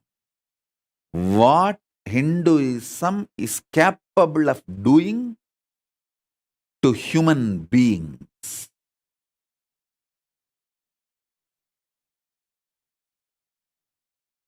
You will understand the logic of the cosmos.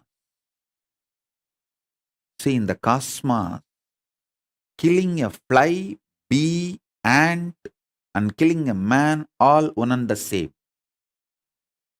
If you understand that,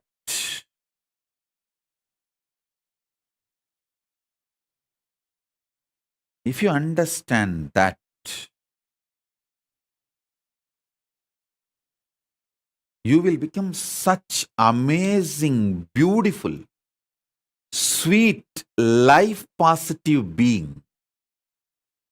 If you will radiate so much life positivity,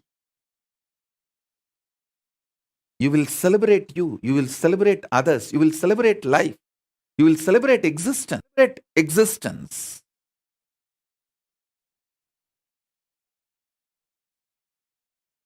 You will understand there is so much in the existence, universe. No need for jealousy, competition. Nothing is required. Because there is so much.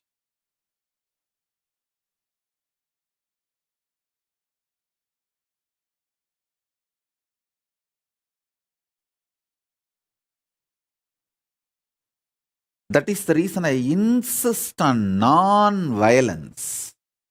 Non-violence is not social morality. When I am insisting on non-violence, I insist from the cognition of the cosmic logic.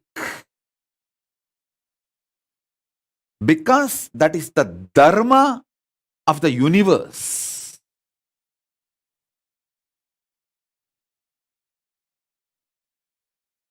A pure non-violence without hypocrisy will exist only if you understand the Dharma, logic of the cosmos.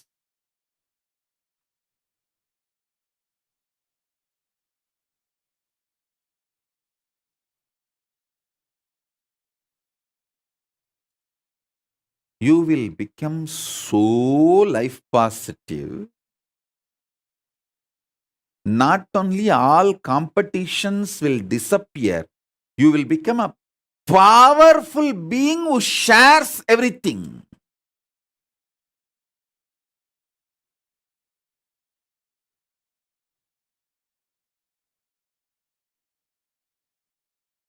You will not be doing social service just for some hidden gains, indirect agendas. You will just know you exist in so many bodies.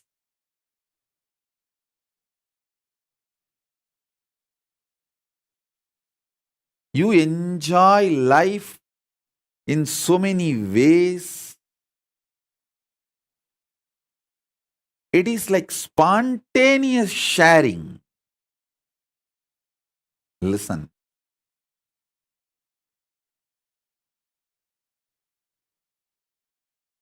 I am not against any charity, but again, I am against those criminals who use charity as the mask to destroy the civilizations. See,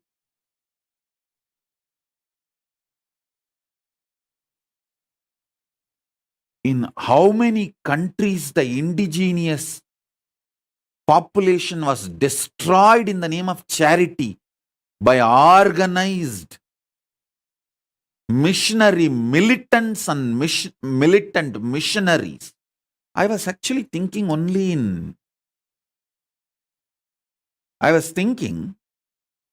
India we were suffering. See, till I started traveling outside India, I was thinking that only in India our indigenous education system was destroyed brutally by the militant missionaries and missionary militants, and even now it is getting destroyed brutally by the missionary militants and militant missionaries. I was thinking only in India it is happening. Only when I started traveling all over the world, I understand, oh God, the same thing has happened in Canada, in US, in Africa,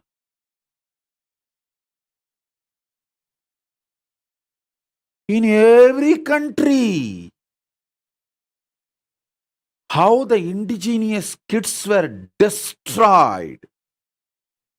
Not only mentally, psychologically, emotionally, even physically killed. How many thousands of unmarked graves? In India and South Africa and all, not even graves are left. Just people, kids are burnt. Killed and burnt over. Using the charity as the mask for destroying civilizations. Oh God. That's the worst thing. And still, those killers, mass murderers, not only not repenting, they are continuing. The same gang, few hundred years before, few decades before, killed indigenous kids in Canada, US. The same gang is still sending people into my monasteries to destroy my gurukuls, terrorize my kids, waging lawfare. Even now my kids are facing the lawfare. Doesn't have a safe place to live their sannyas life or their Hindu way of living.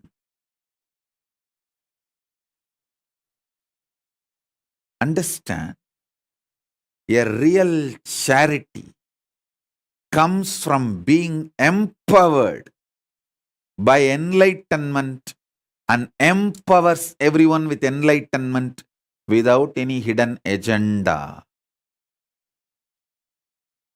Without any hidden agenda.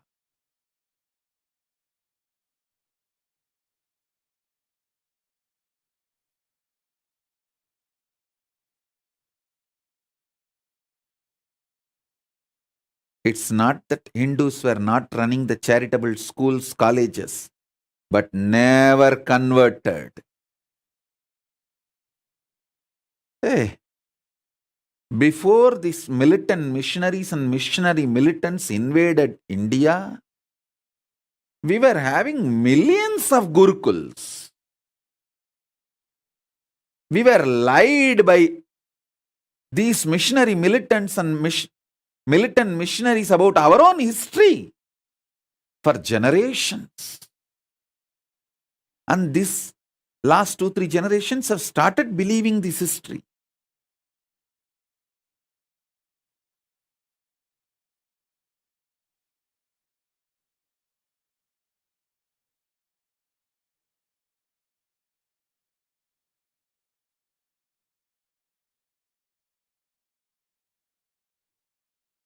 The whole glorious Sanatana Hindu Dharma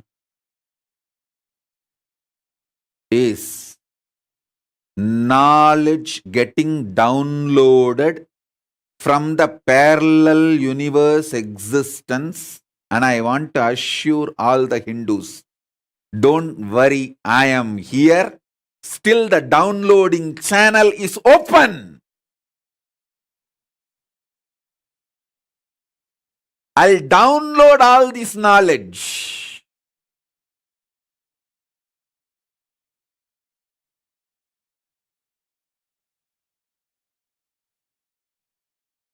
manifest every branch of this knowledge through my Gurukul kids.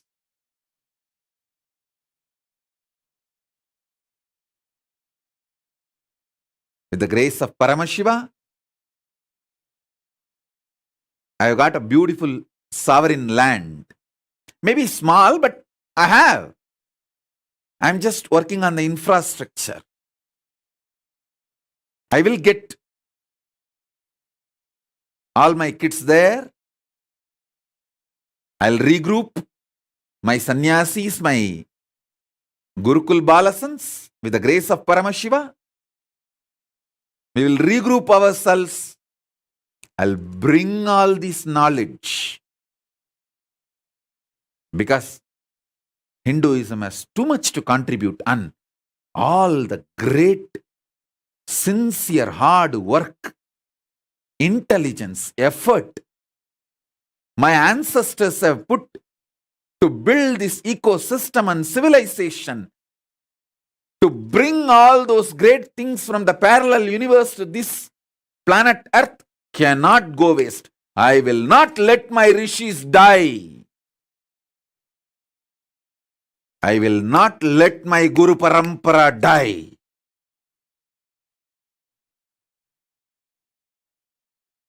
By the grace of Paramashiva, I am empowered with this knowledge and powers of the parallel universe. I have phased myself in parallel multiverses, and I am empowered with that knowledge and powers, and I will make you guys face yourself in the parallel multiverses and empower you guys.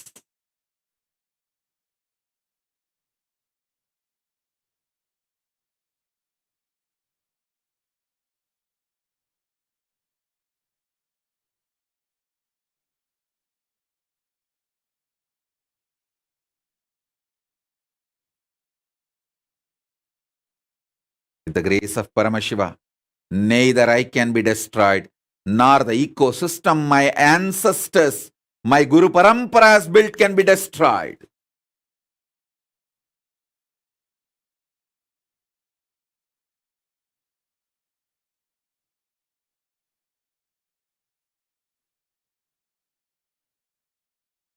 We are non-violent, not impotent.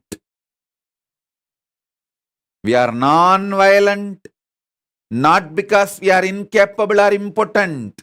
We are non-violent because we are omnipotent. We are non-violent not because we are impotent. We are non-violent because we are omnipotent.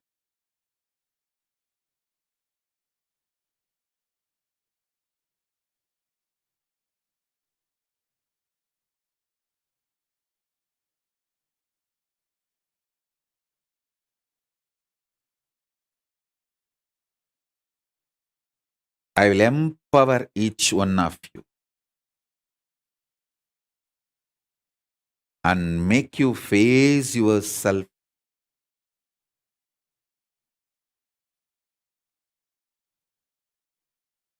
in your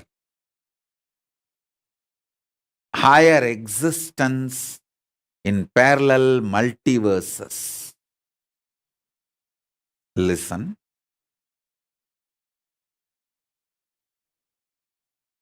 I am making simple statements. Listen intensely.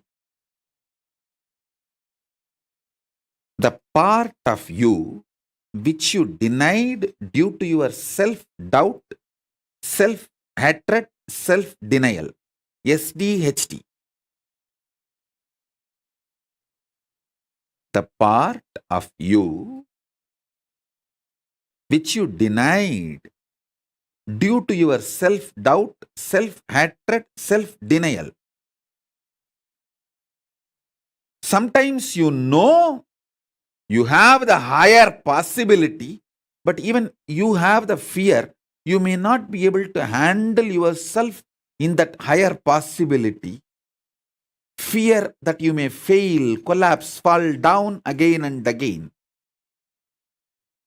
Because of that fear of failure, The possibility which you deny is your identity, your self in Swargaloka. Listen. Listen carefully. I am repeating.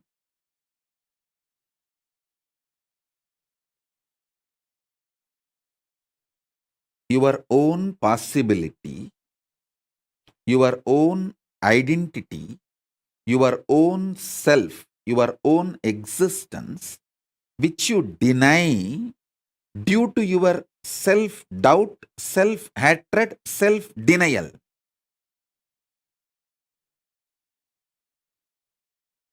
That part which you denied due to your SDHD and fear, that part is your self in Swargaloka. Just yesterday I received a message from one of my brahmachari who ran away. He said, "Forgive me for running away and committing spiritual suicide. I love you, my life is yours. But I am afraid to come back because I am not confident about myself.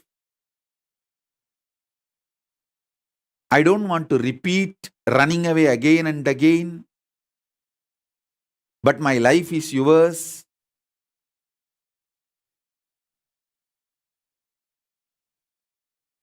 This is a typical example. Typical example. You must be watching this satsang now. Otherwise also you will watch it later on, I know. You may be watching. Typical example. That part which you deny due to fear of failure, SDHD, that part, that whole which you deny is yourself in Swargaloka. Denying and living with the lower self is Narakaloka. Listen, listen. Listen. He sent a long message. "Forgive me, Swamiji." He said that he has committed spiritual suicide by leaving me and running away from me. And he is not able to handle himself. And he is afraid to come back because he is not confident that he will not run away again. This is typical example of the small part denying the whole. The whole which you are denying is yourself in the Swargaloka.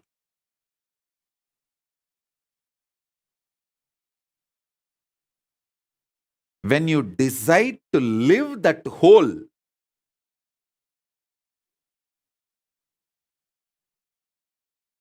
by being ferocious with your self-doubt, self-hatred, self-denial, saying, "Hey, if I fail, it's okay." Failing is not wrong, but being in the space without trying is the real crime. Let me jump, jump, jump and fail, nothing wrong. Try. When you decide, you reach the Sargaloka. You face yourself in the parallel universe of Swargaloka.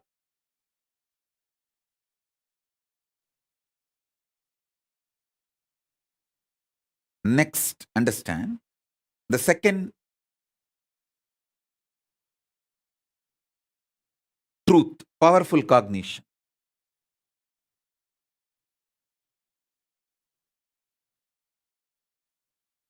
I have given you introduction, understanding about Swargaloka. Now I will give you the introduction about yourself in the Mahaloka, Maharloka, next Loka. See, sometimes when you hear me talking about Arunagiri Yogeshwara,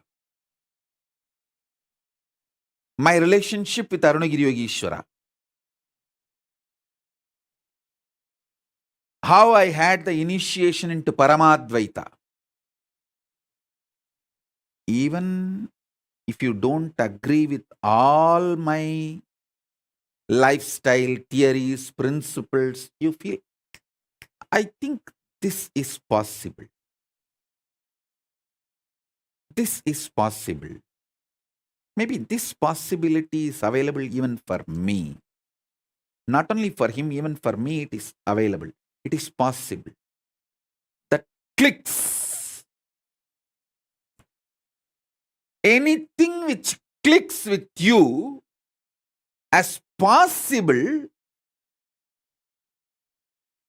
that is yourself in Maharloka. Listen. The part, the whole which you deny due to your self-doubt, self-hatred, self-denial, SDHD, that personality, that identity, that self is the Swargaloka, self of you.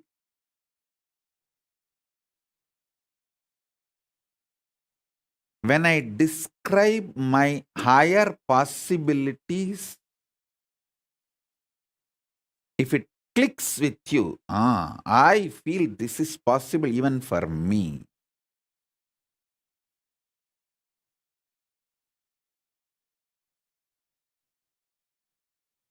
When I narrate about Arunagiri Yogeshwara or my death experience in Varanasi or my enlightenment experience in Arunachala or my experience of feeding Ganapati, how many of you feel, this is possible even for me? I don't think he is lying there. He may be doing many things which I may understand, may not understand, but he's not lying there and he's not telling lies. This possibility exists. Even I feel it is possible for me.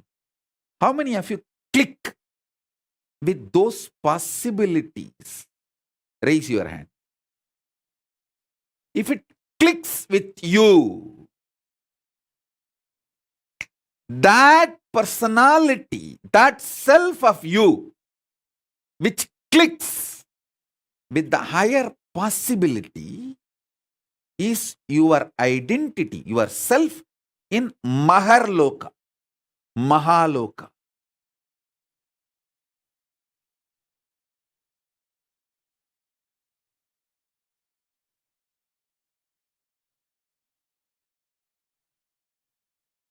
When you decide ferociously with a super determinism, will, persistence to face your highest possibility which is clicking with you, you manifest yourself, you face yourself spontaneously in Maharloka. I tell you, when I heard the story of Nambiyandar Nambi feeding Ganapati, I had the glimpse of my possibility of same. And I ferociously decided to face my possibility and manifested Maharloka here by facing my identity, myself in the Maharloka, and fed Ganapati. Ganapati ate. Ganapati ate from Nithyananda of Maharloka, not from Nithyananda of Bhuloka as you think. Finally, all 14 Loka Nithyananda merged into this Nithyananda as Paramashiva.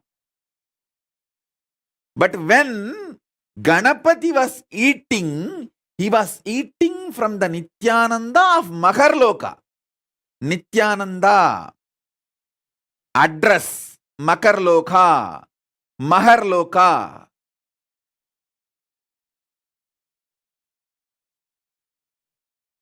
Nithyananda who stays in Mahaloka, from his hand Ganapati ate. Not the Nithyananda whose ration card address is Buloka. The beauty is that Tiruvannamalai is such an amazing cosmic airport. You can just beautifully slip, go up, come down very smoothly. The whole ecosystem's chemistry is that. Nithyananda staying camped at Mahaloka, fed Mahaganapati. So understand that.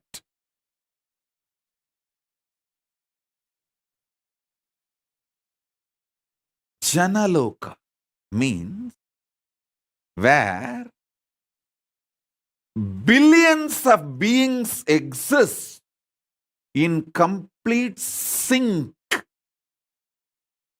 All of them are in the state of Advaita. All of them feel one with each other. Listen, Nithyananda of Janaloka experienced the oneness experience 360 degree at the age of 12. If you know what I experienced, what I describe as first enlightenment experience, that 360 degree, I felt I am alive. How much I am alive in the skin, the same level I am alive in the stone, plants, everything around me. After that, I could not even pluck a grass. Even for puja, I will only take the part of the grass, leaving the grass to live. Only one part I will take it and offer it for puja. I cannot uproot a grass.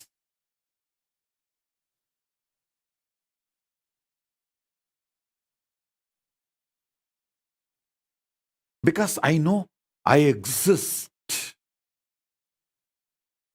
I exist. I exist. Nithyananda stationed at Janaloka experienced the oneness,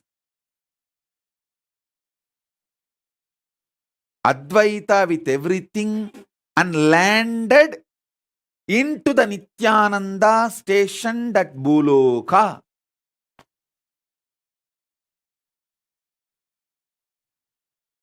Arunachala hill is connected to the whole, all 14 lokas.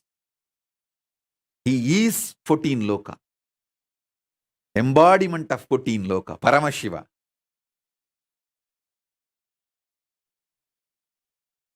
All 14 lokas are within him. Arunachala has the address in all 14 lokas. If you write letter Arunachala Buloka, Arunachala Swarloka, Arunachala Maharloka, Arunachala Janaloka, Arunachala Tapoloka, in all 14 lokas, there won't be any address confusion. Simply the letter will be delivered. Because in all 14 lokas he exists. And more.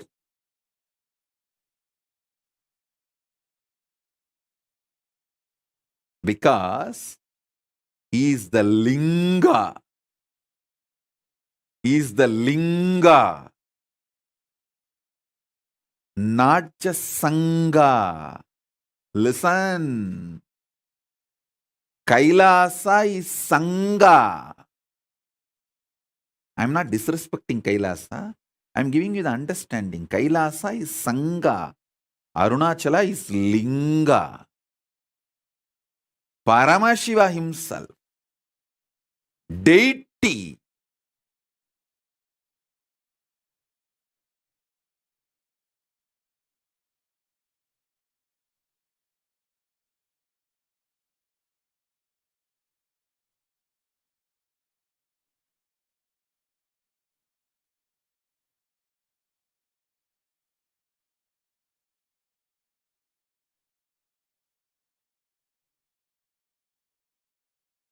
listen carefully.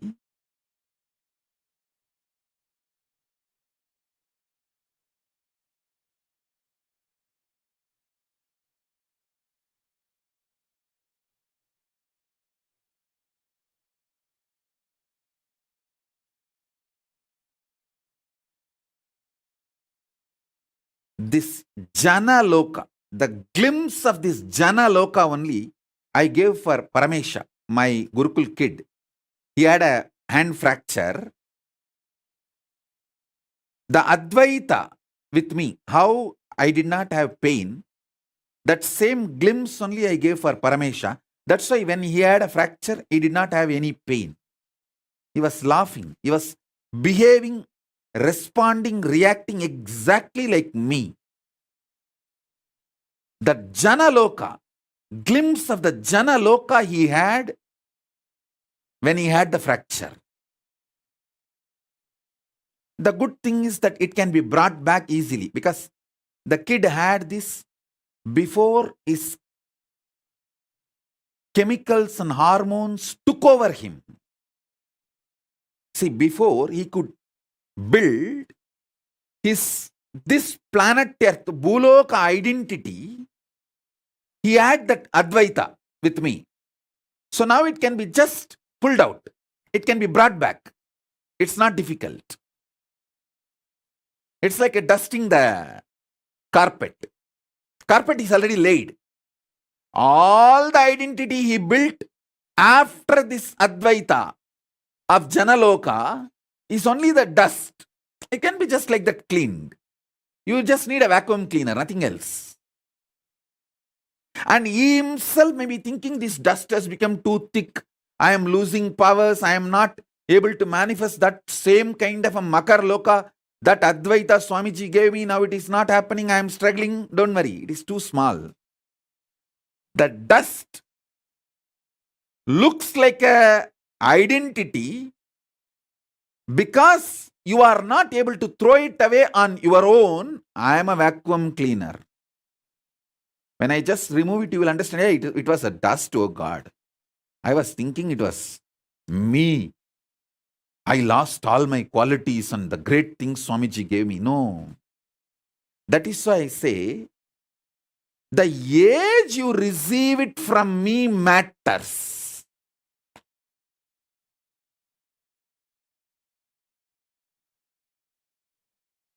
Before your identity of the Bhumandala gets rooted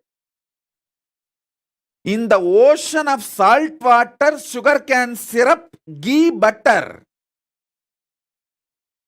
See, if you see that multiple mandala, all the 14 lokas photograph, I'll project, you will see there ocean of salt water, ocean of sugarcane syrup, ocean of ghee, butter, ocean of curded milk. All that is nothing but your hormones and chemicals.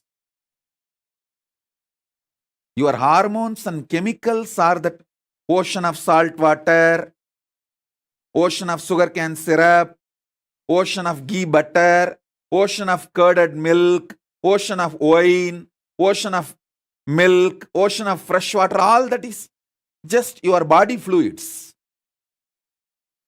Before your identity gets built in the Bhumandala on your body fluids, if your Mount Meru, Standila, is established and connected to Mahakailasa, even if the ocean waves are there, they can't shake you. They can't disturb you. If Ravana tries to move Kailasa, Paramashiva, all he need to do is just put the thumb. That's all. Tuck over. Ravana just gets crushed under the Kailasa. Same way, if you are already initiated before the hormones and chemicals took over your body and your identity, nothing to worry. Don't worry. I can do the vacuum cleaning in half a day and you will be back with that whole Jana Loka experience, powers. All my Gurukul kids, I am telling you.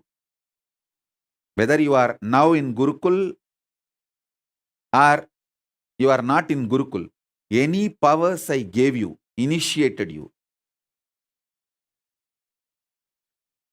before your physical maturity cannot be taken away from you. Maybe it will be covered with the dust because you yourself will not be able to. A carpet cannot dust itself.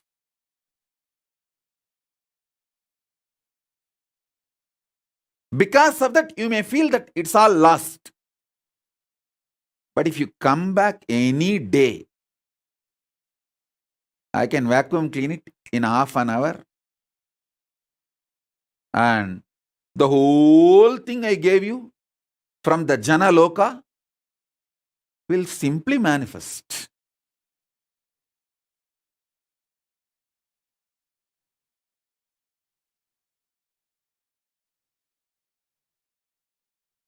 Nothing is lost.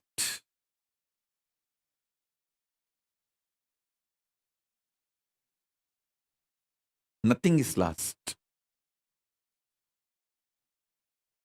Only thing, till you come back, you will not be able to manifest it because the dust is. A carpet cannot dust itself by itself.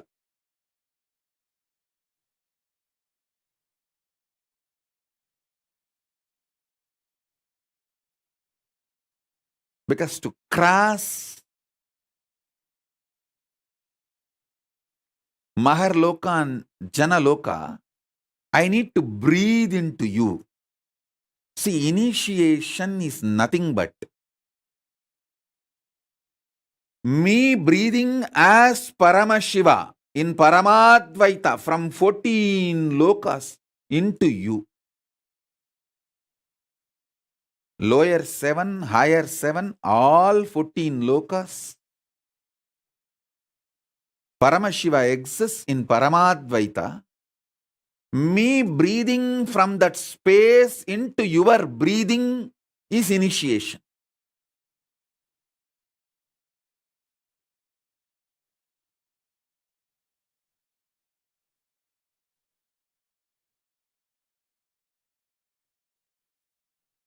Ma Tripuresha is asking, does it mean for the kids whose third eye is awakened to listen?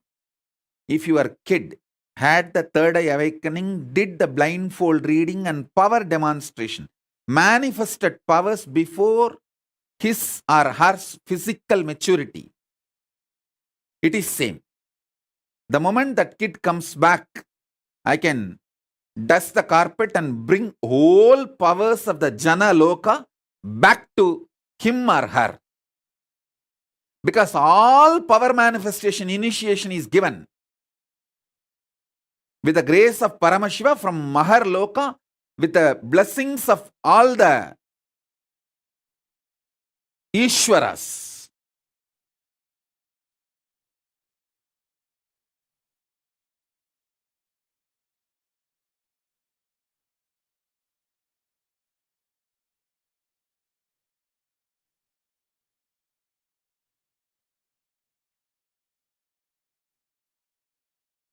So understand, in Maharloka, Vidyeshwara, Ganeshwara, Lokeshwara, Astreshwara, all of them bless in the Advaita Swabhava with Paramashiva. When you bow down to Paramashiva, you bow down to all of them. When you bow down to all of them, you bow down to Paramashiva. Surely Paramashiva is more than all of them put together. But in that space, all of them exist in Advaita, oneness with Paramashiva. So all power manifestation initiation is given to the Jana Loka identity of you. See, if you manifest a third eye power, you already faced yourself in Jana Loka. Now I can just reconnect you back to the Jana Loka just like that, casually. Like a dusting the carpet, that's all. So all those kids who got initiated by me before physical maturity. This Adya Agarwal is trying to tell I got initiated before 29, 21, get lost. No, don't try to sneak into the crowd. Your loka is Swarga Loka only. The kids who got initiated before the physical maturity, before this ocean of salt water, sugar cane syrup, ghee butter, before all of them could gush into you like a tsunami and take over your Merudanda, Mount Meru, if you had the initiation and manifested powers, your Jana Loka identity is introduced already to your Bhuloka identity. So I can brush it. I can vacuum it again and introduce your Jana Loka identity to your Bhuloka identity and make the Jana Loka identity manifest in your Bhuloka identity spontaneously, simultaneously, without any difficulty. How a normal man slips into dream and waking state, with that easiness, I can make a child who got initiated and manifested power before physical maturity to slip, move between the identity of Jana Loka and Bhuloka spontaneously, simultaneously. It is just like a vacuum cleaning. That's all, nothing else.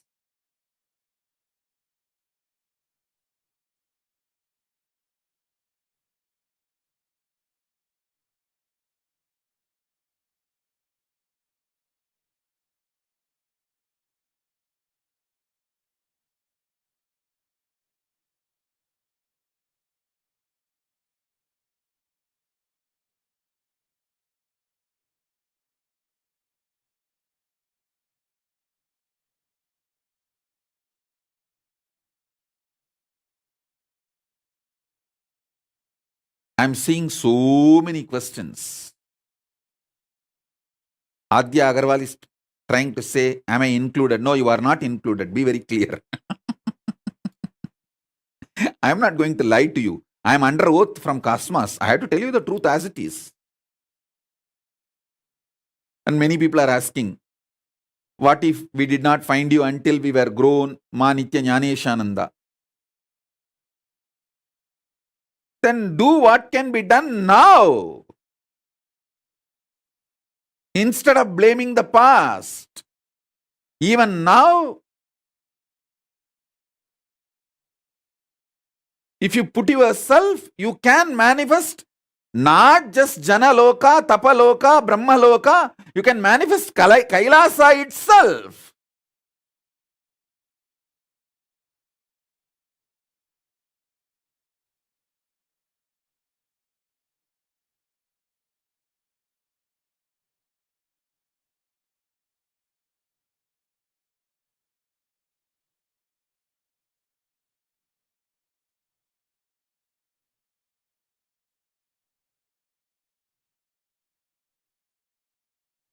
Ma Maheshwar Mayananda is asking, I will get enlightened, forget about it.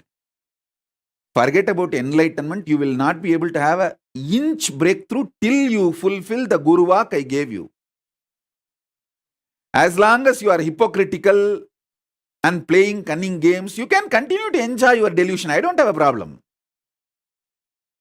But the Guru Vak given to you is the first way to show your ferociousness and break all the SDHD and reach the Swargaloka.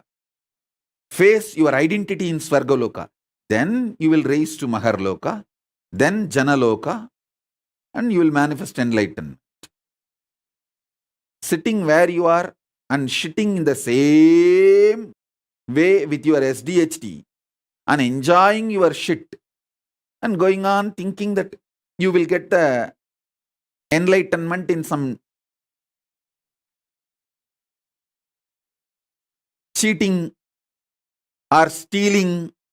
And I also saw in social media so many people trying to post. Oh, Swamiji said yesterday that Shukra Kota. And many of them are thinking that they are going to get that Shukra Kota. Be very clear. Shukra opens his quota to those asuras who give their life to protect him. They may be demons, asuras, devils for others, but they give their life to protect Shukra. If you have done that, given your life to protect Guru's life, then you can feel confident you have that Shukra quota. And all these fellows who are sitting with their family and enjoying never did a small thing to enter into the ship or even be part of the whole crisis we went through, sitting in their comfortable cozy zone saying, oh, Shukra Kota is there, that Swamiji Kota is there, I can slip into the crowd. I'm talking to Ma Priyadvaita, Bhakti Rupananda, all that. Forget about Shukra Kota. You will get Ugra Kota only. Because you live your life like a terracotta pot. Touch me not. Terracottas may get Ukra Kota, not Shukra Kota.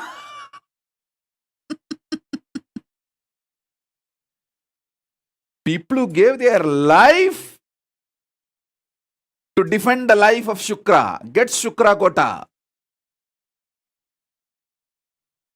People who did not even get into the ship. There are some who got into the ship but jumped when there was little turbulence in the ship. The turbulence is actually to check the sincerity of the rats. You see, when there is a turbulence in the ship, the rats jump out first. But you guys need to know, I am not just captain of the ship, I am the captain of the ocean itself. So I do the turbulence. As an ocean, I create the turbulence to check how many rats jump out.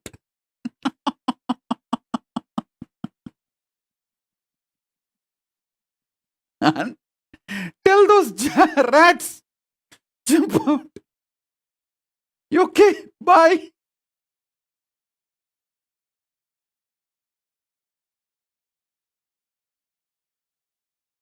At least those rats enjoyed a few days of ride in the cruise. But the rats who did not even get into the ship talk about Shukra Kota.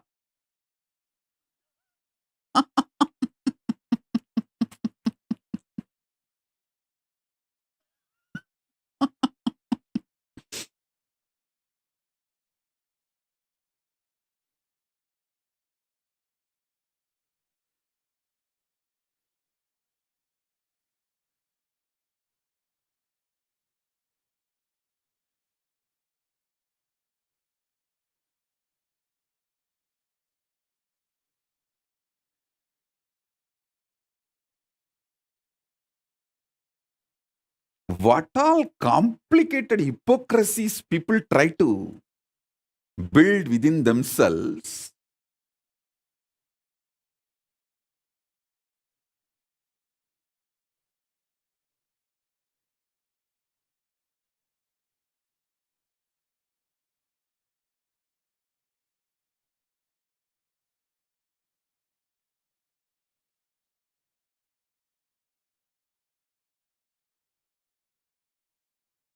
Somebody comes and puts the message, the Facebook, oh, due to the pressure from my husband, I changed KAILASA flag from my Facebook display image, or I changed my name, I removed my display picture, I removed this, that.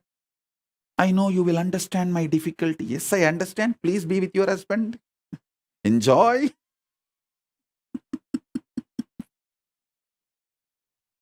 I'm not saying no.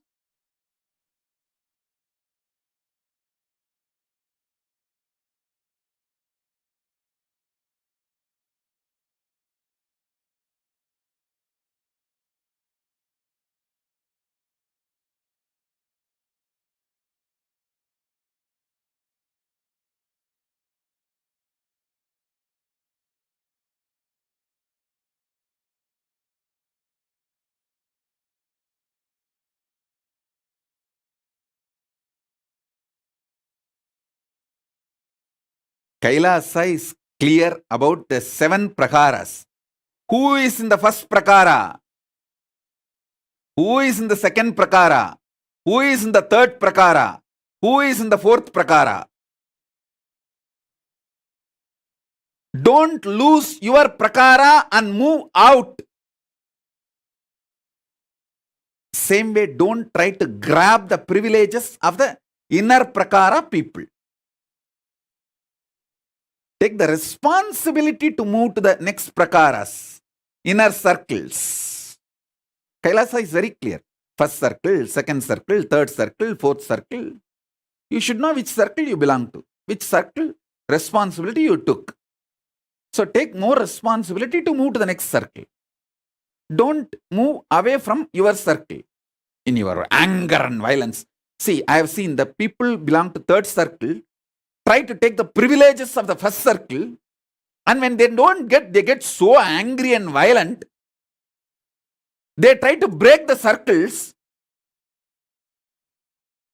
and they know it is not possible. Then they jump out and go out of the 7 circles. I have seen all these drama, all these games. Be in your circle for which you took responsibility, and take more responsibility to move into the next circles. Don't try to steal the advantage of the inner circles without taking the responsibility of the inner circles.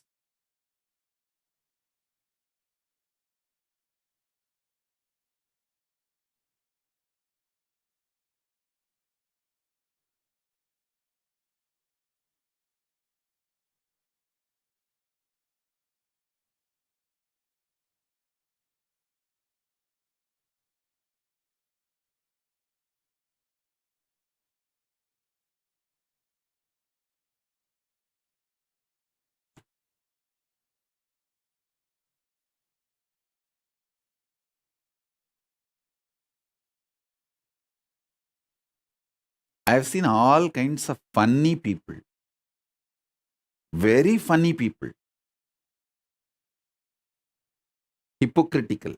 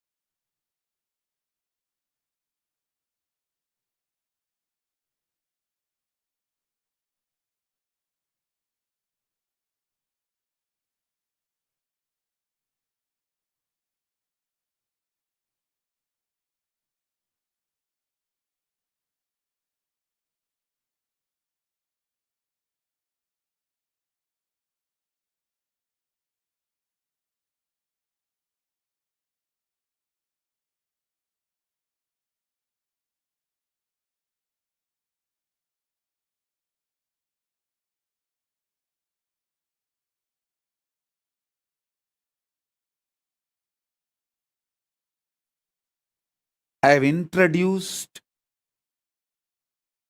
the right powerful cognitions of your identity in Swargaloka, Makarloka, Maharloka. Mahaloka, it can be called as Mahaloka or Maharloka.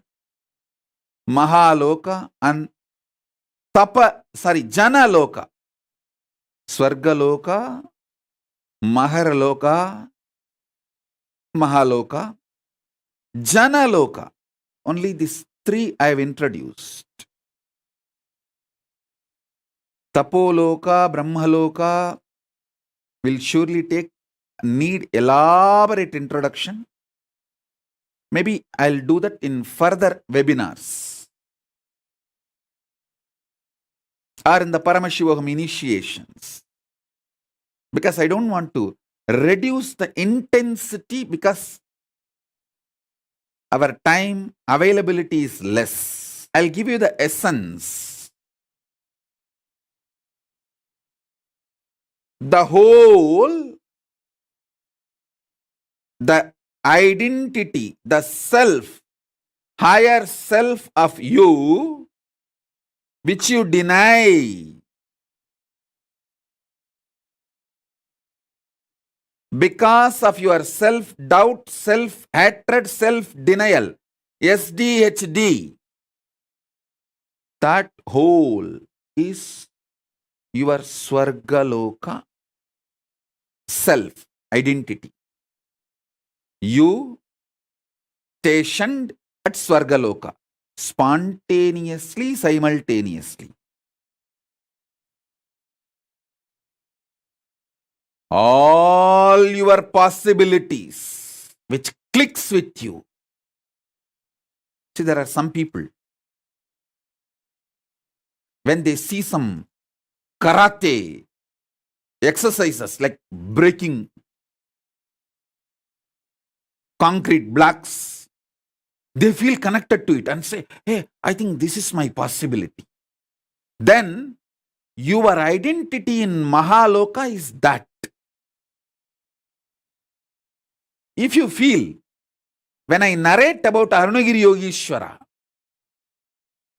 my powerful experiences, me feeding Ganapati, if you feel connected to it and feel like, this is my possibility, then your identity in Mahaloka is that. The possibility which you cognize as your possibilities is your identity in Mahaloka.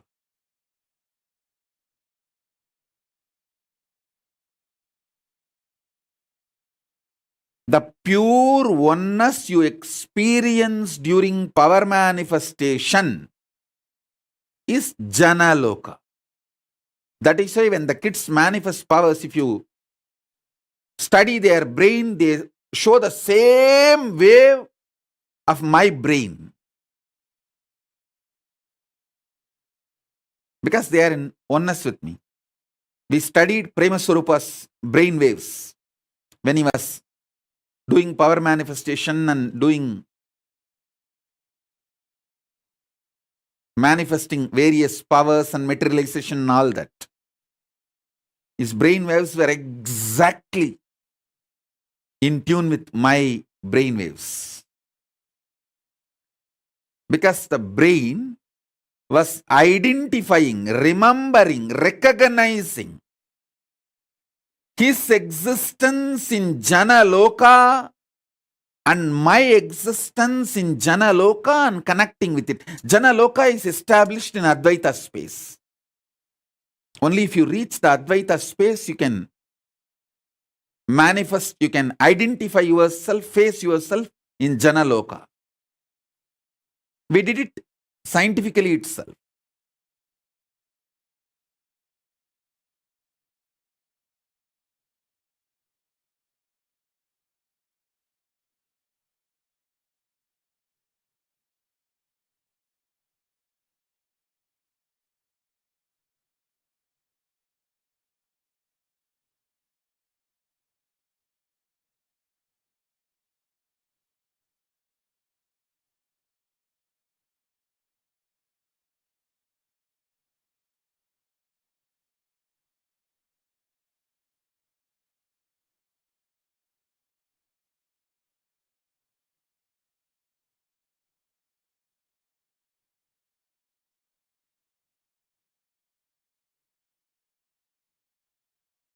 So with the powerful cognitions of this three loka,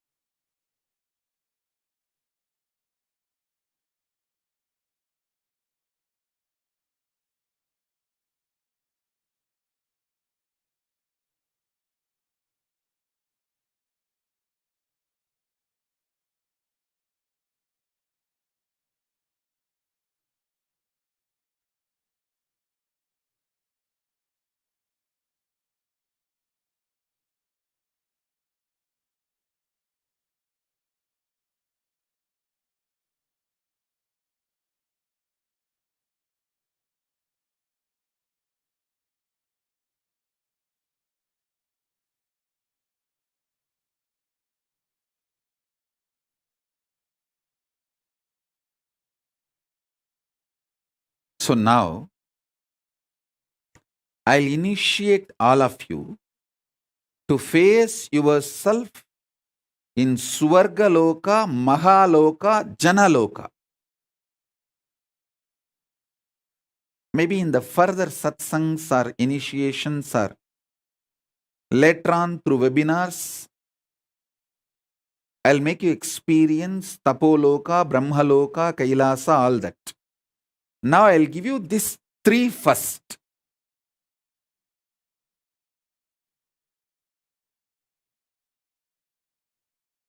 Continuously, so many people are putting the questions. Adya Agarwal is still trying to assert, if I can manifest powers, it means we are still connected, right, Swamiji? Forget about it.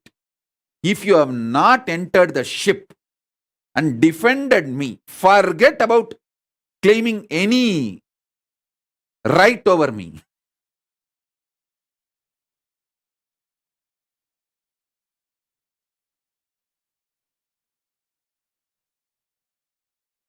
Just enjoy whatever is given secretly without my knowledge. If I know that you have it, I'll confiscate it. So secretly run away and enjoy it. Without my knowledge and trying to get assert about it. Adya Agarwal, quickly take it away and eat.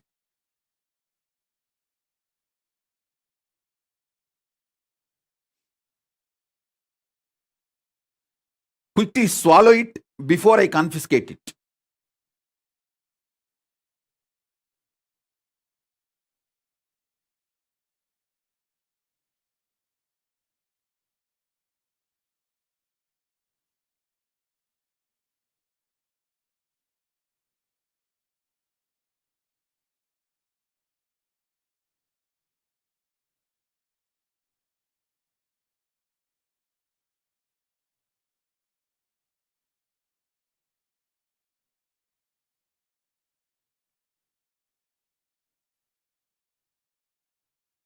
Geetanjali Kanna is asking, heal my pain, Parkinson's. I'll heal you, you will be healed. See, understand. Anyone asks for healing, I'll do it out of my compassion, love. All that is different. But if you try to claim without doing the tyaga, I'll show you clearly your border. Because Kailasa structure is sacred.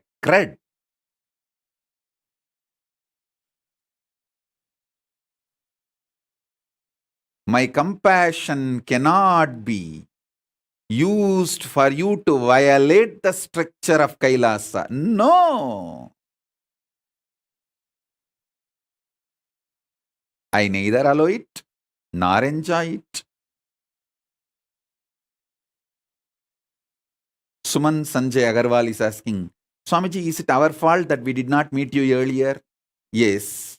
Be very clear.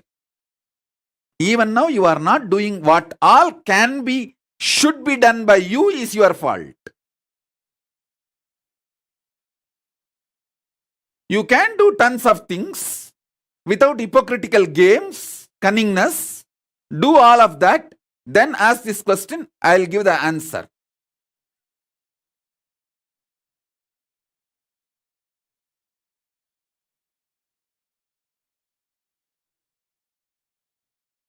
Blessings. I'll answer your questions. See, I am flooded with the questions from all corners. Like, oh, if we met you little late, how can we be responsible for that? We did not meet you when we were young, when we were a child. What can we do? Putting the blame on Paramashiva, on me and everything. I'm getting continuous questions, flooded with the questions by people who feel we met you after we have grown up. Is it our mistake? That one gang. And the Sukrakota gang. No. I fought with my husband 3 times for your sake. How can you not give me Sukrakota? The Sukrakota queue. And this, I came later part of my life. What can I do? How can I be responsible? All this gang, they are all flooding me with the questions. First thing, understand. I am extremely compassionate, dharmic being. The gang which says, oh, we met you late, what can we do about it? We came to know about you late, what can we do about it? Is it my mistake? That big gang. And then the Sukrakota gang. Oh, I fought with my husband 3 times for you and put my kantamala back in my neck. How can you not give me Sukrakota? The Sukrakota gang. And there's one more gang. I really feel connected to you. I cannot come to Kailasa. What can I do? I have this, I have that. All these gang. Listen. First thing, understand. I am extremely compassionate, considerate, dharmic being. Understand? I am extremely compassionate, considerate, dharmic being. Even now, I picked up this Trishul and this veil. Veil is in Sanskrit Sulam. This is Sulam, this is Trishulam. To initiate all of you, because this both were given by Sumati and all. Actually, I need to help Sumati and all to get out of one problem, to solve one of the problem, and I need to send a special energy for her. I just picked up this. Now I know if I use this for initiation, that punya is enough to solve her problem. Understand? Even the jewels I wear, I pick up based on the people who gave and people who need my immediate help. Just today I told to pick up some of the rings many devotees gave during the Sarobarityaga, and I told them, add all of that into this Trishul and veil. So when I use this, they all also receive the punya. And Rahini Annan, Ma Ragini Annan, Ma Maha Govindananda from London. If you are hearing the satsang, enjoy. If not, at least later on hear this, listen. Every day I do puja with the golden flowers you gave. The golden flowers you sent. I permanently also kept few for Devi in her hand, and every day the remaining with which I keep it in puja. So all this punya comes to you. All of you should know, I neither enjoy punya nor enjoy papa. I don't have any karma. No karma comes to me. Every day I do puja. So naturally the puja generates so much of good karma. Punya, good. To whom it goes? All those who support Kailasa. Directly, indirectly, all this punya goes to them. I want Ragini Annan, Ma Nitya Mahagovindananda to know. Every day during puja, I remember you. Because the golden flowers you gave, with that I am doing puja. And same way, every day I remember Sumati because I keep this for the main Paramashiva, for main deity. I keep this as their ayudas. Understand, I am extremely considerate, compassionate, dharmic being. All this gang, which says, oh, I came late, what can I do? All this, listen, I have a solution for you guys. For some reason, if you are not able to join the Gurukul, too old, or if you are not able to become part of the Kailasa, you have the great opportunity. Give birth to one child. Bring that child up till the age of 7 and hand over to Kailasa Gurukul. Send that baby to Kailasa Gurukul. When that baby evolves, when that his DNA manifests Paramashiva powers, simply your DNA will be raised to Kailasa. Don't try to tell me, can you adopt a baby or orphan kid and donate it to, send that baby to the Kailasa, send that orphan kid to Kailasa Gurukul, will that help? No. It's a science. What I am talking is science. Adopting orphan kids and grooming them, making them manifest powers is my responsibility, which I am doing. You adopting an orphan kid and sending that kid to the Kailasa, maybe supporting Kailasa Gurukul. But that is not going to awaken your DNA and raise you to Kailasa. There are some people who say, oh, I become too old for the kid. Don't worry. Ask your son or daughter to plan for a kid and let that kid, your grandkid, come to the Kailasa, because for 7 generations the liberation will happen.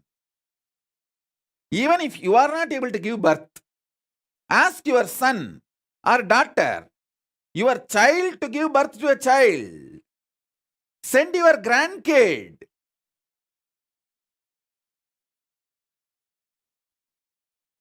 Even if your grandkid comes to Kailasa Gurukul and manifests powers, Paramashivatva, your DNA will be raised. You will be raised to Kailasa.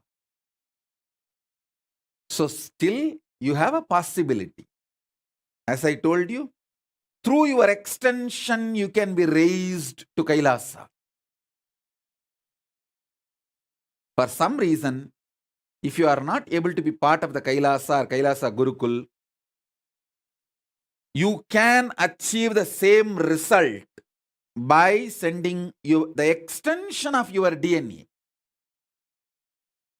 Surrogacy is allowed.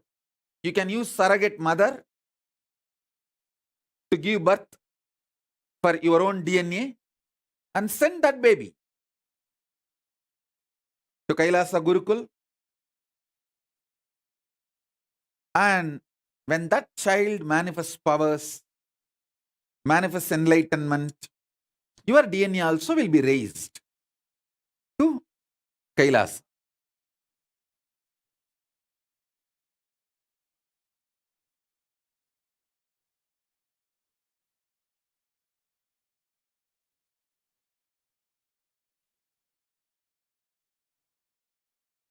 Saurav Aneja is saying, Swamiji, you initiated me in my dream to levitate large objects with oneness.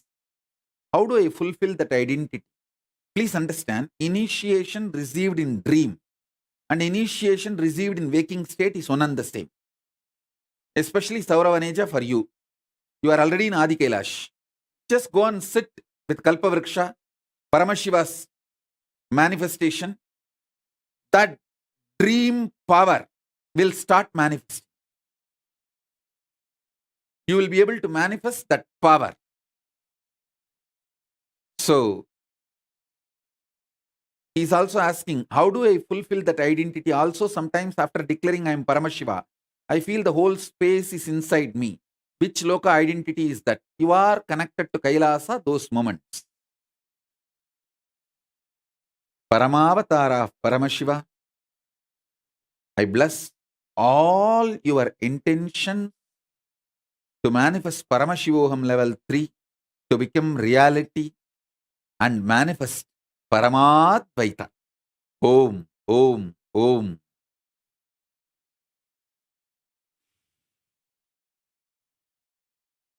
Ma Shachi Arange is asking, is the parallel universe 14 lokas correspond to 14 chakras? Actually, you have 108 chakras.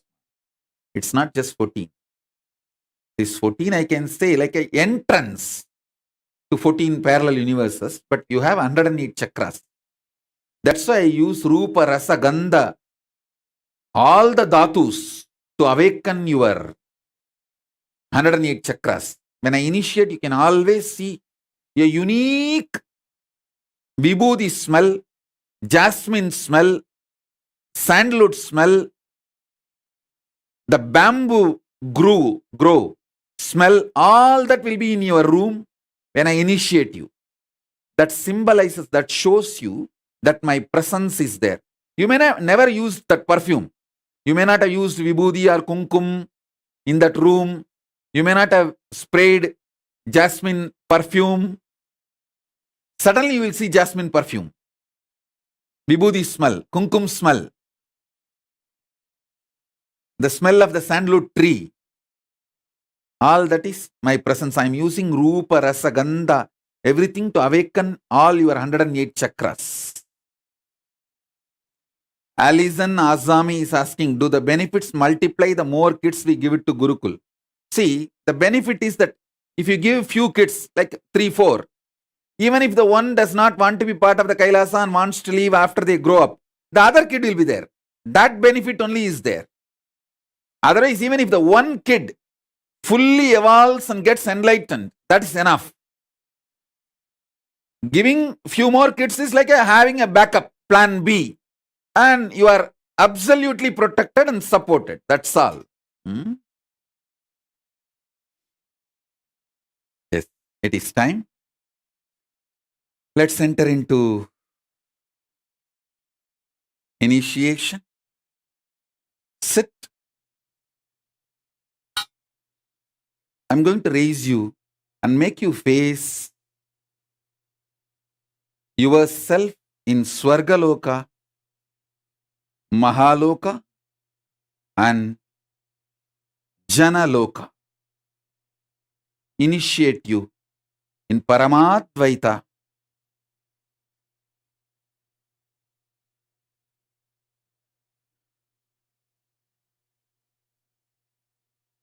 Sit straight. You don't need to close your eyes. You can keep your eyes open. Whatever you wanted me to energize, whether Jnananjana lamp or Atmalinga, keep it in front of the screen. I'll start the initiation now. Om, Om.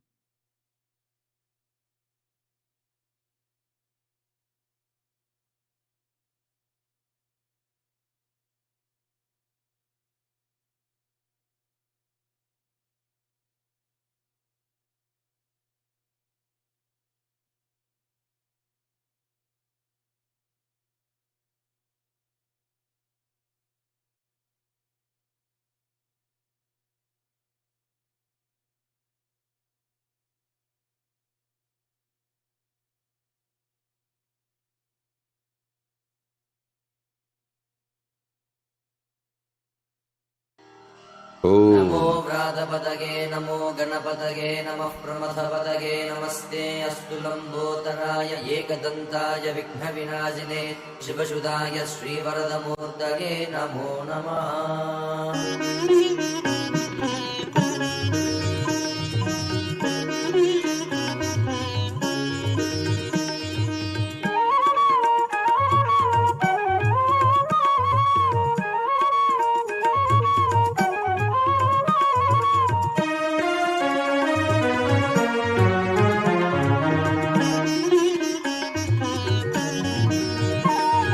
Lambodara नित्य गजानना लंबोदरा नित्य गजानना लंबोदरा नित्य गजानना लंबोदरा नित्य गजानना पार्वती नंदन परमदयाकर पार्वती नंदन परमदयाकर पार्वती नंदन परमदयाकर पार्वती नंदन परमदयाकर लंबोदरा नित्य गजानना लंबोदरा नित्य गजानना बंद विमोचन भव भय भंजन बंद विमोचन भव भय भंजन बंद विमोचन भव भय भंजन बंद विमोचन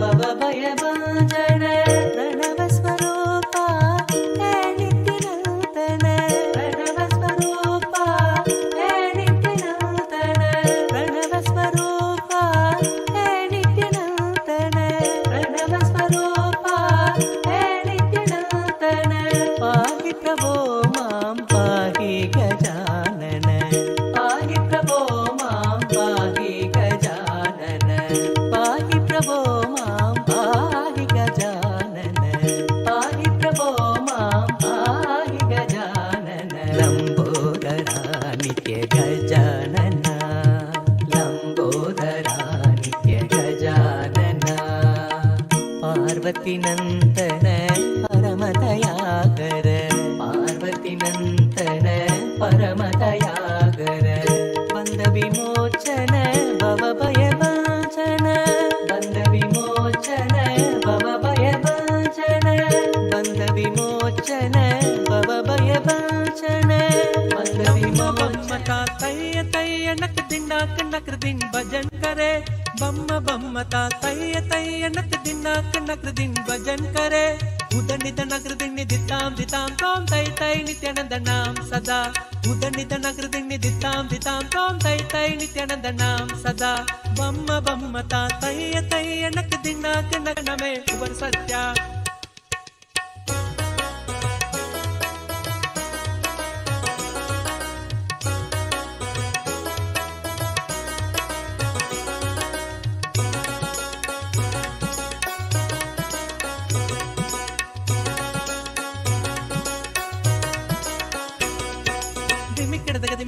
ದಿಕ್ಕ ತಾಳ ದಿಮ್ಮಿ ಕೀಡ ತಾಕುಡ್ದ ತಾಳ ಬೋಡ್ದ ದಿಮ್ಮಿ ದಿಮ್ಮಿ ಕೀಡದಾಗ ದಿಕ್ಕ ತಾಳ ದಿಮ್ಮಿ ಕೀಡ ತಾಕುಡ್ದ ತಾಳ ಬೋಡ್ದ ಉದ್ದನಿದ್ದ ನಗರ ದಿಣ್ಣಿ ದಿತ್ತಾಂ ದಿತ್ತಾಂ ತೋಂ ತೈ ತೈ ನಿತ್ಯಾನಂದ ನವಾಪ್ ಸಾರಂಗಿ ಸಿತಾರ್ ಕಿಣರೆ ಅವರು ಬಾಸುಗೈ ಮುಗರ್ ಸಿಂಗ ನವಾಪ್ ಸಾರಂಗಿ ಸಿತಾರ್ ಕಿಣರೆ ಅವರು ಬಾಸುಗೈ ಮುಗರ್ Singh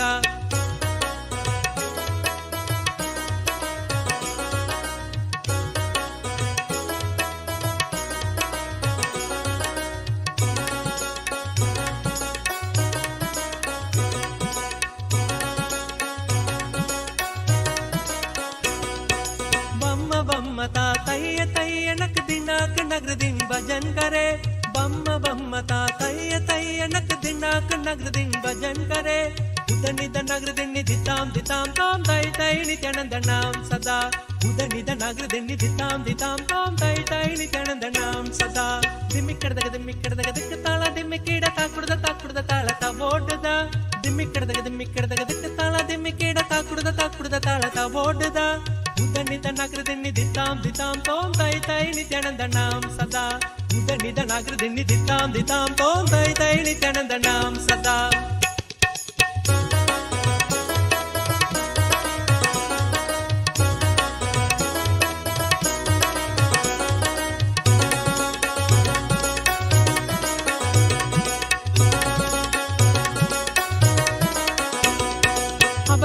Abharubasugai garam bajidi again nan Chatun Nithyananda. Abharubasugai garam bajidi again nan Chatun Nithyananda. Kala mandira bahudam satsura mandalagi surabaja. Kala mandira bahudam satsura mandalagi surabaja. Venu basare amrta kundalike tarikirtaka vatkaja.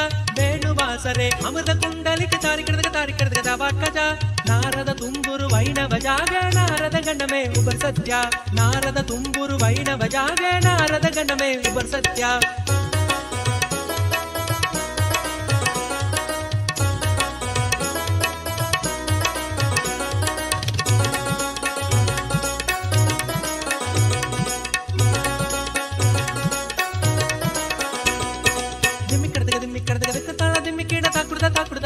ಓಡುದ ದಿಮ್ಮಿಕ್ಕಡದ ತಾಳ ದಿಮ್ಮಿಕೀಡ ಕಾಕುಡದ ತಾಳದ ಓಡುದ ಉದನಿದ ನಗರದಿಣ್ಣಿ ದಿತ್ತಾಂ ತೋಂದೈ ತೈಣಿ ತೆಣದನಾಂ ಸದಾ ಉದನಿದ ನಗರದಿಣ್ಣಿ ದಿತ್ತಾಂ ತೋಂದೈ ತೈಣಿ ತೆಣದನಾಂ ಸದಾ ಅಪರುಬಾಸುಗೈ ಗರಂಬಾಗಿದೆ ದ್ರಿಮಿ ಮೃದಂಗ ಅಪರುಬಾಸುಗೈ ಗರಂಬಾಗಿದೆ ದ್ರಿಮಿ ಮೃದಂಗ ನವಾಪು Sarangi sitar ಕಿಣರಿ ಅಪರುಬಾಸುಗೈ ಮುಗರ್ Singh ನವಾಪು Sarangi sitar ಕಿಣರಿ ಅಪರುಬಾಸುಗೈ ಮುಗರ್ Singh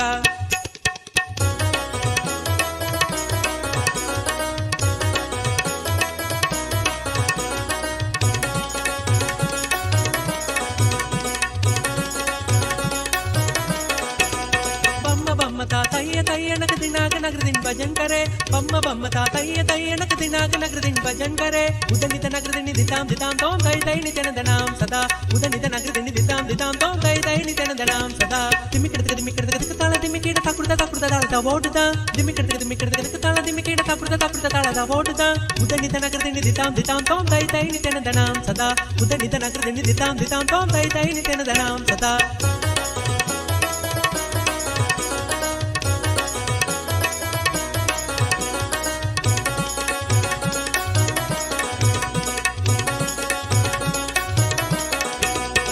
Abharubasugai garam bajidi again nam Chatun Nithyananda.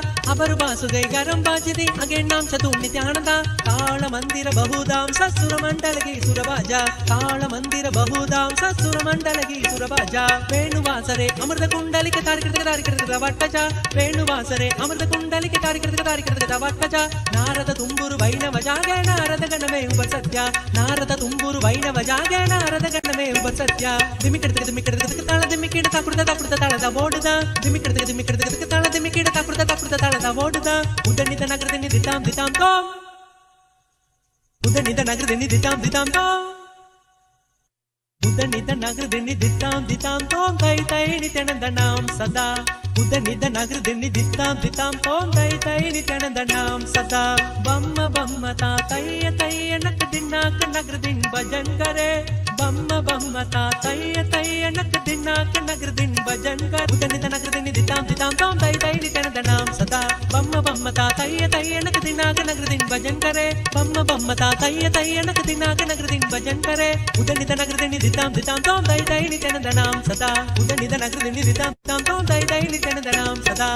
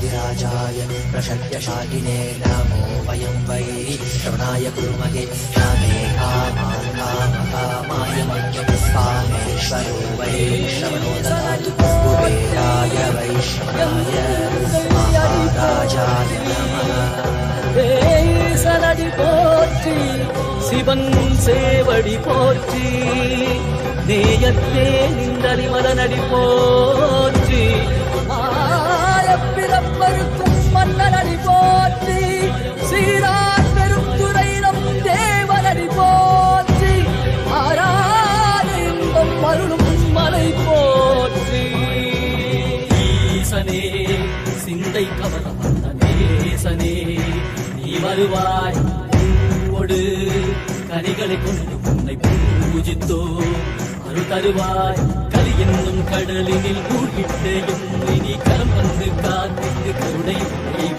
பொய்கையில் அலர்ந்திட்ட அளவக்கம் போல உன் திருவடியில் வாழ்ந்திட வாராய் அருணாச்சலனே நீ வாராய் அகண்ட ஜோதியனே வாராய் அல்லல் நீக்கிடவே வாராய் அகிலம் போற்றுகின்ற ஈசனே சிந்தை கவர்ந்த நேசனே நீ வருவாய் பூவோடு கனிகளை கொண்டு பூஜித்தோ அருள் தருவாய்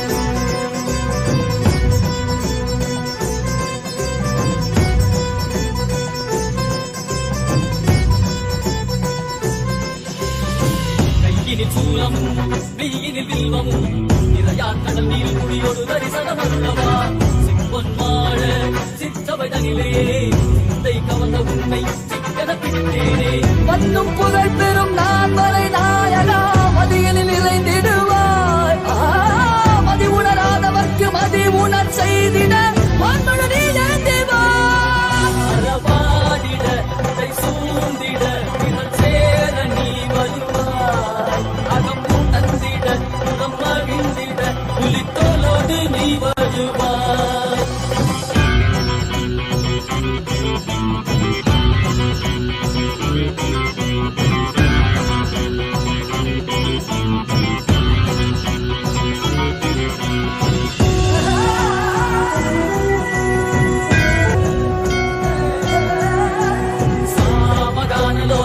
विमुक्ति कारणे नादिकेश दिव्य ब्रह्मरूपने मीनाक्षि शक्ति सहित सुन्दरेशने अण्णामलै उदित नित्यनन्दने चित्त अचित्तெல்லாம் முன்னாலே இயக்கும் முன்னாலே உந்தன் கண்ணாலே சிகையில் அணிந்திட்ட மதியாலே மதிலின் ஒளியாலே தெளிந்திடும் வழியாலே ஜீவன் முக்தி பெற விழைந்தோமே உந்தன் திருவடியில் தொழுதோமே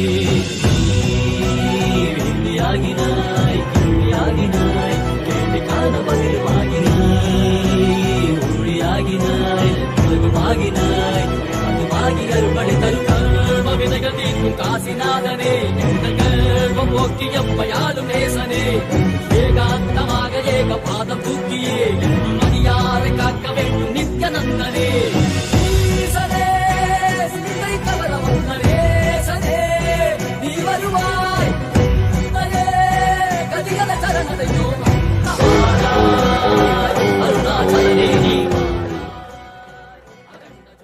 Om, as a living incarnation, Paramavatara of Paramashiva,